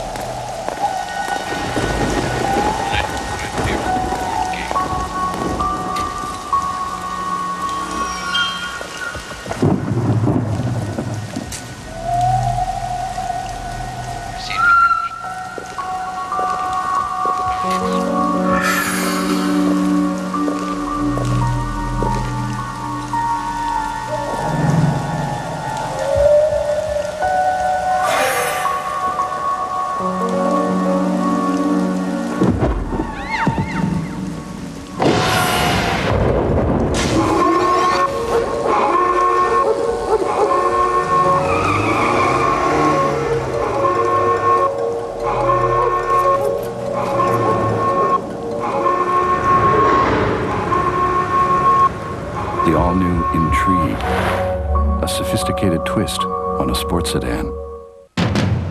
How do you stop a rhino from charging? How? Travel with Joseph Van Os Photo Safari to Kenya's land of the Maasai. How do you stop a rhino from charging? And you'll see a culture and a wildlife like no other on earth. How do you stop a rhino from charging? But bring your Visa card. How do you stop a rhino from charging? Give it an American Express card. Because this Photo Safari doesn't take American Express. Wait till they hear this in Nairobi. Visa, it's everywhere you want to be. NBC's coverage of the 1997 World Series is brought to you by Oldsmobile and your local Oldsmobile dealers. By Advil, no non-prescription pain reliever is proven to work better than Advil. By Karen, the car navigation system from Philips Magnavox. And by Visa, it's everywhere you want to be. The captain of the Goodyear Blimp Spirit of Akron is John Moran, a veteran over 20,000 flight hours. Probably very few of them as cold as this. You were talking a moment ago about 4 strikeouts not being a World Series record. What is it? Well, Devon White has fanned all 4 times tonight. He's one off the record of 5 by Yankee pitcher George Pipgrass against the Cubs in 1932. Fernandez faces Vosberg. Swings and misses. That information courtesy of Elliot Kalb, working with Jeff Sleet in the booth. Thanks to stage manager Tom McDermott for his fine work during this postseason.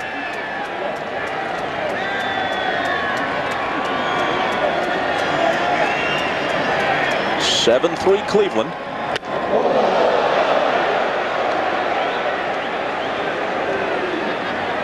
Well, Vosberg throws one up and in on Fernandez. Fernandez went out and swung at the curveball, so he comes back inside with a fastball.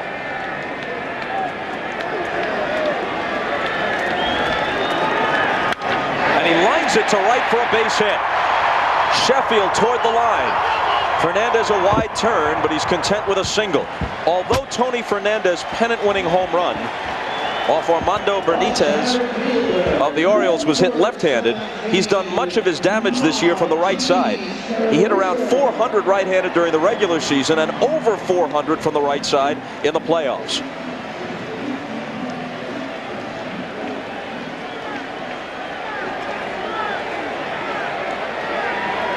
Now Grissom with his World Series hitting streak on the line. He has twice flied to very deep center. And he's also struck out tonight, 0 for 3. He's hit safely in 15 straight World Series games. Quick throw, but Fernandez gets back.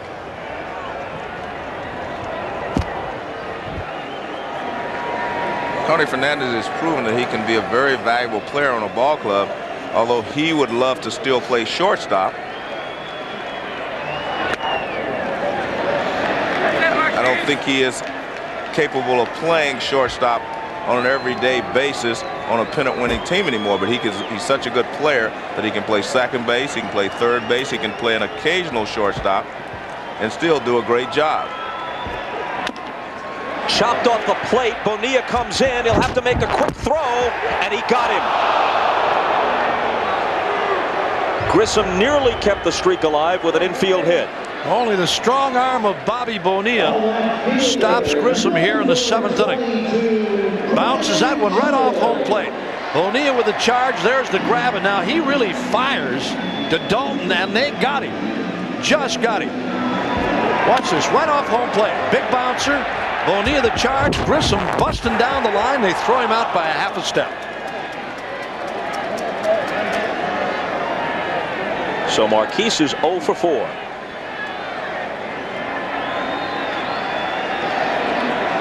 Fernandez took second on the play. Brian Giles for his first at-bat of the night. He replaced Bip Roberts in left field in the top of the inning.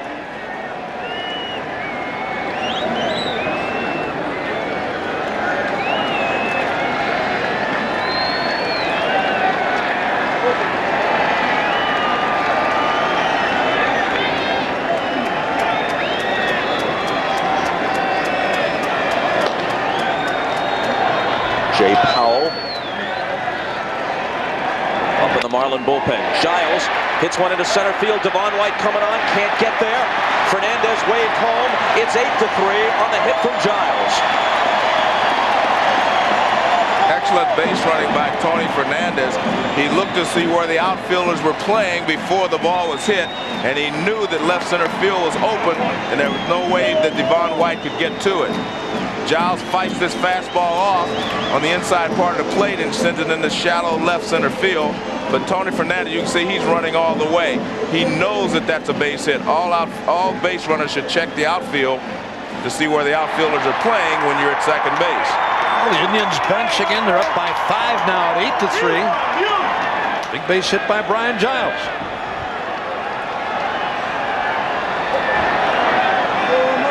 Bringing up Vizquel.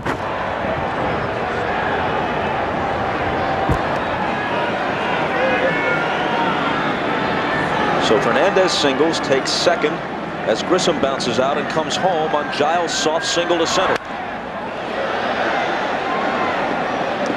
8 runs on 13 hits and no errors for Cleveland.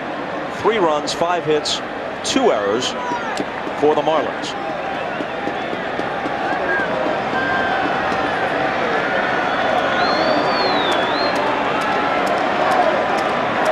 Tomorrow, Hernandez against Hershiser in Game 5. They've got him picked off. Giles hung up. Dalton running him towards second. Makes the tag himself. Good play by Darren Dalton here as he ran Giles towards second. He kept faking. He kept faking as if to make a throw. Here's the pickoff. Giles is a dead duck. They've got him. Now Dalton chases him toward the bag. There's a couple of fake throws, and he finally puts the tag on Giles. Didn't have to take a chance on making a throw. Here it is again. They got him. Had him picked off a mile. Giles heading towards second. There's Dalton with the tag. Second out in the inning. Normally on a play like that, you like to run the guy who's in the rundown back to the bag he came from, back to the base he came from. But in that instance, Darren Dalton ran him down. Mike Hargrove just said to Brian Giles, good move. At least it gets you in out of the cold. Good move, huh?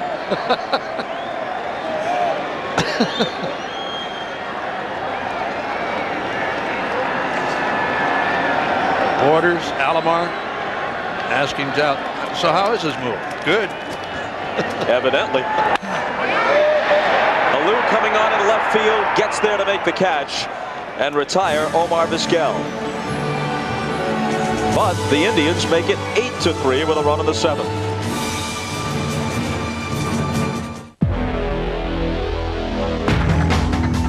The feel of smart design is the feel of flexibility.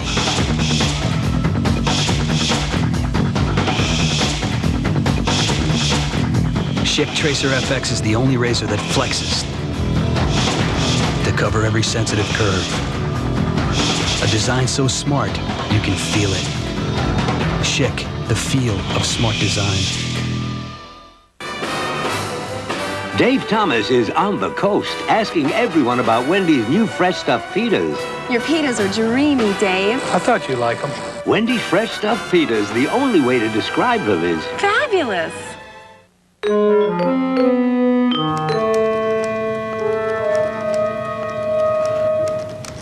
It says here, the internet is the future of business. We have to be on the internet. Why? Doesn't say.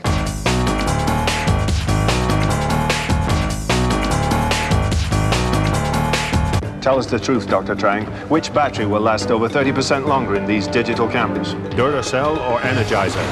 Energizer. Well, lucky bunny.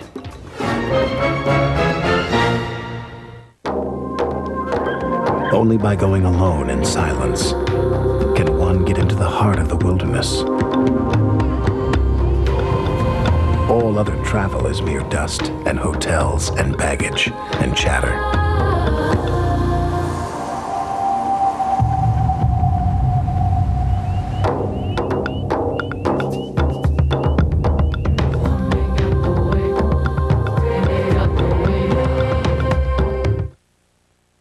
Saturday, Audrey Denson and the Fighting Irish of Notre Dame renew their rivalry with the Boston College Eagles. Saturday at 2:30 Eastern on NBC.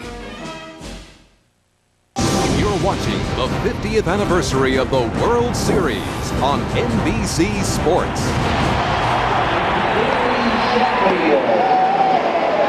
Last night, the Indian bullpen failed Mike Hargrove for the first time in recent memory.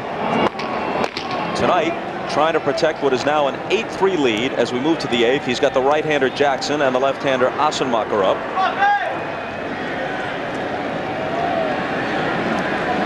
You see how effective they were through the first 13 games of the postseason, but last night, not exactly what Mike Hargrove had in mind.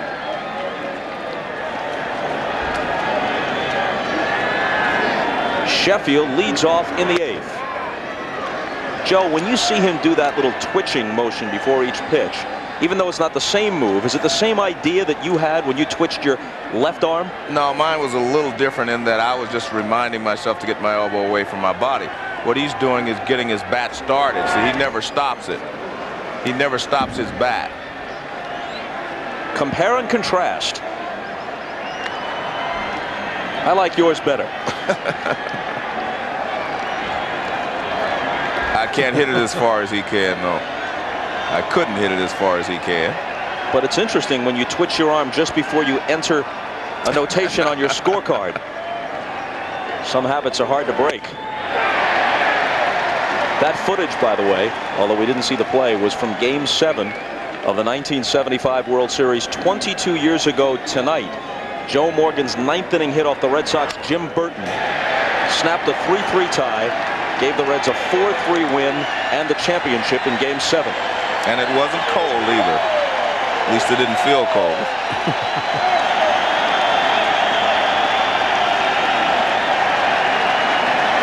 Well, it's cold and it feels cold here. And it's snowing.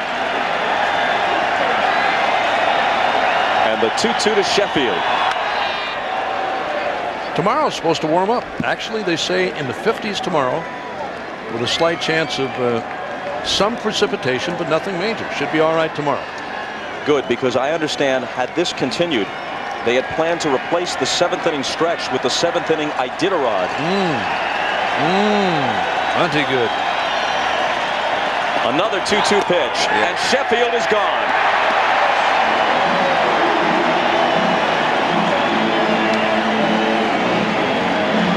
Another reminder after the game, for most of the country, it's the late local news, then the Tonight Show with Jay Leno. But for the more avid baseball fans out there, the post-game show immediately follows on CNBC, hosted by Hannah Storm and Keith Olbermann.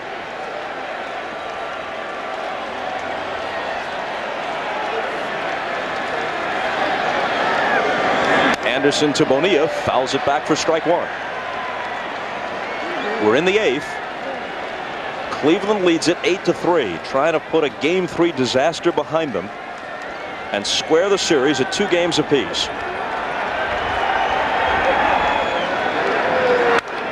Popped up, way up. Who wants it? Tomey calling. Whoa! And he has to backhand it in front of the mound.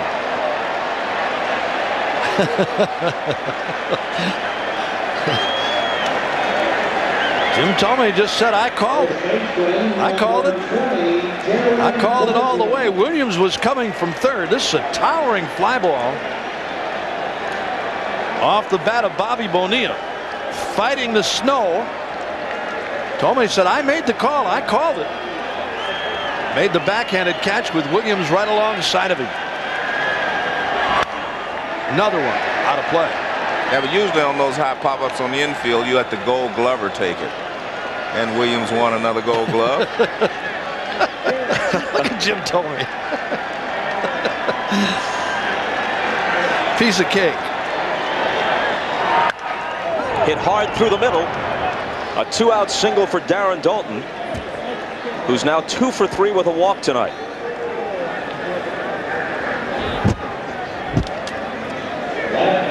Well, he tries to get a fastball in on Daulton. He doesn't get it in far enough, and Daulton just slaps it back through the middle for a base hit. See, it was in, but just not far enough, and Daulton is really swinging the bat well. He's been swinging the bat so well. He's been patient and getting pitches to hit. Actually, ball's out over the plate. They were trying to get it in, but they couldn't get it in far enough. Lou homered his last time up off Jarrett Wright. Off a fastball, so they throw him a changeup to start this at bat. Dusty Baker said both Lou and Sheffield could handle anybody's fastball on any given night.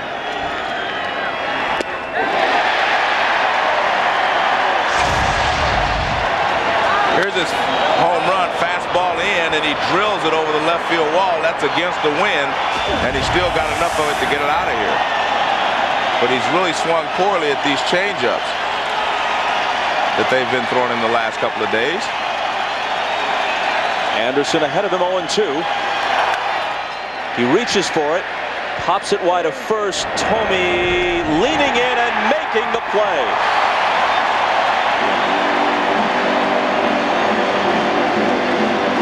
To the bottom of the 8th, Indians by 5.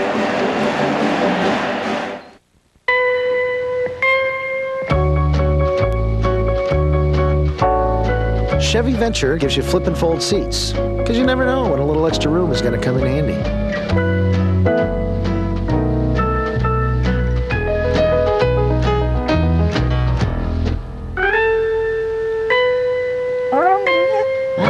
Chevy Venture is here.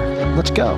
Chevy Venture, awarded J.D. Power and Associates most appealing minivan in a tie. Let's go. There's this college team I practice with. Each one is out to prove that they can hit the Rhine Express. I'm out to prove they can't. After a day of fastballs, it's Advil for me. On tough pain, 2 Advil work better than any 2 Tylenol. No wonder, for sore muscles, doctors recommend Advil. I love that sound. Advanced medicine for pain. And for the sinus congestion and pain that can come with allergies, try Advil Cold and Sinus. Your mom, what do you suppose she's up to right now? Putting a few more pounds on the cat? Dating a younger man? Listening to the local news? Wishing you lived closer? Well, now's the perfect time to find out. MCI introduces 5-cent Sundays, 5 cents a minute, every minute of every Sunday, if you're an MCI customer. And if not, become one. Call 1-800-SUNDAYS. If I ran the post office, I'd help American business compete overseas. I'd offer tracking, get packages through customs faster. I'd have more ways to go global, to send anything. Just one more. From a single letter to 1,000 pounds of product. And I'd reach every country. Hey, I sell software in 17 languages. It's happening at your U.S. Postal Service. We deliver. Tuesday, a baby out of control. Bouncer, bouncer, bouncer. There's only one way to make her be quiet. We've just got to keep her moving. Yeah. For the rest of our life. If they stop, the baby explodes in tears. Just drive without stopping. Based on actual events. Oh, man. Speed Baby. What's your name? Kiana. I'm Mad About You special, NBC Tuesday. With the temperatures in the 30s at Jacobs Field and snow falling from time to time, here's one way to handle those conditions. You can get into shirt sleeves in the Stadium Club.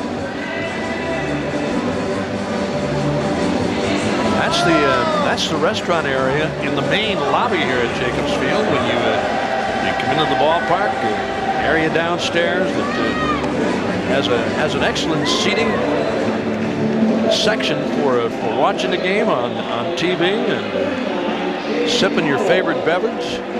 Knocking out your favorite food. Nobody's cold in this house. Oh, really? Jay Powell, who facially resembles the closer Rob Nen just a bit, comes in to work the bottom of the 8th.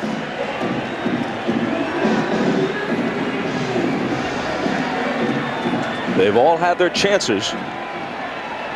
Cook and Nen have been the key guys, and Heredia was very important last night, keeping them in the game and giving them a chance to peck away and come back. Ramirez is the first man up, taking the ball. Since homering in the first, Manny has walked, grounded out, and struck out.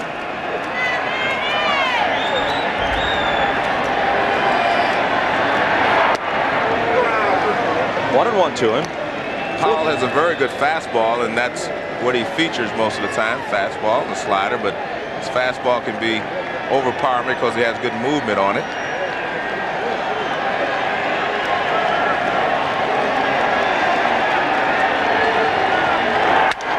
Line drive, Renteria knocks it down. Does he have time to make a play? Yes, he does. Well, that is not the conventional way to make that play. You wonder whether he had enough viewing room beneath the mask he's wearing. Ordinarily, when you see a guy outfitted like that, your first response is just to raise your hands and give him the key to the safe. That's right. He jumps for this ball. He jumped for this ball, a sinking semi-liner off the bat of Ramirez, and luckily enough picked it up and threw him out. But hey, you can have all the cash, just don't shoot anybody. I guarantee under that mask he's laughing.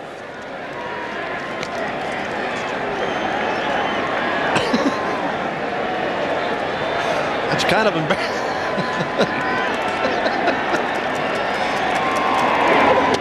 That happens a lot of times. I mean, it happens to infielders. You think that ball has really hit at you, Joe. I mean, you've seen it a lot of times. I know that. I mean, sometimes it is hit very hard and has that sink on it.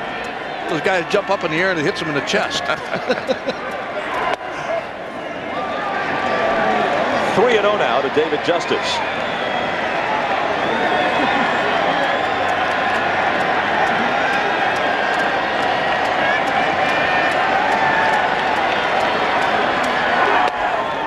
In there. Jay Powell was 7-2 this year. His ERA was 3.28.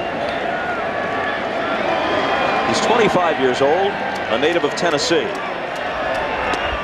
And he walks Justice.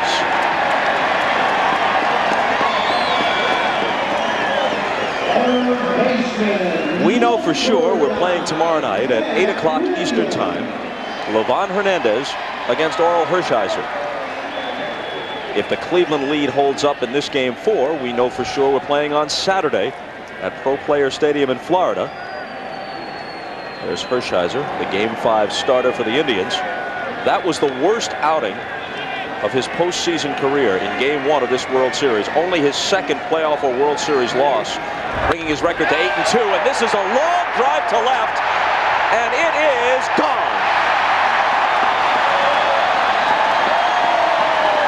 Williams putting the finishing touches on a perfect night. 2 singles, a homer, and a pair of walks. And I can't say enough about these Cleveland hitters' discipline in this ball game. They have swung at nothing but strikes.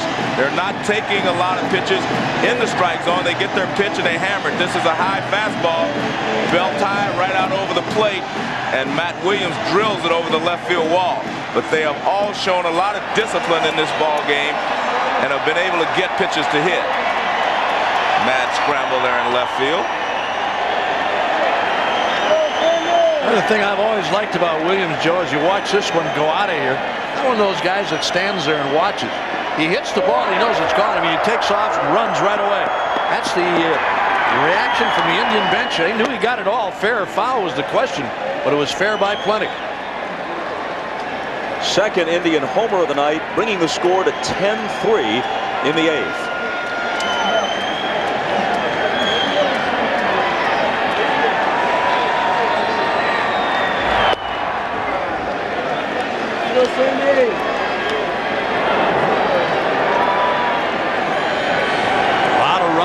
scored in the last couple of games here at the Jake. 38 of them combined. 14-11 last night. Now 10-3. 14 hits for the Indians. 3 runs on 6 hits for Florida. Somebody just asked Williams, did you get it all? He shook his head no. But I got enough of it, buddy. Hershiser and Giles.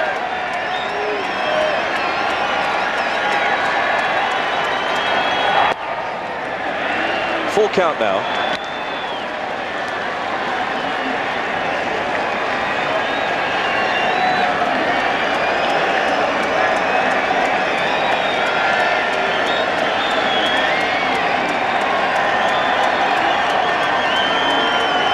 Amazing thing about this series, the Indians scored 21 runs and are probably lucky to get a split. Happy with a split thus far. Bouncing ball knocked down by Powell. He recovers to retire Alomar. So Sandy is 3 for 5 on the night. Figure 21 runs would get you a couple of wins. It didn't. 14-11 last night, 10-3 tonight.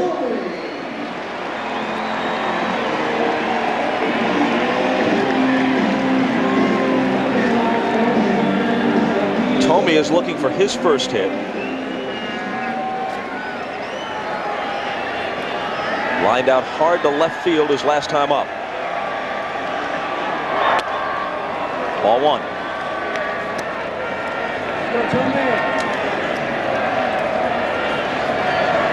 Well, the Marlins got back to within 6-3 in the top of the 6th after the 2-run homer by Moises Alou. But the Indians got 1 in the 6th, 1 in the 7th, 2 more on the Williams homer here in the 8th to build it back to 10-3.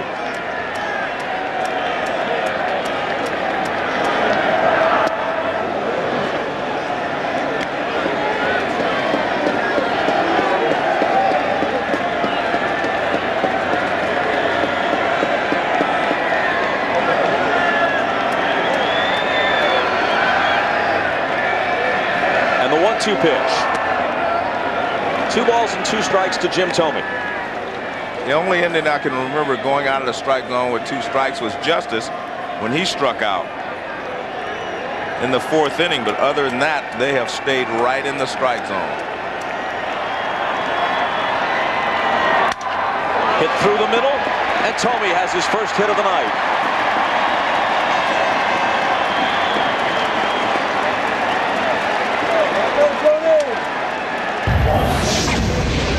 Here's a look at some of Thome's adventures in the top half of this inning.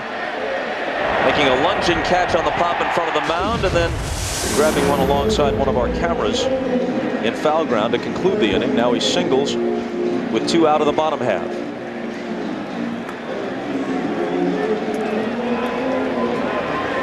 Now Marquise Grissom is on deck, making this a somewhat important at-bat for Tony Fernandez. If, with 2 outs, Fernandez can reach and prolong the inning, Grissom would have a chance to extend his World Series hitting streak.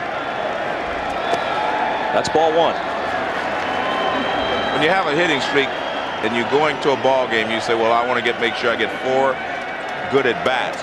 He's had 4 at-bats, but obviously he's hoping to get 1 more, but he has had 4 at-bats in this game. By that I mean you don't want to walk twice and go 0 for 2. He is 0 for 4. So he's had his opportunities. Twice hit the ball to deep center. Each time Devon White caught it at the wall. His last time up, he almost had an infield hit thrown out on a good play by Bobby Bonilla at 3rd. So he's come close. Fernandez hits the 2-0 pitch, but Renteria stops it and gets the force at second base. Typical fine play by Renteria, and Grissom doesn't get another chance.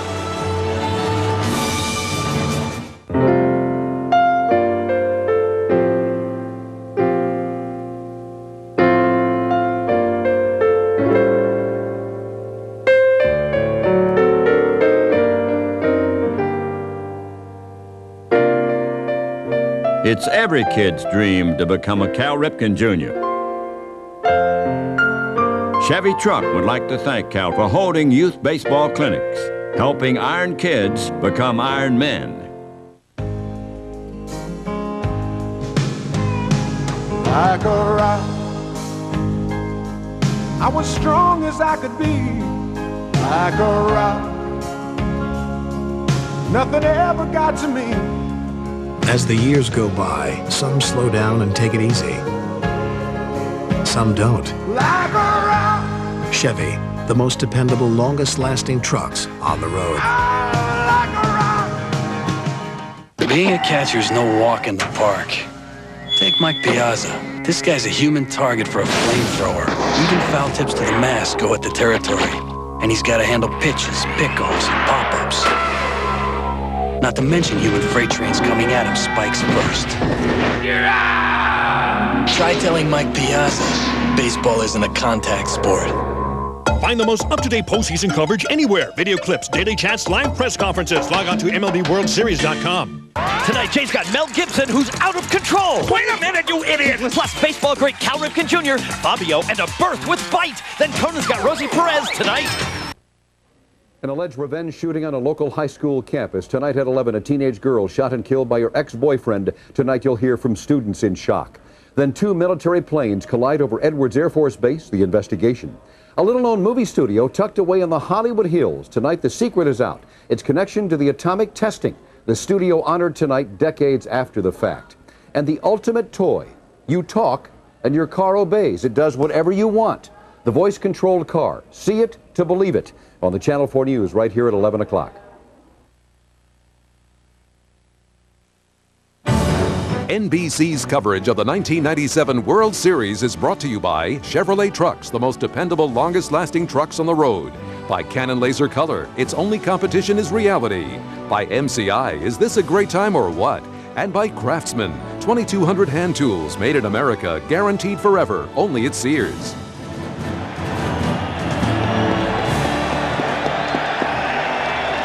As we go to the 9th at Jacobs Field, one of 2 original Marlins left on this roster. In this, the 5th year of their existence. Alex Arias will pinch hit for the DH Jim Eisenreich. Brian Anderson in his 3rd inning of work falls behind 2-0. The other original Marlin is Jeff Conine, right-handed hitting first baseman. There's Jeff. 2-1. Arias hit .247 in a utility role this year.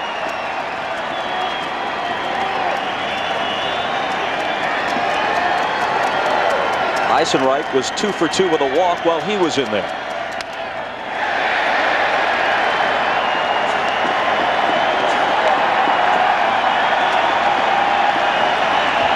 Jim Leyland got out of here with one last night with a big come-from-behind win. And tonight, the Indians, after losing the opener in Florida, coming back to take Game 2. And back here in the 2nd game in this series. Well, the one thing the Indians have done all years, when they've had a poor game, they've always been able to bounce back. When I talked to Hargrove, he said that, you know, that's one trait of this ball club that he really admires, and this the fact that when they play a poor game, they put it behind them and start all over the next day.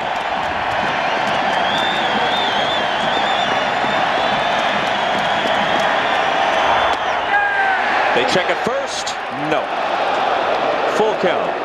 Well, Jarrett Wright gave the Indians 6 innings. Then Brian Anderson came in, and if he can complete the 9th, they won't have to go deep into their bullpen at all. 6 from Wright, 3 from Anderson, and the World Series will be tied. Popped into shallow center. Out goes Alex Fernandez. Tony Fernandez, rather. Alex Fernandez would like to be playing in this series, but the rotator cuff injury has sidelined him. Just wanted to work his name in.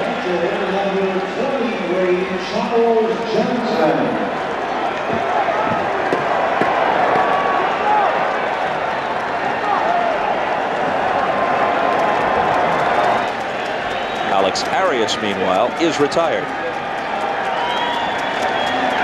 Charles Johnson against Anderson. Taking strike 1.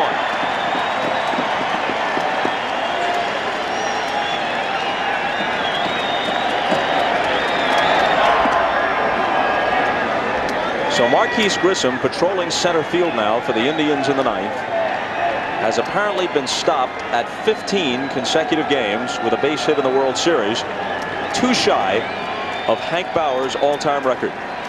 Talking about Marquise Grissom, we asked Mike Hargrove, as you look at what Grissom has done, Bauer at 17, Marquise evidently stopped at 15. Mike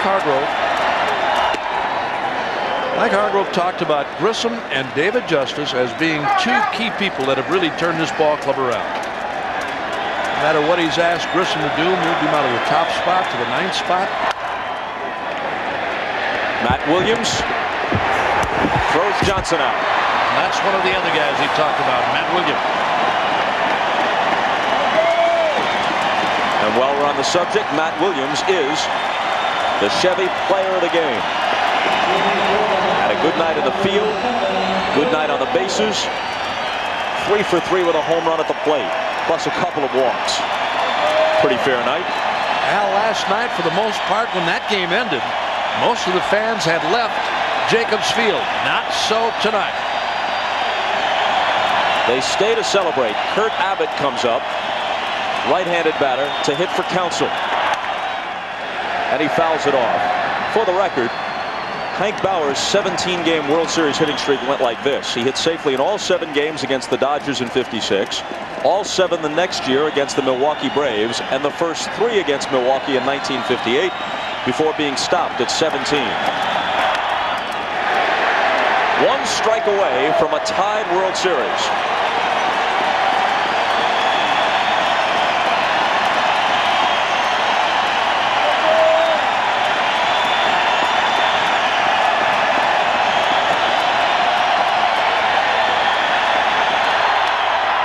Check swing roller, Anderson. It's down to a best 2 out of 3.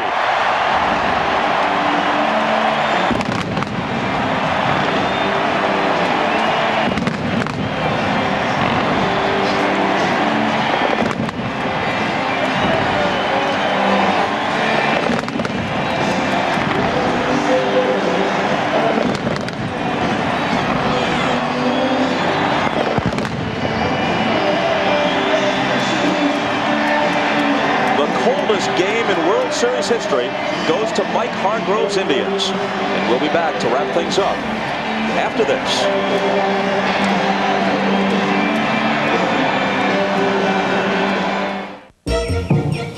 There's no question that computers open up entirely new worlds. But what about children who live in a world that can't afford personal computers? Fortunately, as of today, we'll never have to ask that question again. Network computers allow everyone to join the information age. And we'd like to say, welcome, Oracle, enabling the information age.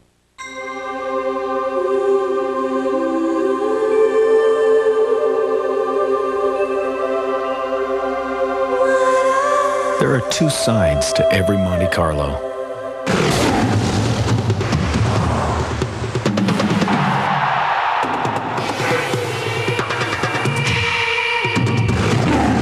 Monte Carlo.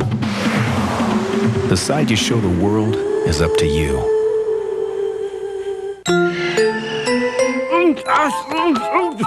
I hate machines!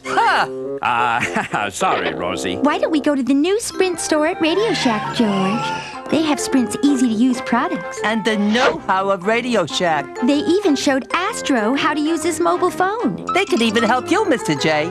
Astro has a mobile phone? Well, oh, Rhonda. The new Sprint store at Radio Shack. You've got questions, we've got answers. That's a tasty-looking burger.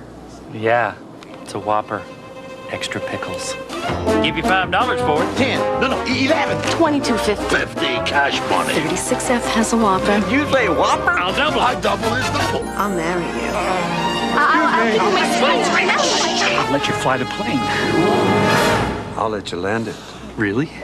I wonder what this button does.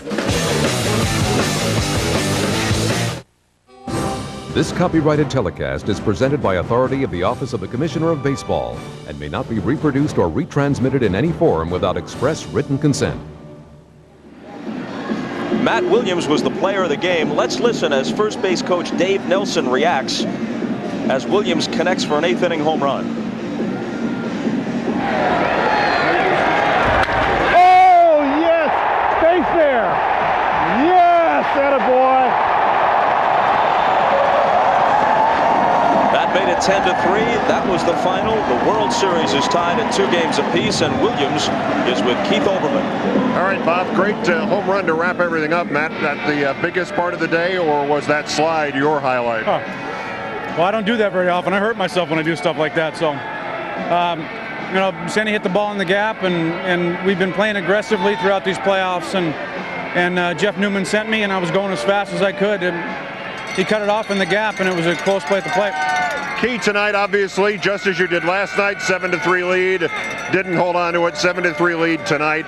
Is there some explanation for why one happened one way and one the other?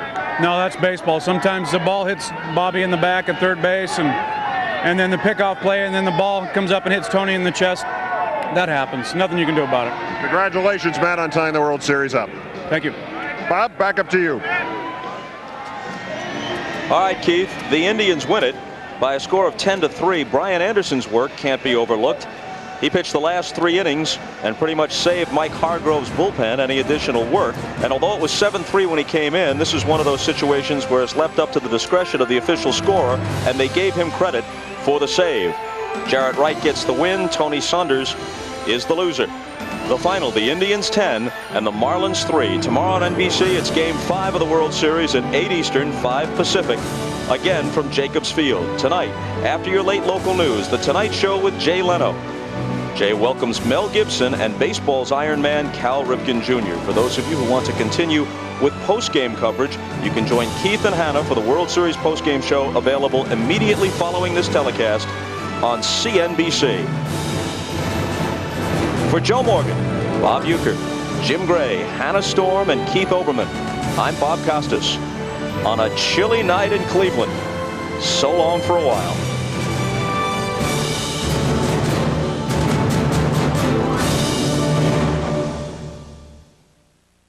The NFL and the Super Bowl, the Breeders' Cup, the PGA Tour, the NBA and the NBA Finals, Notre Dame football, Wimbledon, the U.S. Open, and the 2000, 2002, 2004, 2006, and 2008 Olympic Games. All on America's sports leader, NBC.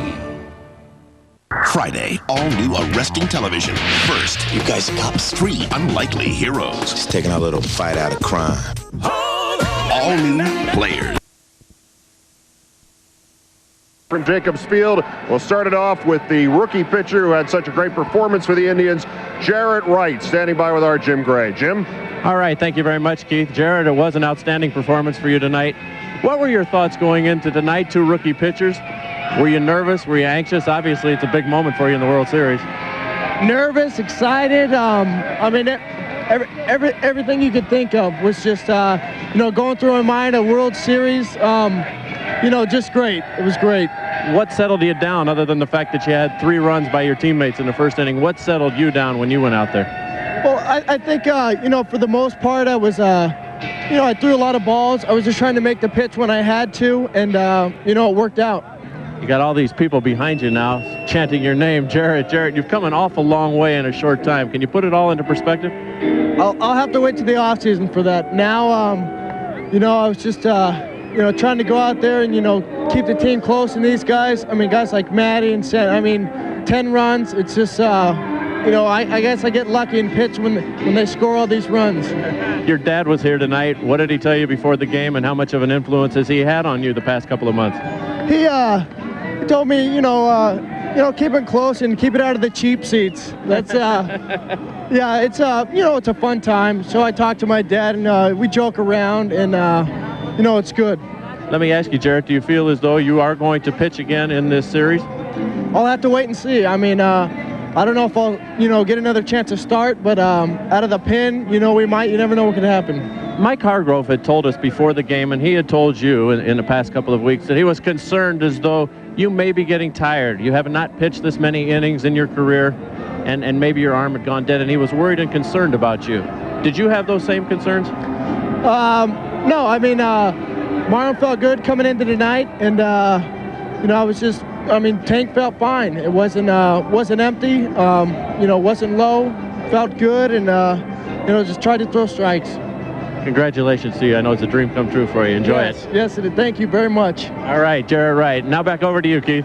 All right, thanks very much. If that's the winning pitcher, Jim, then we got the guy who saved it all for the Indians, Brian Anderson. You come in yesterday leading 7-5, facing Craig Counsell. He gets a base hit, and the next thing you know, all hell breaks loose out here. You come in today leading 7-3 in the 7th inning. You face Craig Counsell, you get him out, and the Indians have tied the World Series and guaranteed you're going back to Florida at the very least. Right, that was frustrating yesterday to come in and, my job is get the leadoff guy out, especially a lefty. And, I give up a hit, and, they tie the game up. Next thing you know, in the 9th inning, they drive down the field and score a touchdown on us. We're not able to come back. But tonight, I knew I was coming in to face him again, and I really tried to bear down and make pitches to get him because I knew, I didn't want it 7-3. This offense, you saw what they did last night, so I didn't want to even, let him even think about getting started. So I tried to make pitches and, got him out, and then I kind of rolled from there. This is a guy that the team really didn't know, or not a lot of guys knew very much about. Came up in mid-season. Not a lot of at-bats. The scouting reports might not be conclusive. Some people thought he was a pull hitter. Some people thought he was an opposite field hitter. A mystery man. What do you do in that situation? Well, you go to your strengths. I think anytime you want to know a little bit about the hitter, what his strengths are, and try to match him up with your strengths. But anytime you really don't know too much about a guy, you go to your strengths and just try to do what you do best. And you kind of, after watching him a couple games, you see what he's trying to do, in each at-bat in different situations, and then you pitch him accordingly.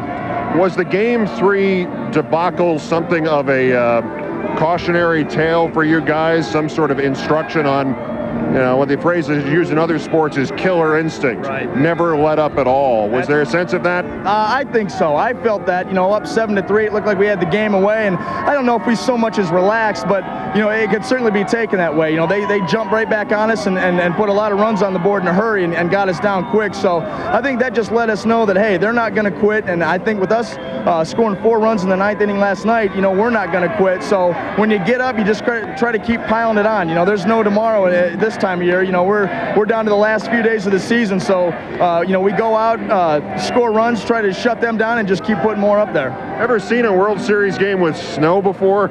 No, but I'm going to tell you what, being from around here and a big Browns fan, when they were here, during BP today, it was snowing pretty good, and I'll tell you what, it was the funnest BP I ever had out there. I like the power shag, and this was awesome. Last question. They brought it up in the broadcast last night.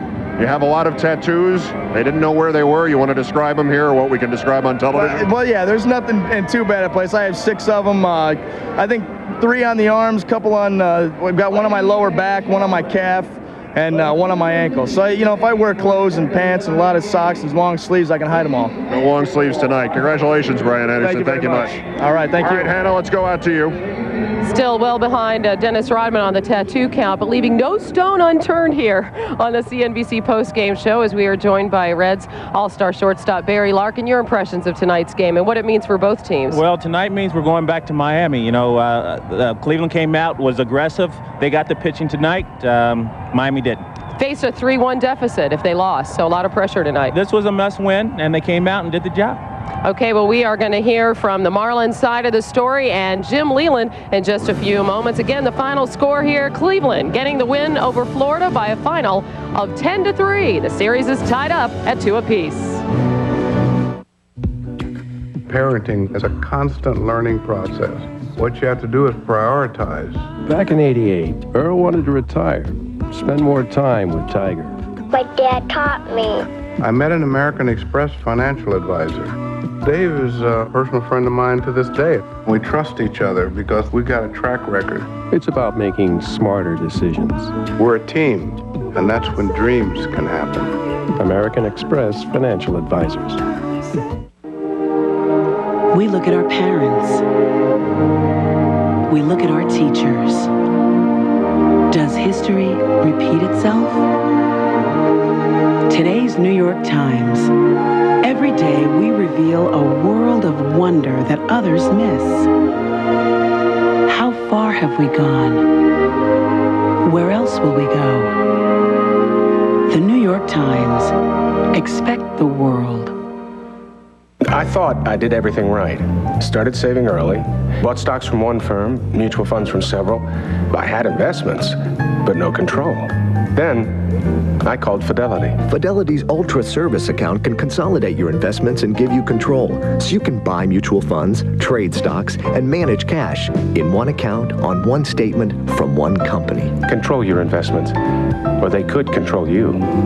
To learn more and receive an account kit, call 1-800-FIDELITY. Whether governor or gardener, you have to nurture growth. And that's what we've done with our Miracle Grow economy in Ohio. For the last 5 years, more companies, including Scott's Miracle Grow, have expanded or located in Ohio than any other state. We've cut employer costs and strengthened our business climate to nurture even more growth. So if you want your business or your career to grow, plant yourself in Ohio, home of the Miracle Grow economy.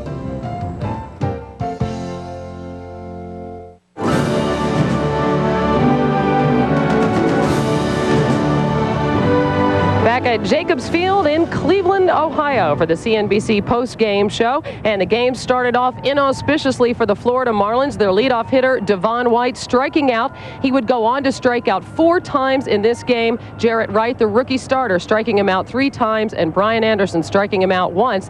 And that was the issue that Jim Leland addressed moments ago in the interview room. Production out of the leadoff spot? No, not really. No.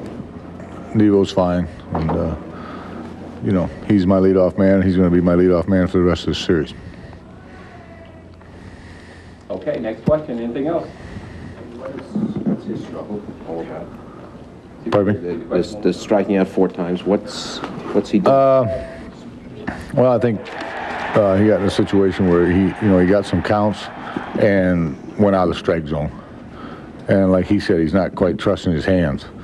Yeah, he's getting the body going. He's not quite trusting his hands, and he's charging a little bit, and I think he swung at some bad balls when he had the count in his favor.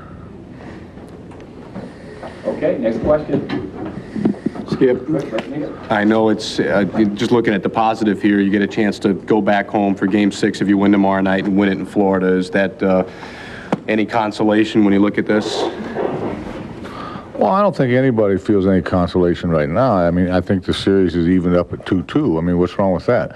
I mean, this is the World Series. They've won 2, we've won 2. I mean, it's pretty good, I think. So, we know we're going to play again in Florida, but we're not thinking about that. We're thinking about playing tomorrow night. So, like I say, this is the way really it's probably supposed to be. The 2 pennant winners in their respective leagues, and we're even up at 2-2 after 4. Jim Leland's squad with just 6 hits in tonight's Game 4. Also going hitless in this game, catcher Charles Johnson. Moments ago, he spoke with Jim Gray. All right, thank you very much, Ann. I'm now joined by Charles Johnson. Charles, you guys really could never get on track tonight, particularly Tony Saunders. It was basically 6-0 before you guys could catch a grasp and get going. What happened in the early going here tonight? Well, I mean, early on, they got some key hits. They came out swinging the bats, and it's tough to rebound off that when they score 3 runs here, 3 runs there, and that's the main thing you want to keep away from any team, really, especially Indians, from that big inning. Is it too difficult of a position to put a rookie in? Both pitchers tonight, rookie pitchers. Was it just maybe a little bit too difficult for Tony Saunders tonight? I know it wasn't difficult off for Tony Saunders. He's a gusset player. He comes out and plays hard, but just unfortunately, they just got a few runs off of him, and they won a ball game today. Can you pinpoint at all, Charles, why neither team really can grasp and hold on to any momentum in this series? I know it's tough, but I guess both teams didn't make it this far for nothing, and both of us been playing hearts out, and it seems to be back and forth. We'll go ahead, and they'll come back and tie it up. So it's been back and forth, but that's what it's all about, and it makes it a lot of fun. The Marlins maybe relax it all tonight. This obviously a must-win situation for the Indians. Mike Hargrove telling us before the game. Did you guys maybe relax and they had to win tonight? No, we didn't relax at all because when you get this far, every win is very important, especially we had a 2-1 lead in the series. You really want to come out today and try to get a win today, and But they played good ball. I mean, they hit the ball, and there was very much we could do about it. Does it seem as ugly to the players as it is to watch these games? I mean, they really have not been beautifully well-executed played games at all. No, they haven't been very sharp baseball games at all, and it's been a lot of hits. There's just a lot of things that just been happening in these baseball games, and it makes it tough on both sides, really. How about the snow? Did it bother you guys at all tonight?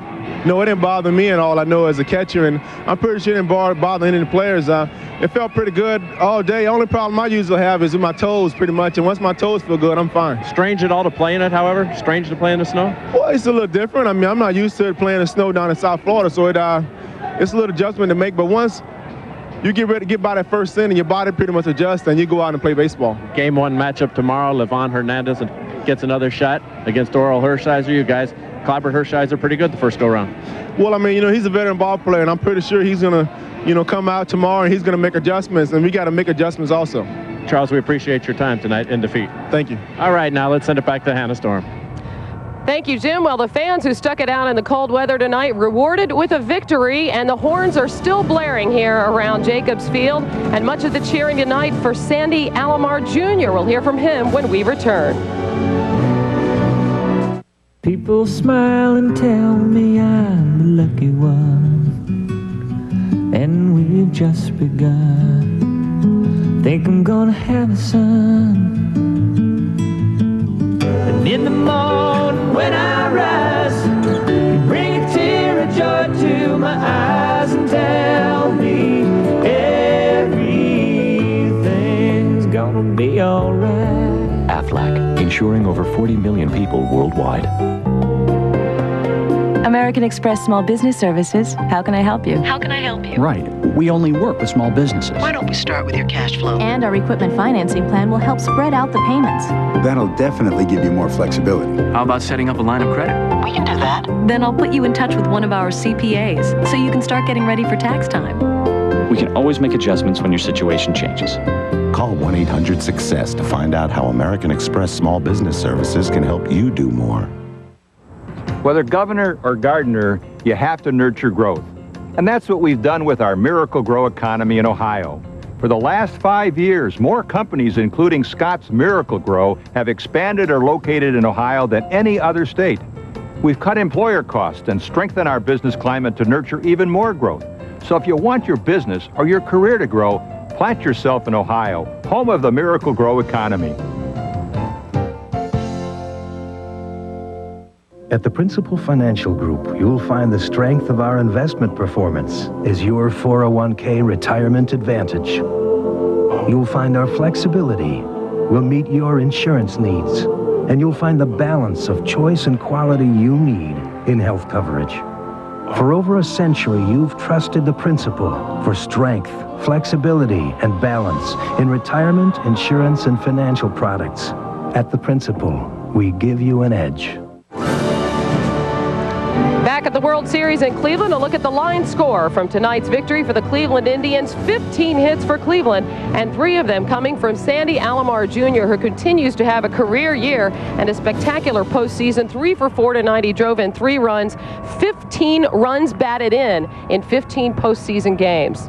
Really impressive. We're calling this guy upstairs Mr. Clutch. He had an RBI double in the first, RBI in the third, I believe, and another one in the fourth. And, he's coming through when these guys need him.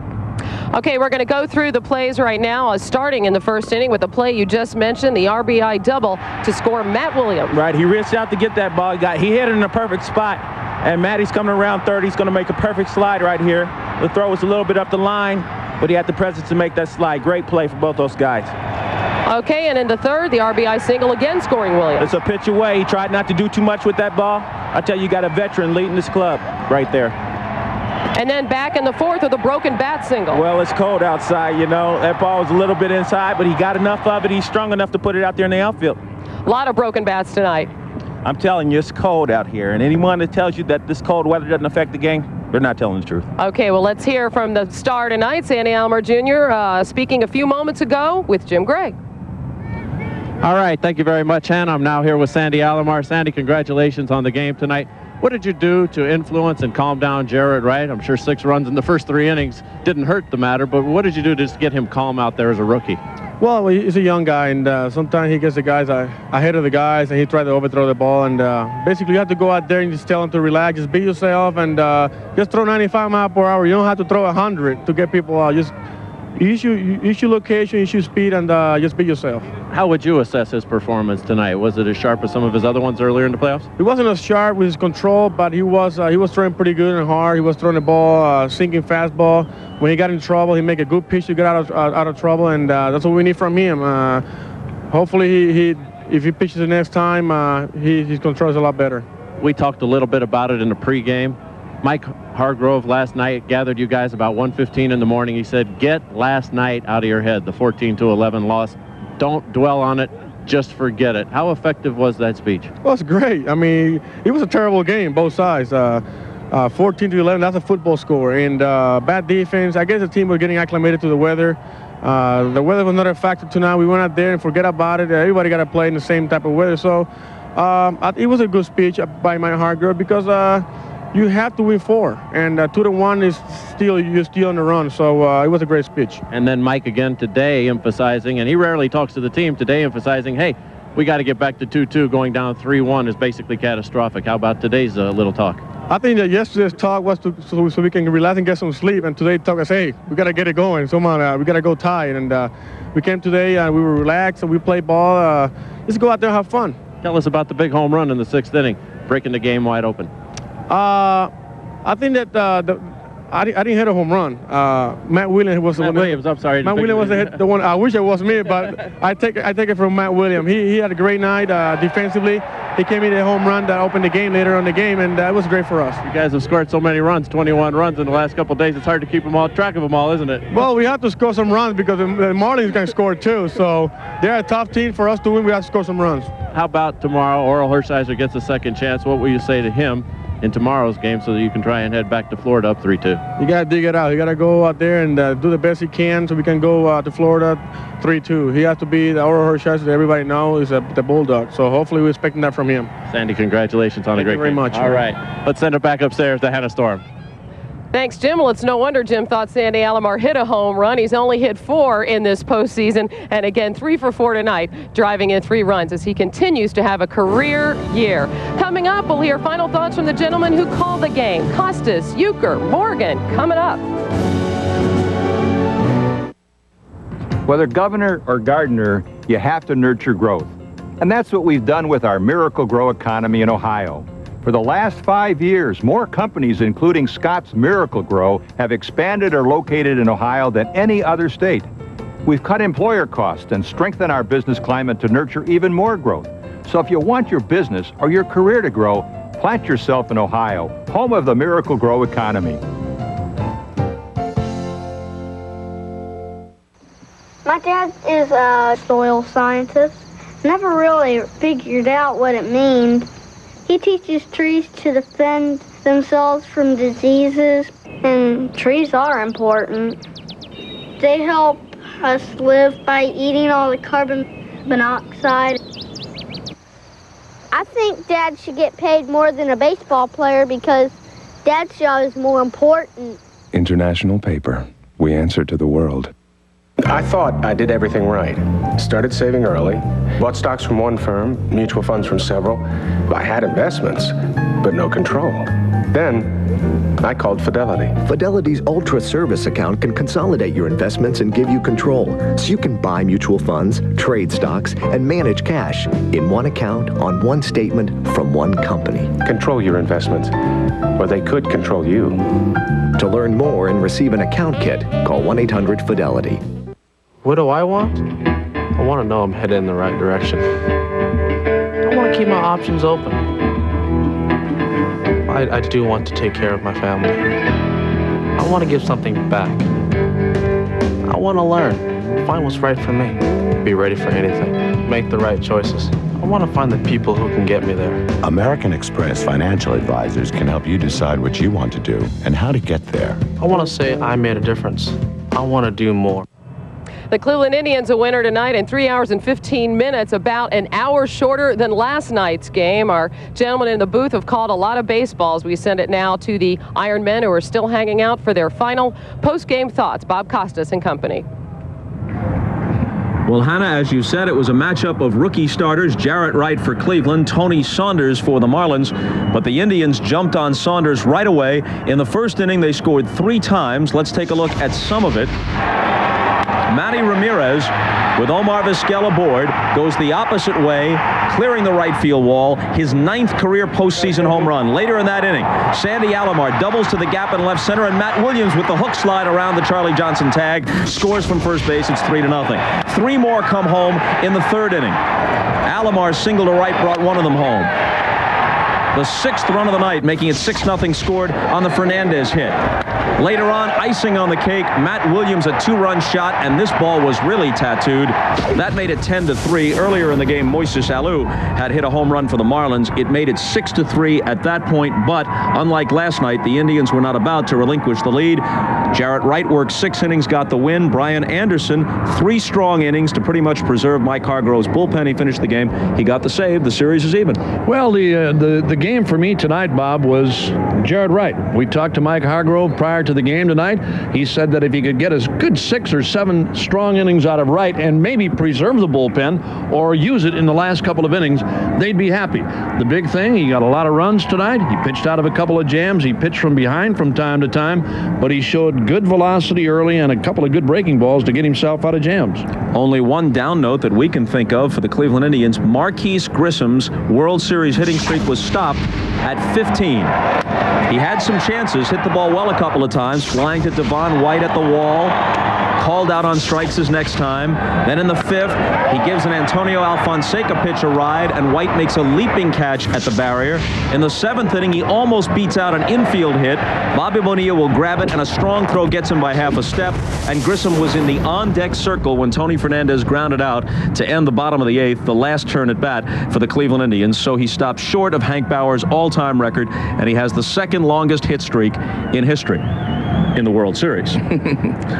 Well, he got 4 at-bats. That's all you can ask for. He was 0 for 4. When Joe DiMaggio's streak was stopped, he had his 4 at-bats, and that's what you want. If you have a hitting streak, get your 4 full at-bats. He's the only Indian that didn't get a base hit in the starting lineup.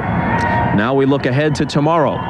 Checking my watch, may actually be today. Technically, Livan Hernandez and Oral Hershiser will reprise their Game 1 matchup in which the rookie got the better of the great veteran Hershiser. There you see their records during the regular season. Game 5 at Jacobs Field tomorrow night on NBC at 8 o'clock Eastern Time. So Hannah and Keith will have to be right back out here. So get a good night's sleep. Let's send it back to them.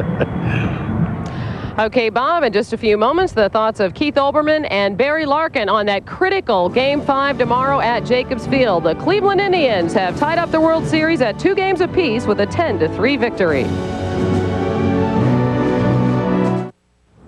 Whether governor or gardener, you have to nurture growth. And that's what we've done with our Miracle Grow economy in Ohio. For the last 5 years, more companies, including Scott's Miracle Grow, have expanded or located in Ohio than any other state. We've cut employer costs and strengthened our business climate to nurture even more growth. So if you want your business or your career to grow, plant yourself in Ohio, home of the Miracle Grow economy.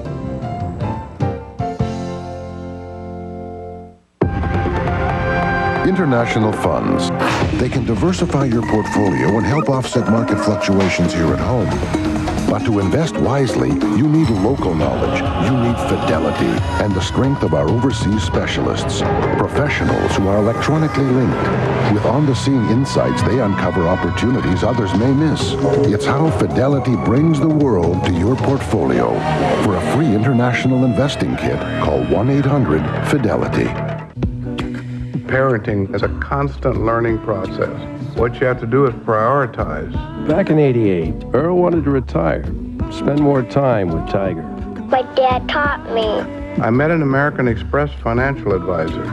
Dave is a personal friend of mine to this day. We trust each other because we got a track record. It's about making smarter decisions. We're a team, and that's when dreams can happen. American Express Financial Advisors.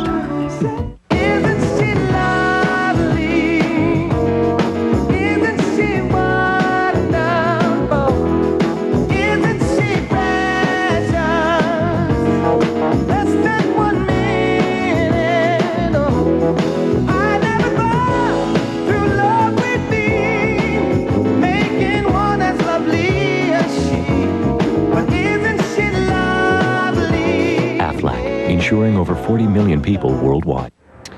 Keith Olbermann on the field, Hannah Storm in the perch above center field as we wrap up our CNBC postgame show after Game 4 of the World Series. And one news update. Bip Roberts of the Indians, left fielder in this series and also second baseman, left the game early feeling flu symptoms. He's a little sick. Whether or not he'll be able to play tomorrow is another question altogether. He was well enough to stay in even after the symptoms first kicked in. Nausea, headache, the usual things, chills. See your doctor for your own advice. A couple of other notes. Matt Williams had an outstanding game, and it was not merely the home run that was the exclamation point on the Indians' big victory. The slide was a classic moment as he scored on the base hit earlier on in the game, and he also had another brilliant night defensively, especially on a short hop early in the ball game where he had to pick the ball up at third base between hops, juggled it from one hand to the other, and threw the runner out at first base, showing why he has been one of the great and greatly underrated players of our time, not only offensively but also defensively. He's one of the best defensive infielders we have seen in the last 10 years. Something else we did not see played too much of. The youngster Jarrett Wright, who got in and out of jams and lasted 6 strong innings for the Indians before Brian Anderson finished up, as you saw Anderson and Wright earlier in this post-game show. Some of his pitches were being called from the bench by manager, and rarely does do that, but he was doing it in this case. Sandy Alomar looking over several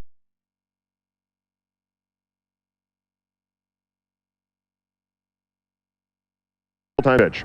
And the last thing, how we said with Brian Anderson, how a game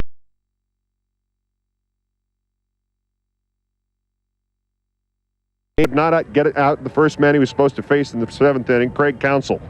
Tonight he got him out, and the outcome was entirely different, and the Indians not only maintained a 7-3 up. That's how small the difference is sometimes in the game of baseball. Thanks, Keith. Well, Mike Hargrove can certainly take the night off from calling any pitches tomorrow. He's got Orel Hershiser on the mound. You've hit him a lot. How do you do it? Well, I don't know if I hit him a lot. I've hit against him quite often, but, Earl got banged up in Florida. This guy is a student of the game. He's going to make adjustments. We'll see what happens tomorrow night. How will Livan Hernandez, who has pitched most of his life in Cuba, respond to the cold? Well, he had an interview before the game today, and he said he doesn't like pitching in the cold weather. So we'll have to see. I'm excited. I like the Indians tomorrow. What does he have to do to try and shut down their lineup? They're hitting well. Well, they are hitting well, and he's going to have to come out and establish early that he's going to be able to throw strikes and keep his defense in the game. All right, Barry, thanks for joining us tonight. And tomorrow night, it's Game 5 of the World Series. The same starters as Game 1 for the Marlins. The rookie sensation, Livan Hernandez, and the veteran, the 1988 World Series MVP, Orel Hershiser. Well, we're on the air at 8 o'clock Eastern with our NBC pregame show, and the first pitch is scheduled for 8:20. That's it from Jacobs Field, where the Indians beat the Marlins, winning 10-3 to even the World Series at 2 games apiece. Don't forget, for many of you, The Tonight Show will soon be available on your local NBC station. Rivera Live is next on CNBC. For Keith Olbermann, Jim Gray, and Barry Larkin, I'm Hannah Storm saying good night from this winter wonderland.